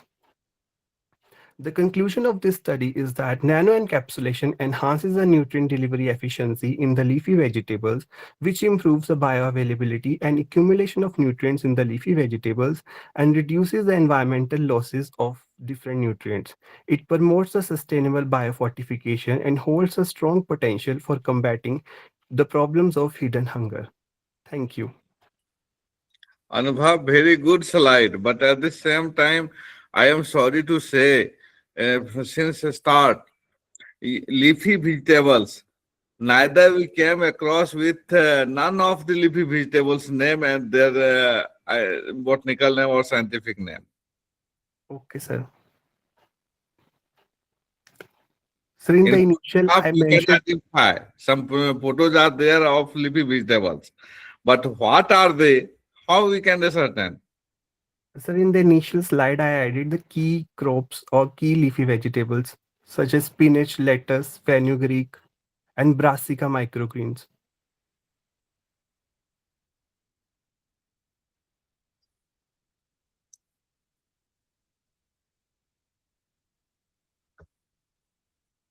Key crops is spinach, lettuce, fenugreek, amaranthus, mustard greens, like this. Yes, sir. Brother, this is totally incomplete. Okay, Spinach, in bracket, you have to written Spinacia or Lycia like that, Lactuca sativa. Otherwise, how once you are saying it is your common knowledge or your local knowledge, one can understand. But when you are giving the presentation on the seminar or anywhere, who knows what? Okay, sir. I will take care. Even more specifically nowadays, people are giving the DNA content. That is the chromosome number, initial figure. These are small information which has to be given in the first slide itself, so that the listeners or whoever are target audience from your side, one can understand better way. Okay, sir. I will take care next time. Okay, okay.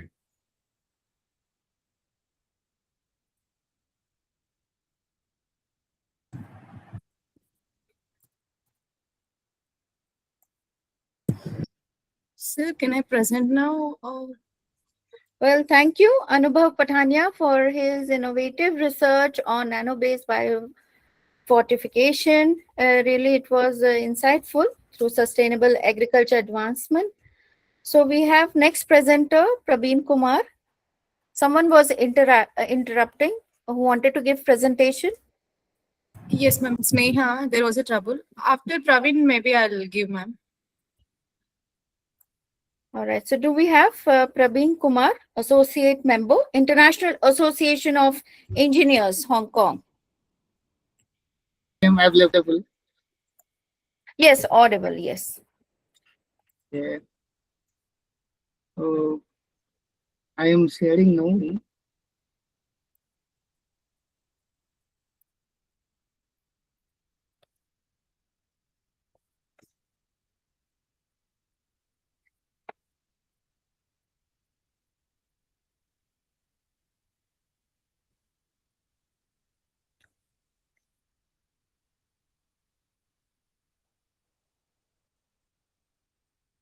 Yeah, my presentation is visible. Not yet. It is coming. I hope so. Yes. Okay. Make in slideshow mode, please. Now okay. Not okay. Slideshow mode. I am not saying about sizing.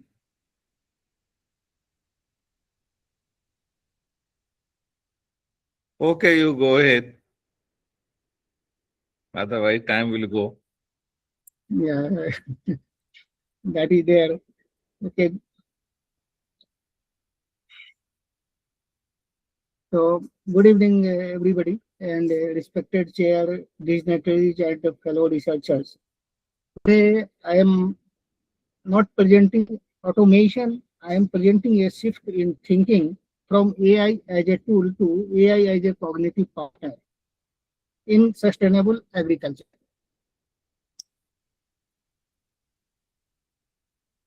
In slide 2, agriculture today is unstable, climate variability is increasing, soil degradation is rising, market volatility affect farmer decisions. We have precision tools, we have drones, we have yield prediction models, but instability in continuity because optimization alone does not create resilience. Limit of automation. Automation improves efficiency, but it does not understand farmers' behavior. Evaluate long-term ethical trade-offs. Learn deeply from historical agricultural failures. Automation answers what maximizes yield, but not what prevents collapse. I propose a transition. AI should not replace the farmer. AI should act as a cognitive partner, a system that learns from history, evaluate risk, preserve human sovereignty, decision remains with human. 4 pillars we have made in that. So, retrospective intelligence, learning from past droughts, policy failure, test outbreaks, risk adaptive system, evaluating short and long-term impact before suggesting action, farmer-centric support, AI as advisor, not controller, resilience modeling, integrating environment, economics, and social behavior.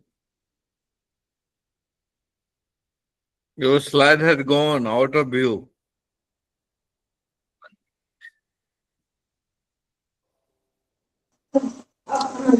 Sorry for interruption. Dr. Manas, sir, please don't share your screen in middle as a participant is getting disturbance.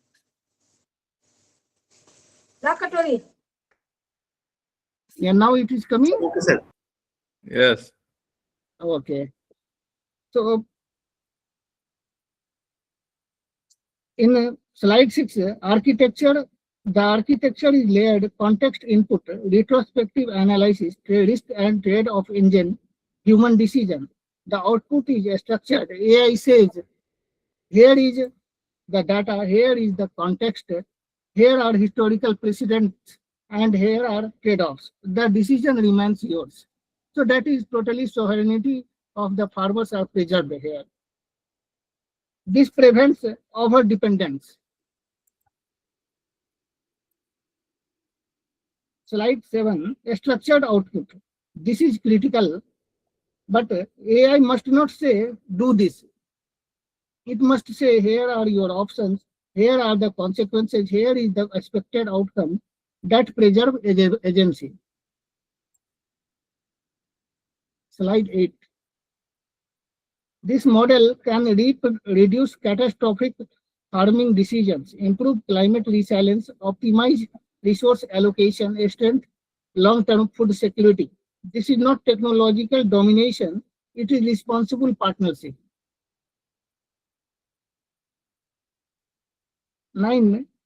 Technology must serve humanity. AI must strengthen farmers, not replace them. Sustainable agriculture requires not just intelligence, but accountable intelligence.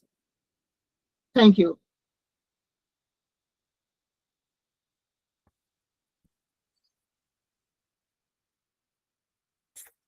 Okay.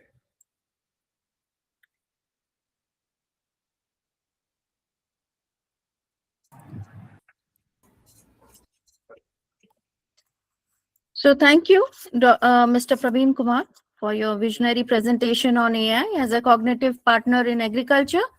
So now we have the next participant who was remaining. Do we have the ma'am here? Pallavi ma'am, we have 15 more minutes. You can allow 2 participants. Sure. So we have ma'am, can I Akinapalli Sneharjali. Are you ready with your presentation? Yes, ma'am. Yes. Great.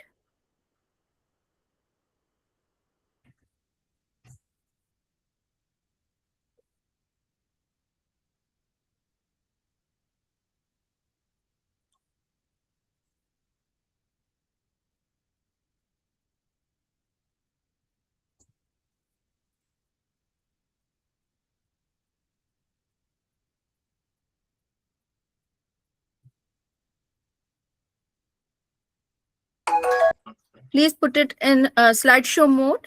We are awaiting for your presentation.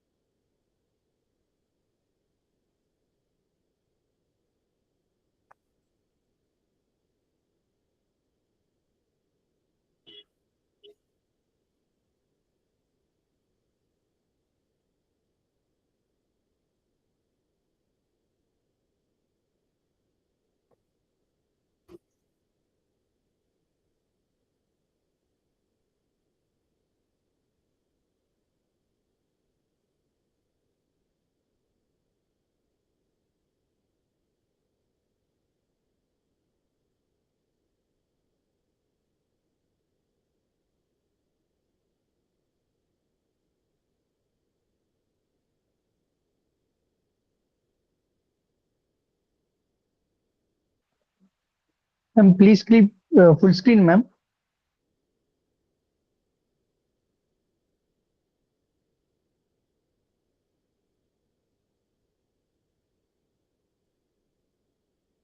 In the era of technological updation, even you people are not able to slide so mode. At least make a practice for that.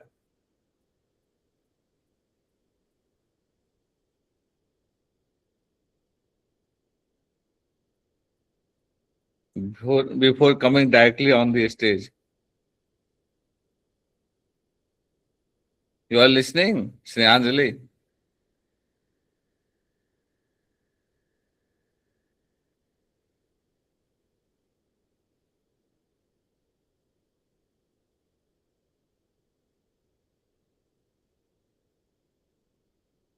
Pallavi, you are here?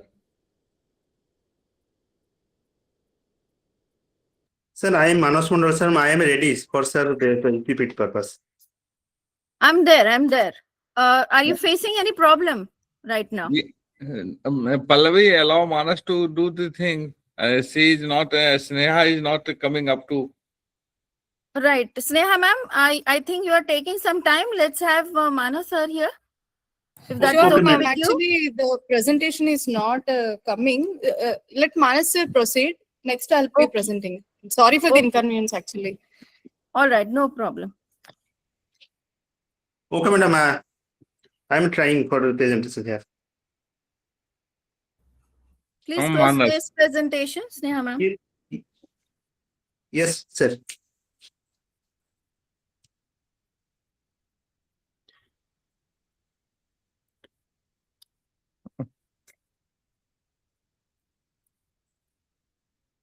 Sir, my slide is visible, sir.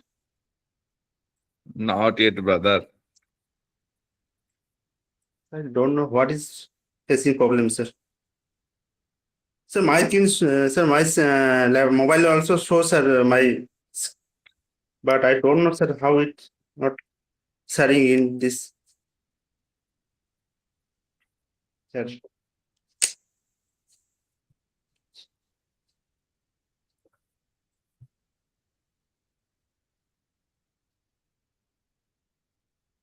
Manas, you have to open the slide first, then share. Sir, I have opened, sir, my slides, sir. Then what is going on? We can't understand. Pallavi ma'am, I think he is facing the network issue. Go for the next participant. All right. So this was the last participant. Do we have anyone else who is remaining?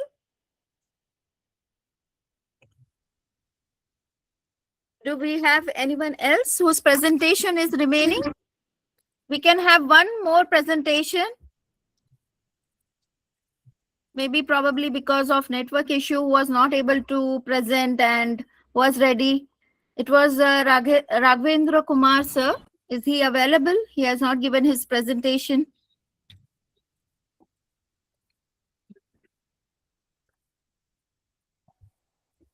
Hello, ma'am. Yes, I'm there. Ma'am, I can present. Who is this? Ma'am, Shivam Kumar Rajput, ma'am. Shivam Kumar. Okay, we'll have the last presentation from you, and then we are going to move forward for our award ceremony. You can wrap up in 5 minutes, and we are awaiting for your presentation. Okay, ma'am.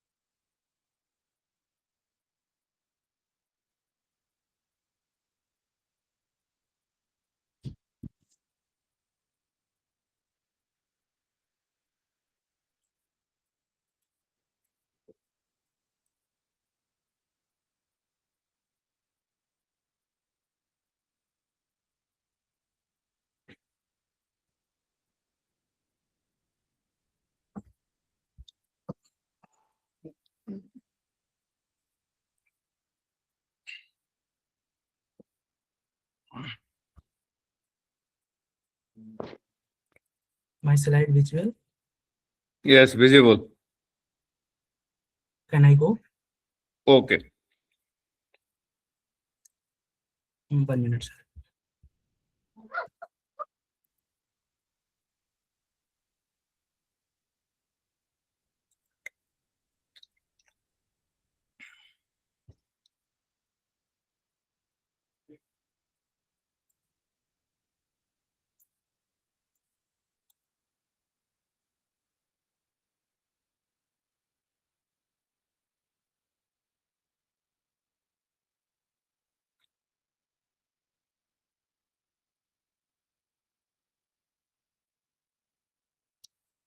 What happened, Shivam? Yes, sir. I am going, sir. Don't waste time.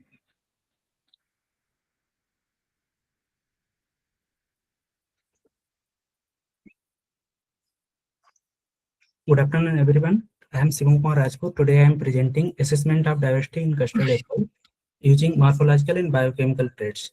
This is my MSc work, and now I am PhD scholar at IHR. Now coming to the introduction of sugar apple. Sugar apple is belongs from Annonaceae family, and it have chromosome number 14. And sugar apple is a underexploited fruit crop, and it is a underutilized, is mainly attributed to lack of improved commercial varieties.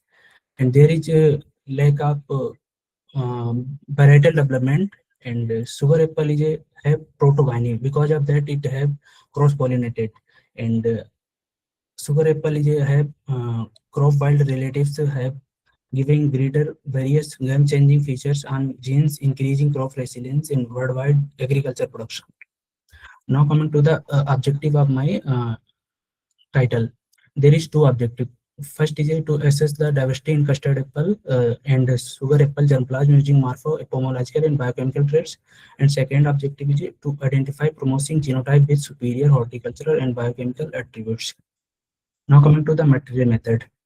First, I collected sugar apple genotypes from Jharkhand, 3 districts, Chaivasa, Khunti, and Ranchi during 2023 to 24. I have collected total 70 genotypes. And plant material like a set of diverse genotype of Annona squamosa was evaluated using quantitative morphological and biochemical traits. And I did a correlation analysis for diversity and principal component analysis in clustering and EMG-IDI. This is multi-trait genotype, idiotype distance index. And for statistical analysis, I used R software. Now coming to the result and discussion. There I found more diversity in plant safe, like spreading type and erect type. In the respect of leaf, I found 4 type of leaf, like ovate type, ovate type, and lanceolate and elliptic type. And in the respect of fruit shape, also I found 3 types of fruit shape, like round shape, in corded shape, and broadly corded. In the respect of fruit color, I found 2 types of fruit color. First is a green color, and second is a creamy red color. And descriptive statistics for quantitative traits of sugar apple genotype. There also I have recorded so much diversity in the respect of leaf length, like maximum 5.6 centimeter I have reported, and maximum 14.9 centimeter reported. And fruit weight also I have reported. Less is a 61 gram and more 220 gram. In respect of number of seed per fruit, 26.9 seed I have reported, and 63.22 more number of seed I have reported. Now coming to the correlation matrix among morphological and biochemical traits.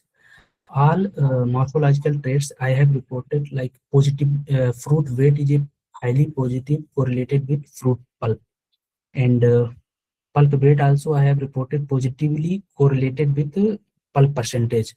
And all biochemical traits like total sugar and TSS is a positively correlated with reducing sugar. And clustering, for clustering, I grouped they grouped in 5 cluster. And first that group is responsible for leaf characters, and second is for peel characters, and third is also very important cluster because it belongs from Arca Sahan genotype. And that third cluster is highly responsible for fruit weight, fruit length, fruit diameter, for fruit parameters. Now coming to the PCA analysis. For PCA analysis, there is 80% total total variation. And first that PC is first PC have 20.1% variation, and it have positively correlated with pulp weight and fruit weight, and PC2 have 16.4% variation, and PC3 have 9.6% variation, and C image also showing for PC6 and PC5, and D image it's showing screen plot.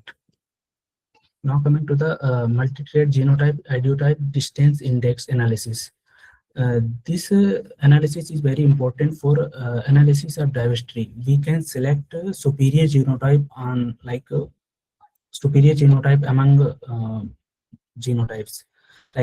On the basis of Arka Shahan fruit weight and all quantitative and qualitative parameter, we have selected 8 genotype. 8 genotype is superior, like CCA4, RCA22, and RCA18, CCA3, RCA13, RCA1, and RCA24, and RCA3. And that B image is showing strength and weakness view of 12 genotype along with significant factor. And the result and discussion fruit weight and fruit diameter, so positive correlated with pulp weight and pulp percentage.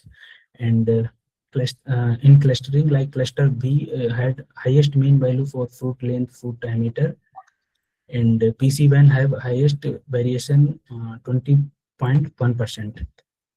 Now coming to the conclusion of my presentation, the combined use of correlation, PC and clustering, and MGIDI have statistical diversity among the evaluated genotype, and correlation analysis identified key relationship among morphological and biochemical traits, indicating scope for indirect selection. And PCA highlighted the major trait contributing to total variability, while cluster analysis grouped genotype into distinct cluster, confirming genotype diversity. And that MGI-DI effectively identified superior and balanced genotype balance based on multi-trait performance. Overall, the study demonstrated the effectiveness of multivariance approaches for diversity assessment and selection of promising genotype for crop improvement. Thank you.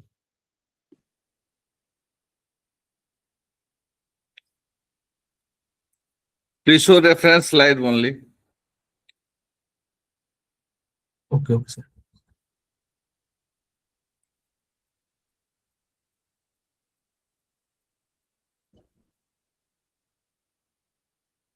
Fourteenth only. 14th.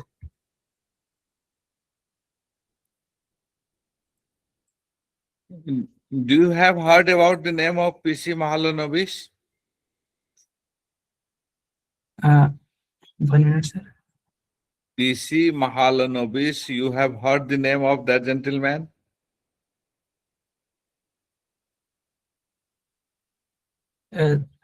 Sir, this is used in that clustering, sir. Just I am asking the name of PC Mahalanobis. You have heard the name of that gentleman or not? No, sir. No. Then your study is incomplete, dear. PC Mahalanobis, who had made the square analysis and everything, like clustering, whatever you are doing, the person behind this is PC Mahalanobis. Parpul Chand Mahalanobis, Calcutta-based statistician. Okay, anyway, go ahead. Okay, sir. You must know. Your Okay, work sir. is concentrated on that. I will read, sir. Okay. Okay, thank you, sir.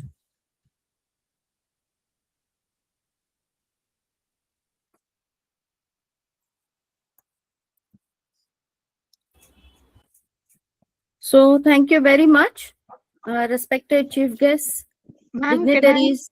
Ma'am, Sneha here. Are you able to share your slide? Yes, now? ma'am. Yes. I have arranged an alternate, please. Do we have the permission, Dilip sir? Okay, go ahead. Okay. First of all, I'm sorry for the inconvenience to all the dignitaries and my participants. So I'm Snehanjali, completed my PhD and I'm going to present on the work to develop an efficient protocol for micropropagation using nodal cuttings in Hildegardia poplifolia. So next slide. This is the introduction of the species. This is one of the medicinal species which is endemic to India, where it is distributed in the states of Andhra Pradesh and Karnataka and parts and Tamil Nadu. And this is a classification of the tree species, which is belongs to the family Malvaceae. Next slide. So here, the previous IUCN status of this species was critically endangered. Now, the new recent survey of IUCN, according to 2022, the species is like near threatened. And this is mostly important because the seed of this species is being damaged and attacked by the fungal when before the maturity of complete maturity of the seed and the partial development of the embryos. And the stem bark is mostly exploited due to its fiber reinforced polymer composites, where it is used as green composites. They mostly used for rope making, and and some of the secondary metabolite compounds are very they are still unidentified. So, and there are also lack of research, limited literature is available. So I have chosen this species for my study. Next slide. So I have taken the small part of my study to present here, that is the tissue culture on nodal explants by using nodal explants. So these are the 6 treatments I have taken with different media combinations like woody plant media and Murashi and skew media. And antibiotics which I have used is a plant preservative mixture to control the contamination or the constraints I have been facing. And these are the 6 treatments. I have taken 3 replications by using different auxins and kinetics. Next slide.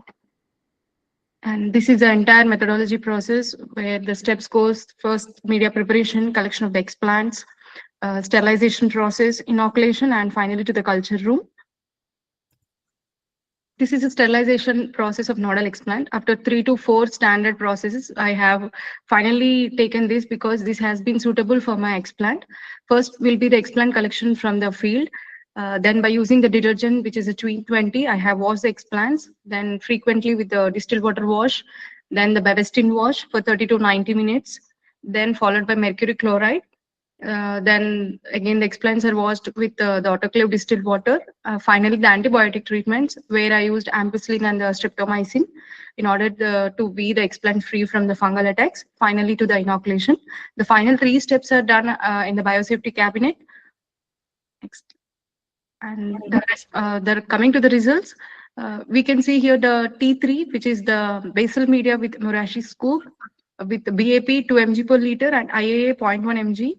With the combination of kinetin, that is thidiazinon, TDZ, gave me the good response of nodal explants with 184%, and followed by other treatments. And this is a graphical representation. We can see where the T3 is the highest, followed by T2 and T5.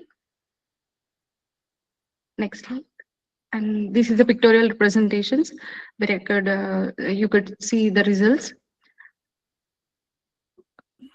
And coming to the final conclusion, here I can say that the T3 combination with BAP and IAA with TDZ as a kinetin helped the nodal explants to for the shoot proliferation, and the standardized protocols for this nodal culture offers an efficient system for mass multiplication and for the conservation of this species. Coming to my future work line is I'm next going to work on the habitat distribution modeling of Hildegardia poplifolia because the IUCN status has come from critically endangered to near threatened.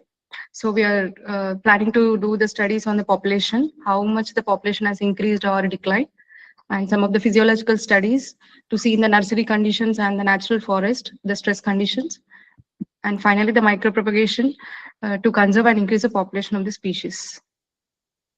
And these are my references I used, I referred, and thank you. Thank you for giving this opportunity, and I'm very sorry for the inconvenience.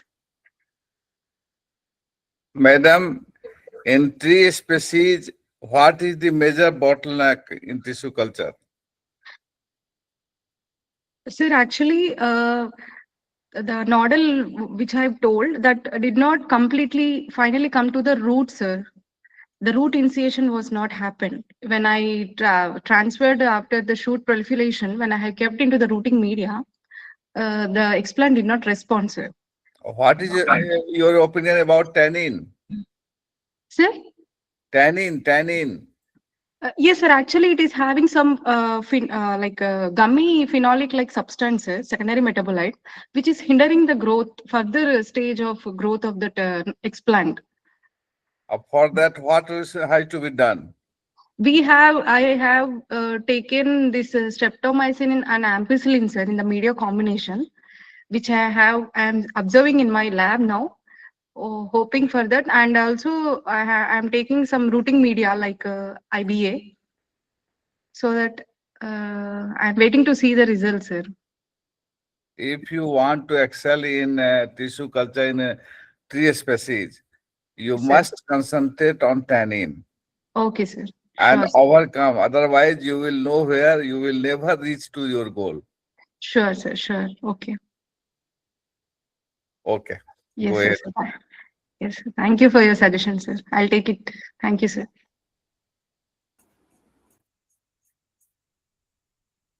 Well, thank you so much. I must appreciate your constant, effort. I must compliment you because you have been trying, and thank you, sir, Dilip sir, also for giving her permission. We can see the zeal that she wanted to give her presentation. It was really beautiful, and please Thank work you, on the ma'am. suggestions. That's Yes, really thank great. you, ma'am, and thank you, sir. First, I want to thank my junior, Gadnam Vinay. He has come as a god. Actually, I kept 3 desktops, ma'am. I could not share my screen. I'm very sorry, and I thank you all, and Vinay also. Thank you so much. Sneha, this is the place where Murphy law operates. Thank Murphy you. law in Yes, sir. Yes, life. sir. True, If sir. something has to go wrong, it will go wrong. Yes, sir. Yes, sir. Yes, sir. You have to overcome over this. Yes, sir. Yes, sir. Sure, sure. Thank you, sir. Nice Thank you. presentation. Thank you, sir. Thank you so much. Great. So with this, we complete with the last presentation. Respected chief dignitaries, scholars, all my dear participants, it is my proud privilege. With pride, I, Pallavi Deshpande, would like to appreciate every reflection. Thank you for making this conference a great and a grand success and future-ready connection. Thank you so much. So we are delighted to present an award in recognition of outstanding achievement. This honor is celebrating dedication and the hard work and excellence in the field. All the recipients, I congratulate them. They are truly made a difference and inspired many.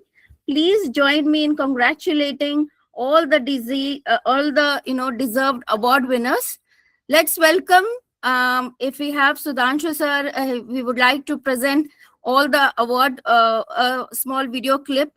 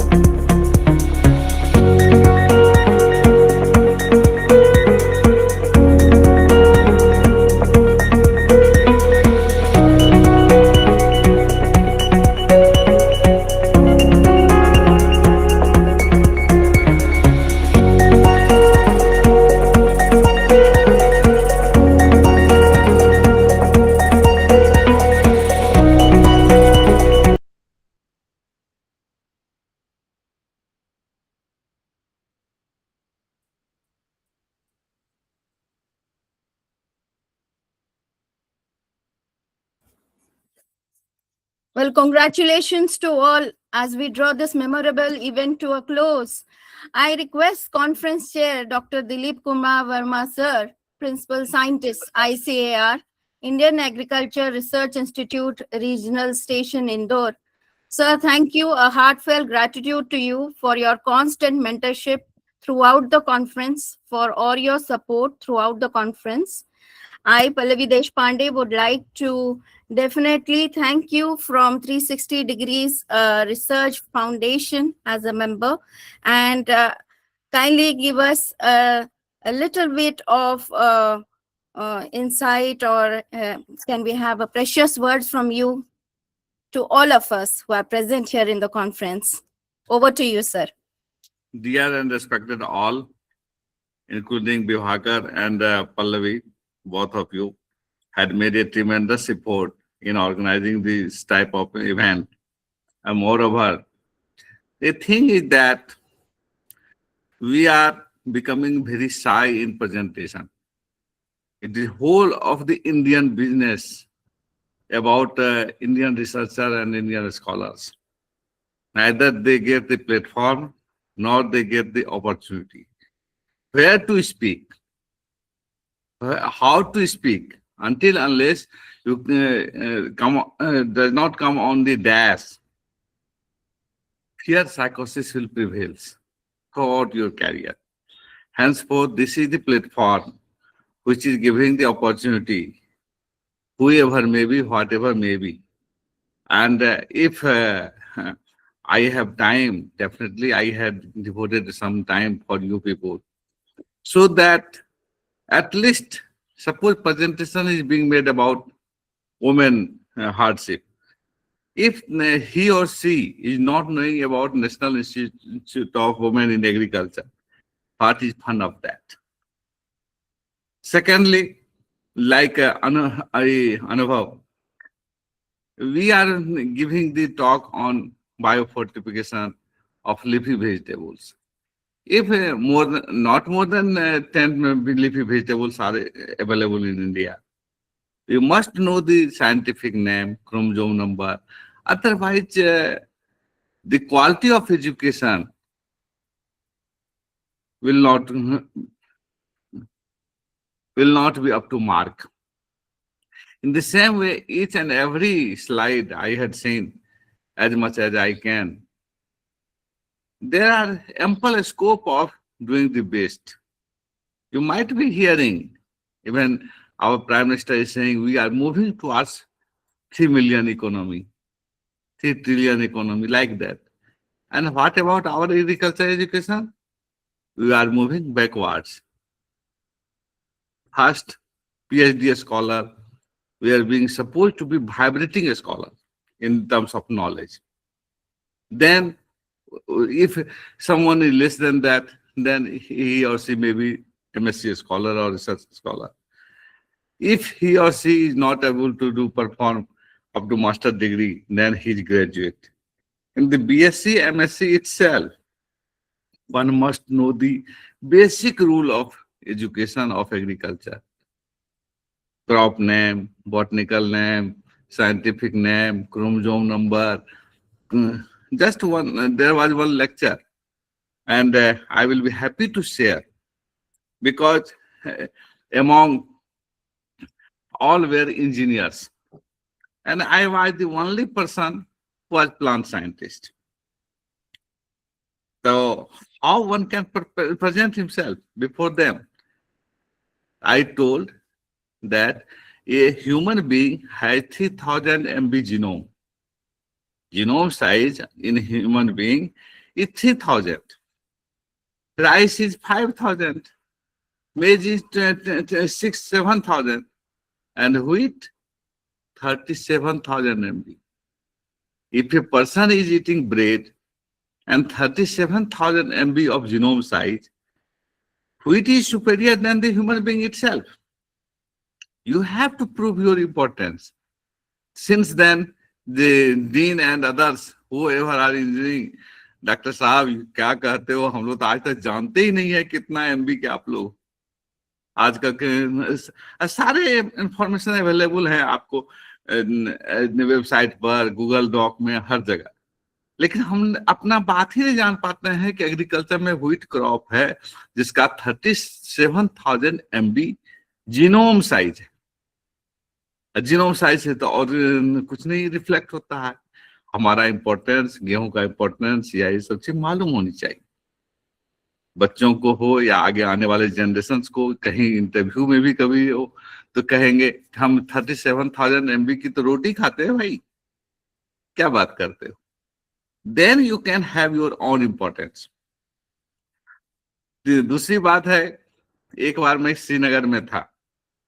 Srinagar में ठीक है, this way हो that way हो, बहुत of side भी होते हैं, on side भी होते हैं। तो हमें कहा गया कि ये जो ग्रास है, टेम्परेट ग्रास, ये बाहर से आया है।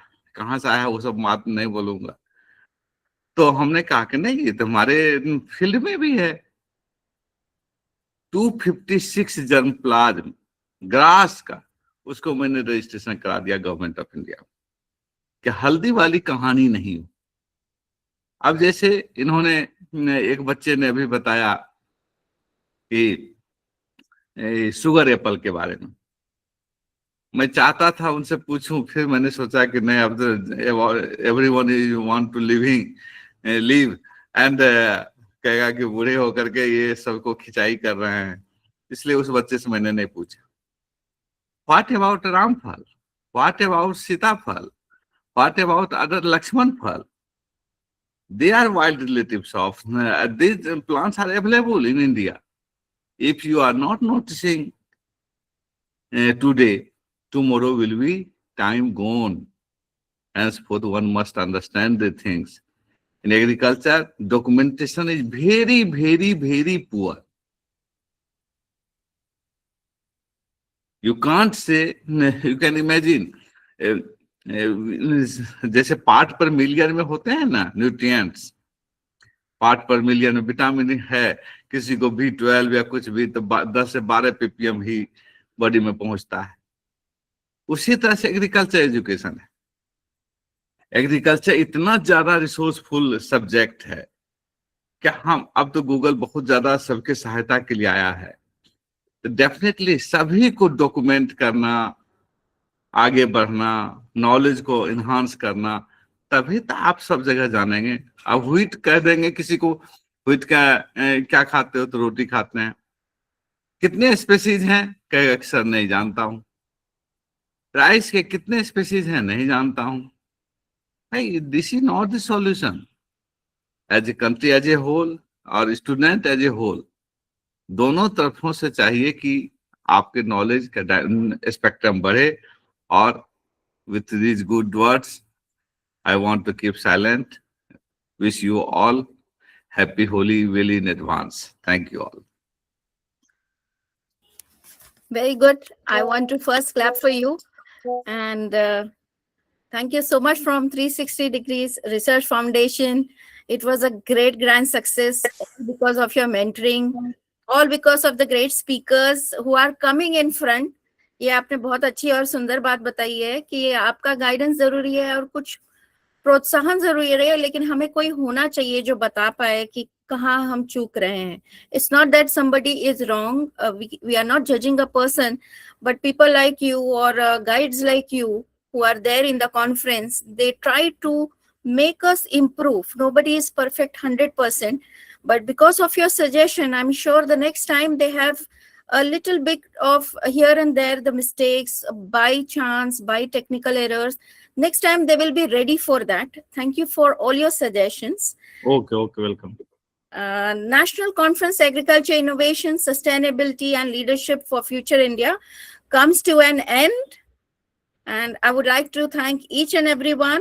I, Pallavi Deshpande, would like to thank each and everyone for all your contribution. And happy Holi, happy Women's Day, and happy New Year ahead. Let's this 2026 rock in each and everyone's life, in their family. And thank you once again for making a grand success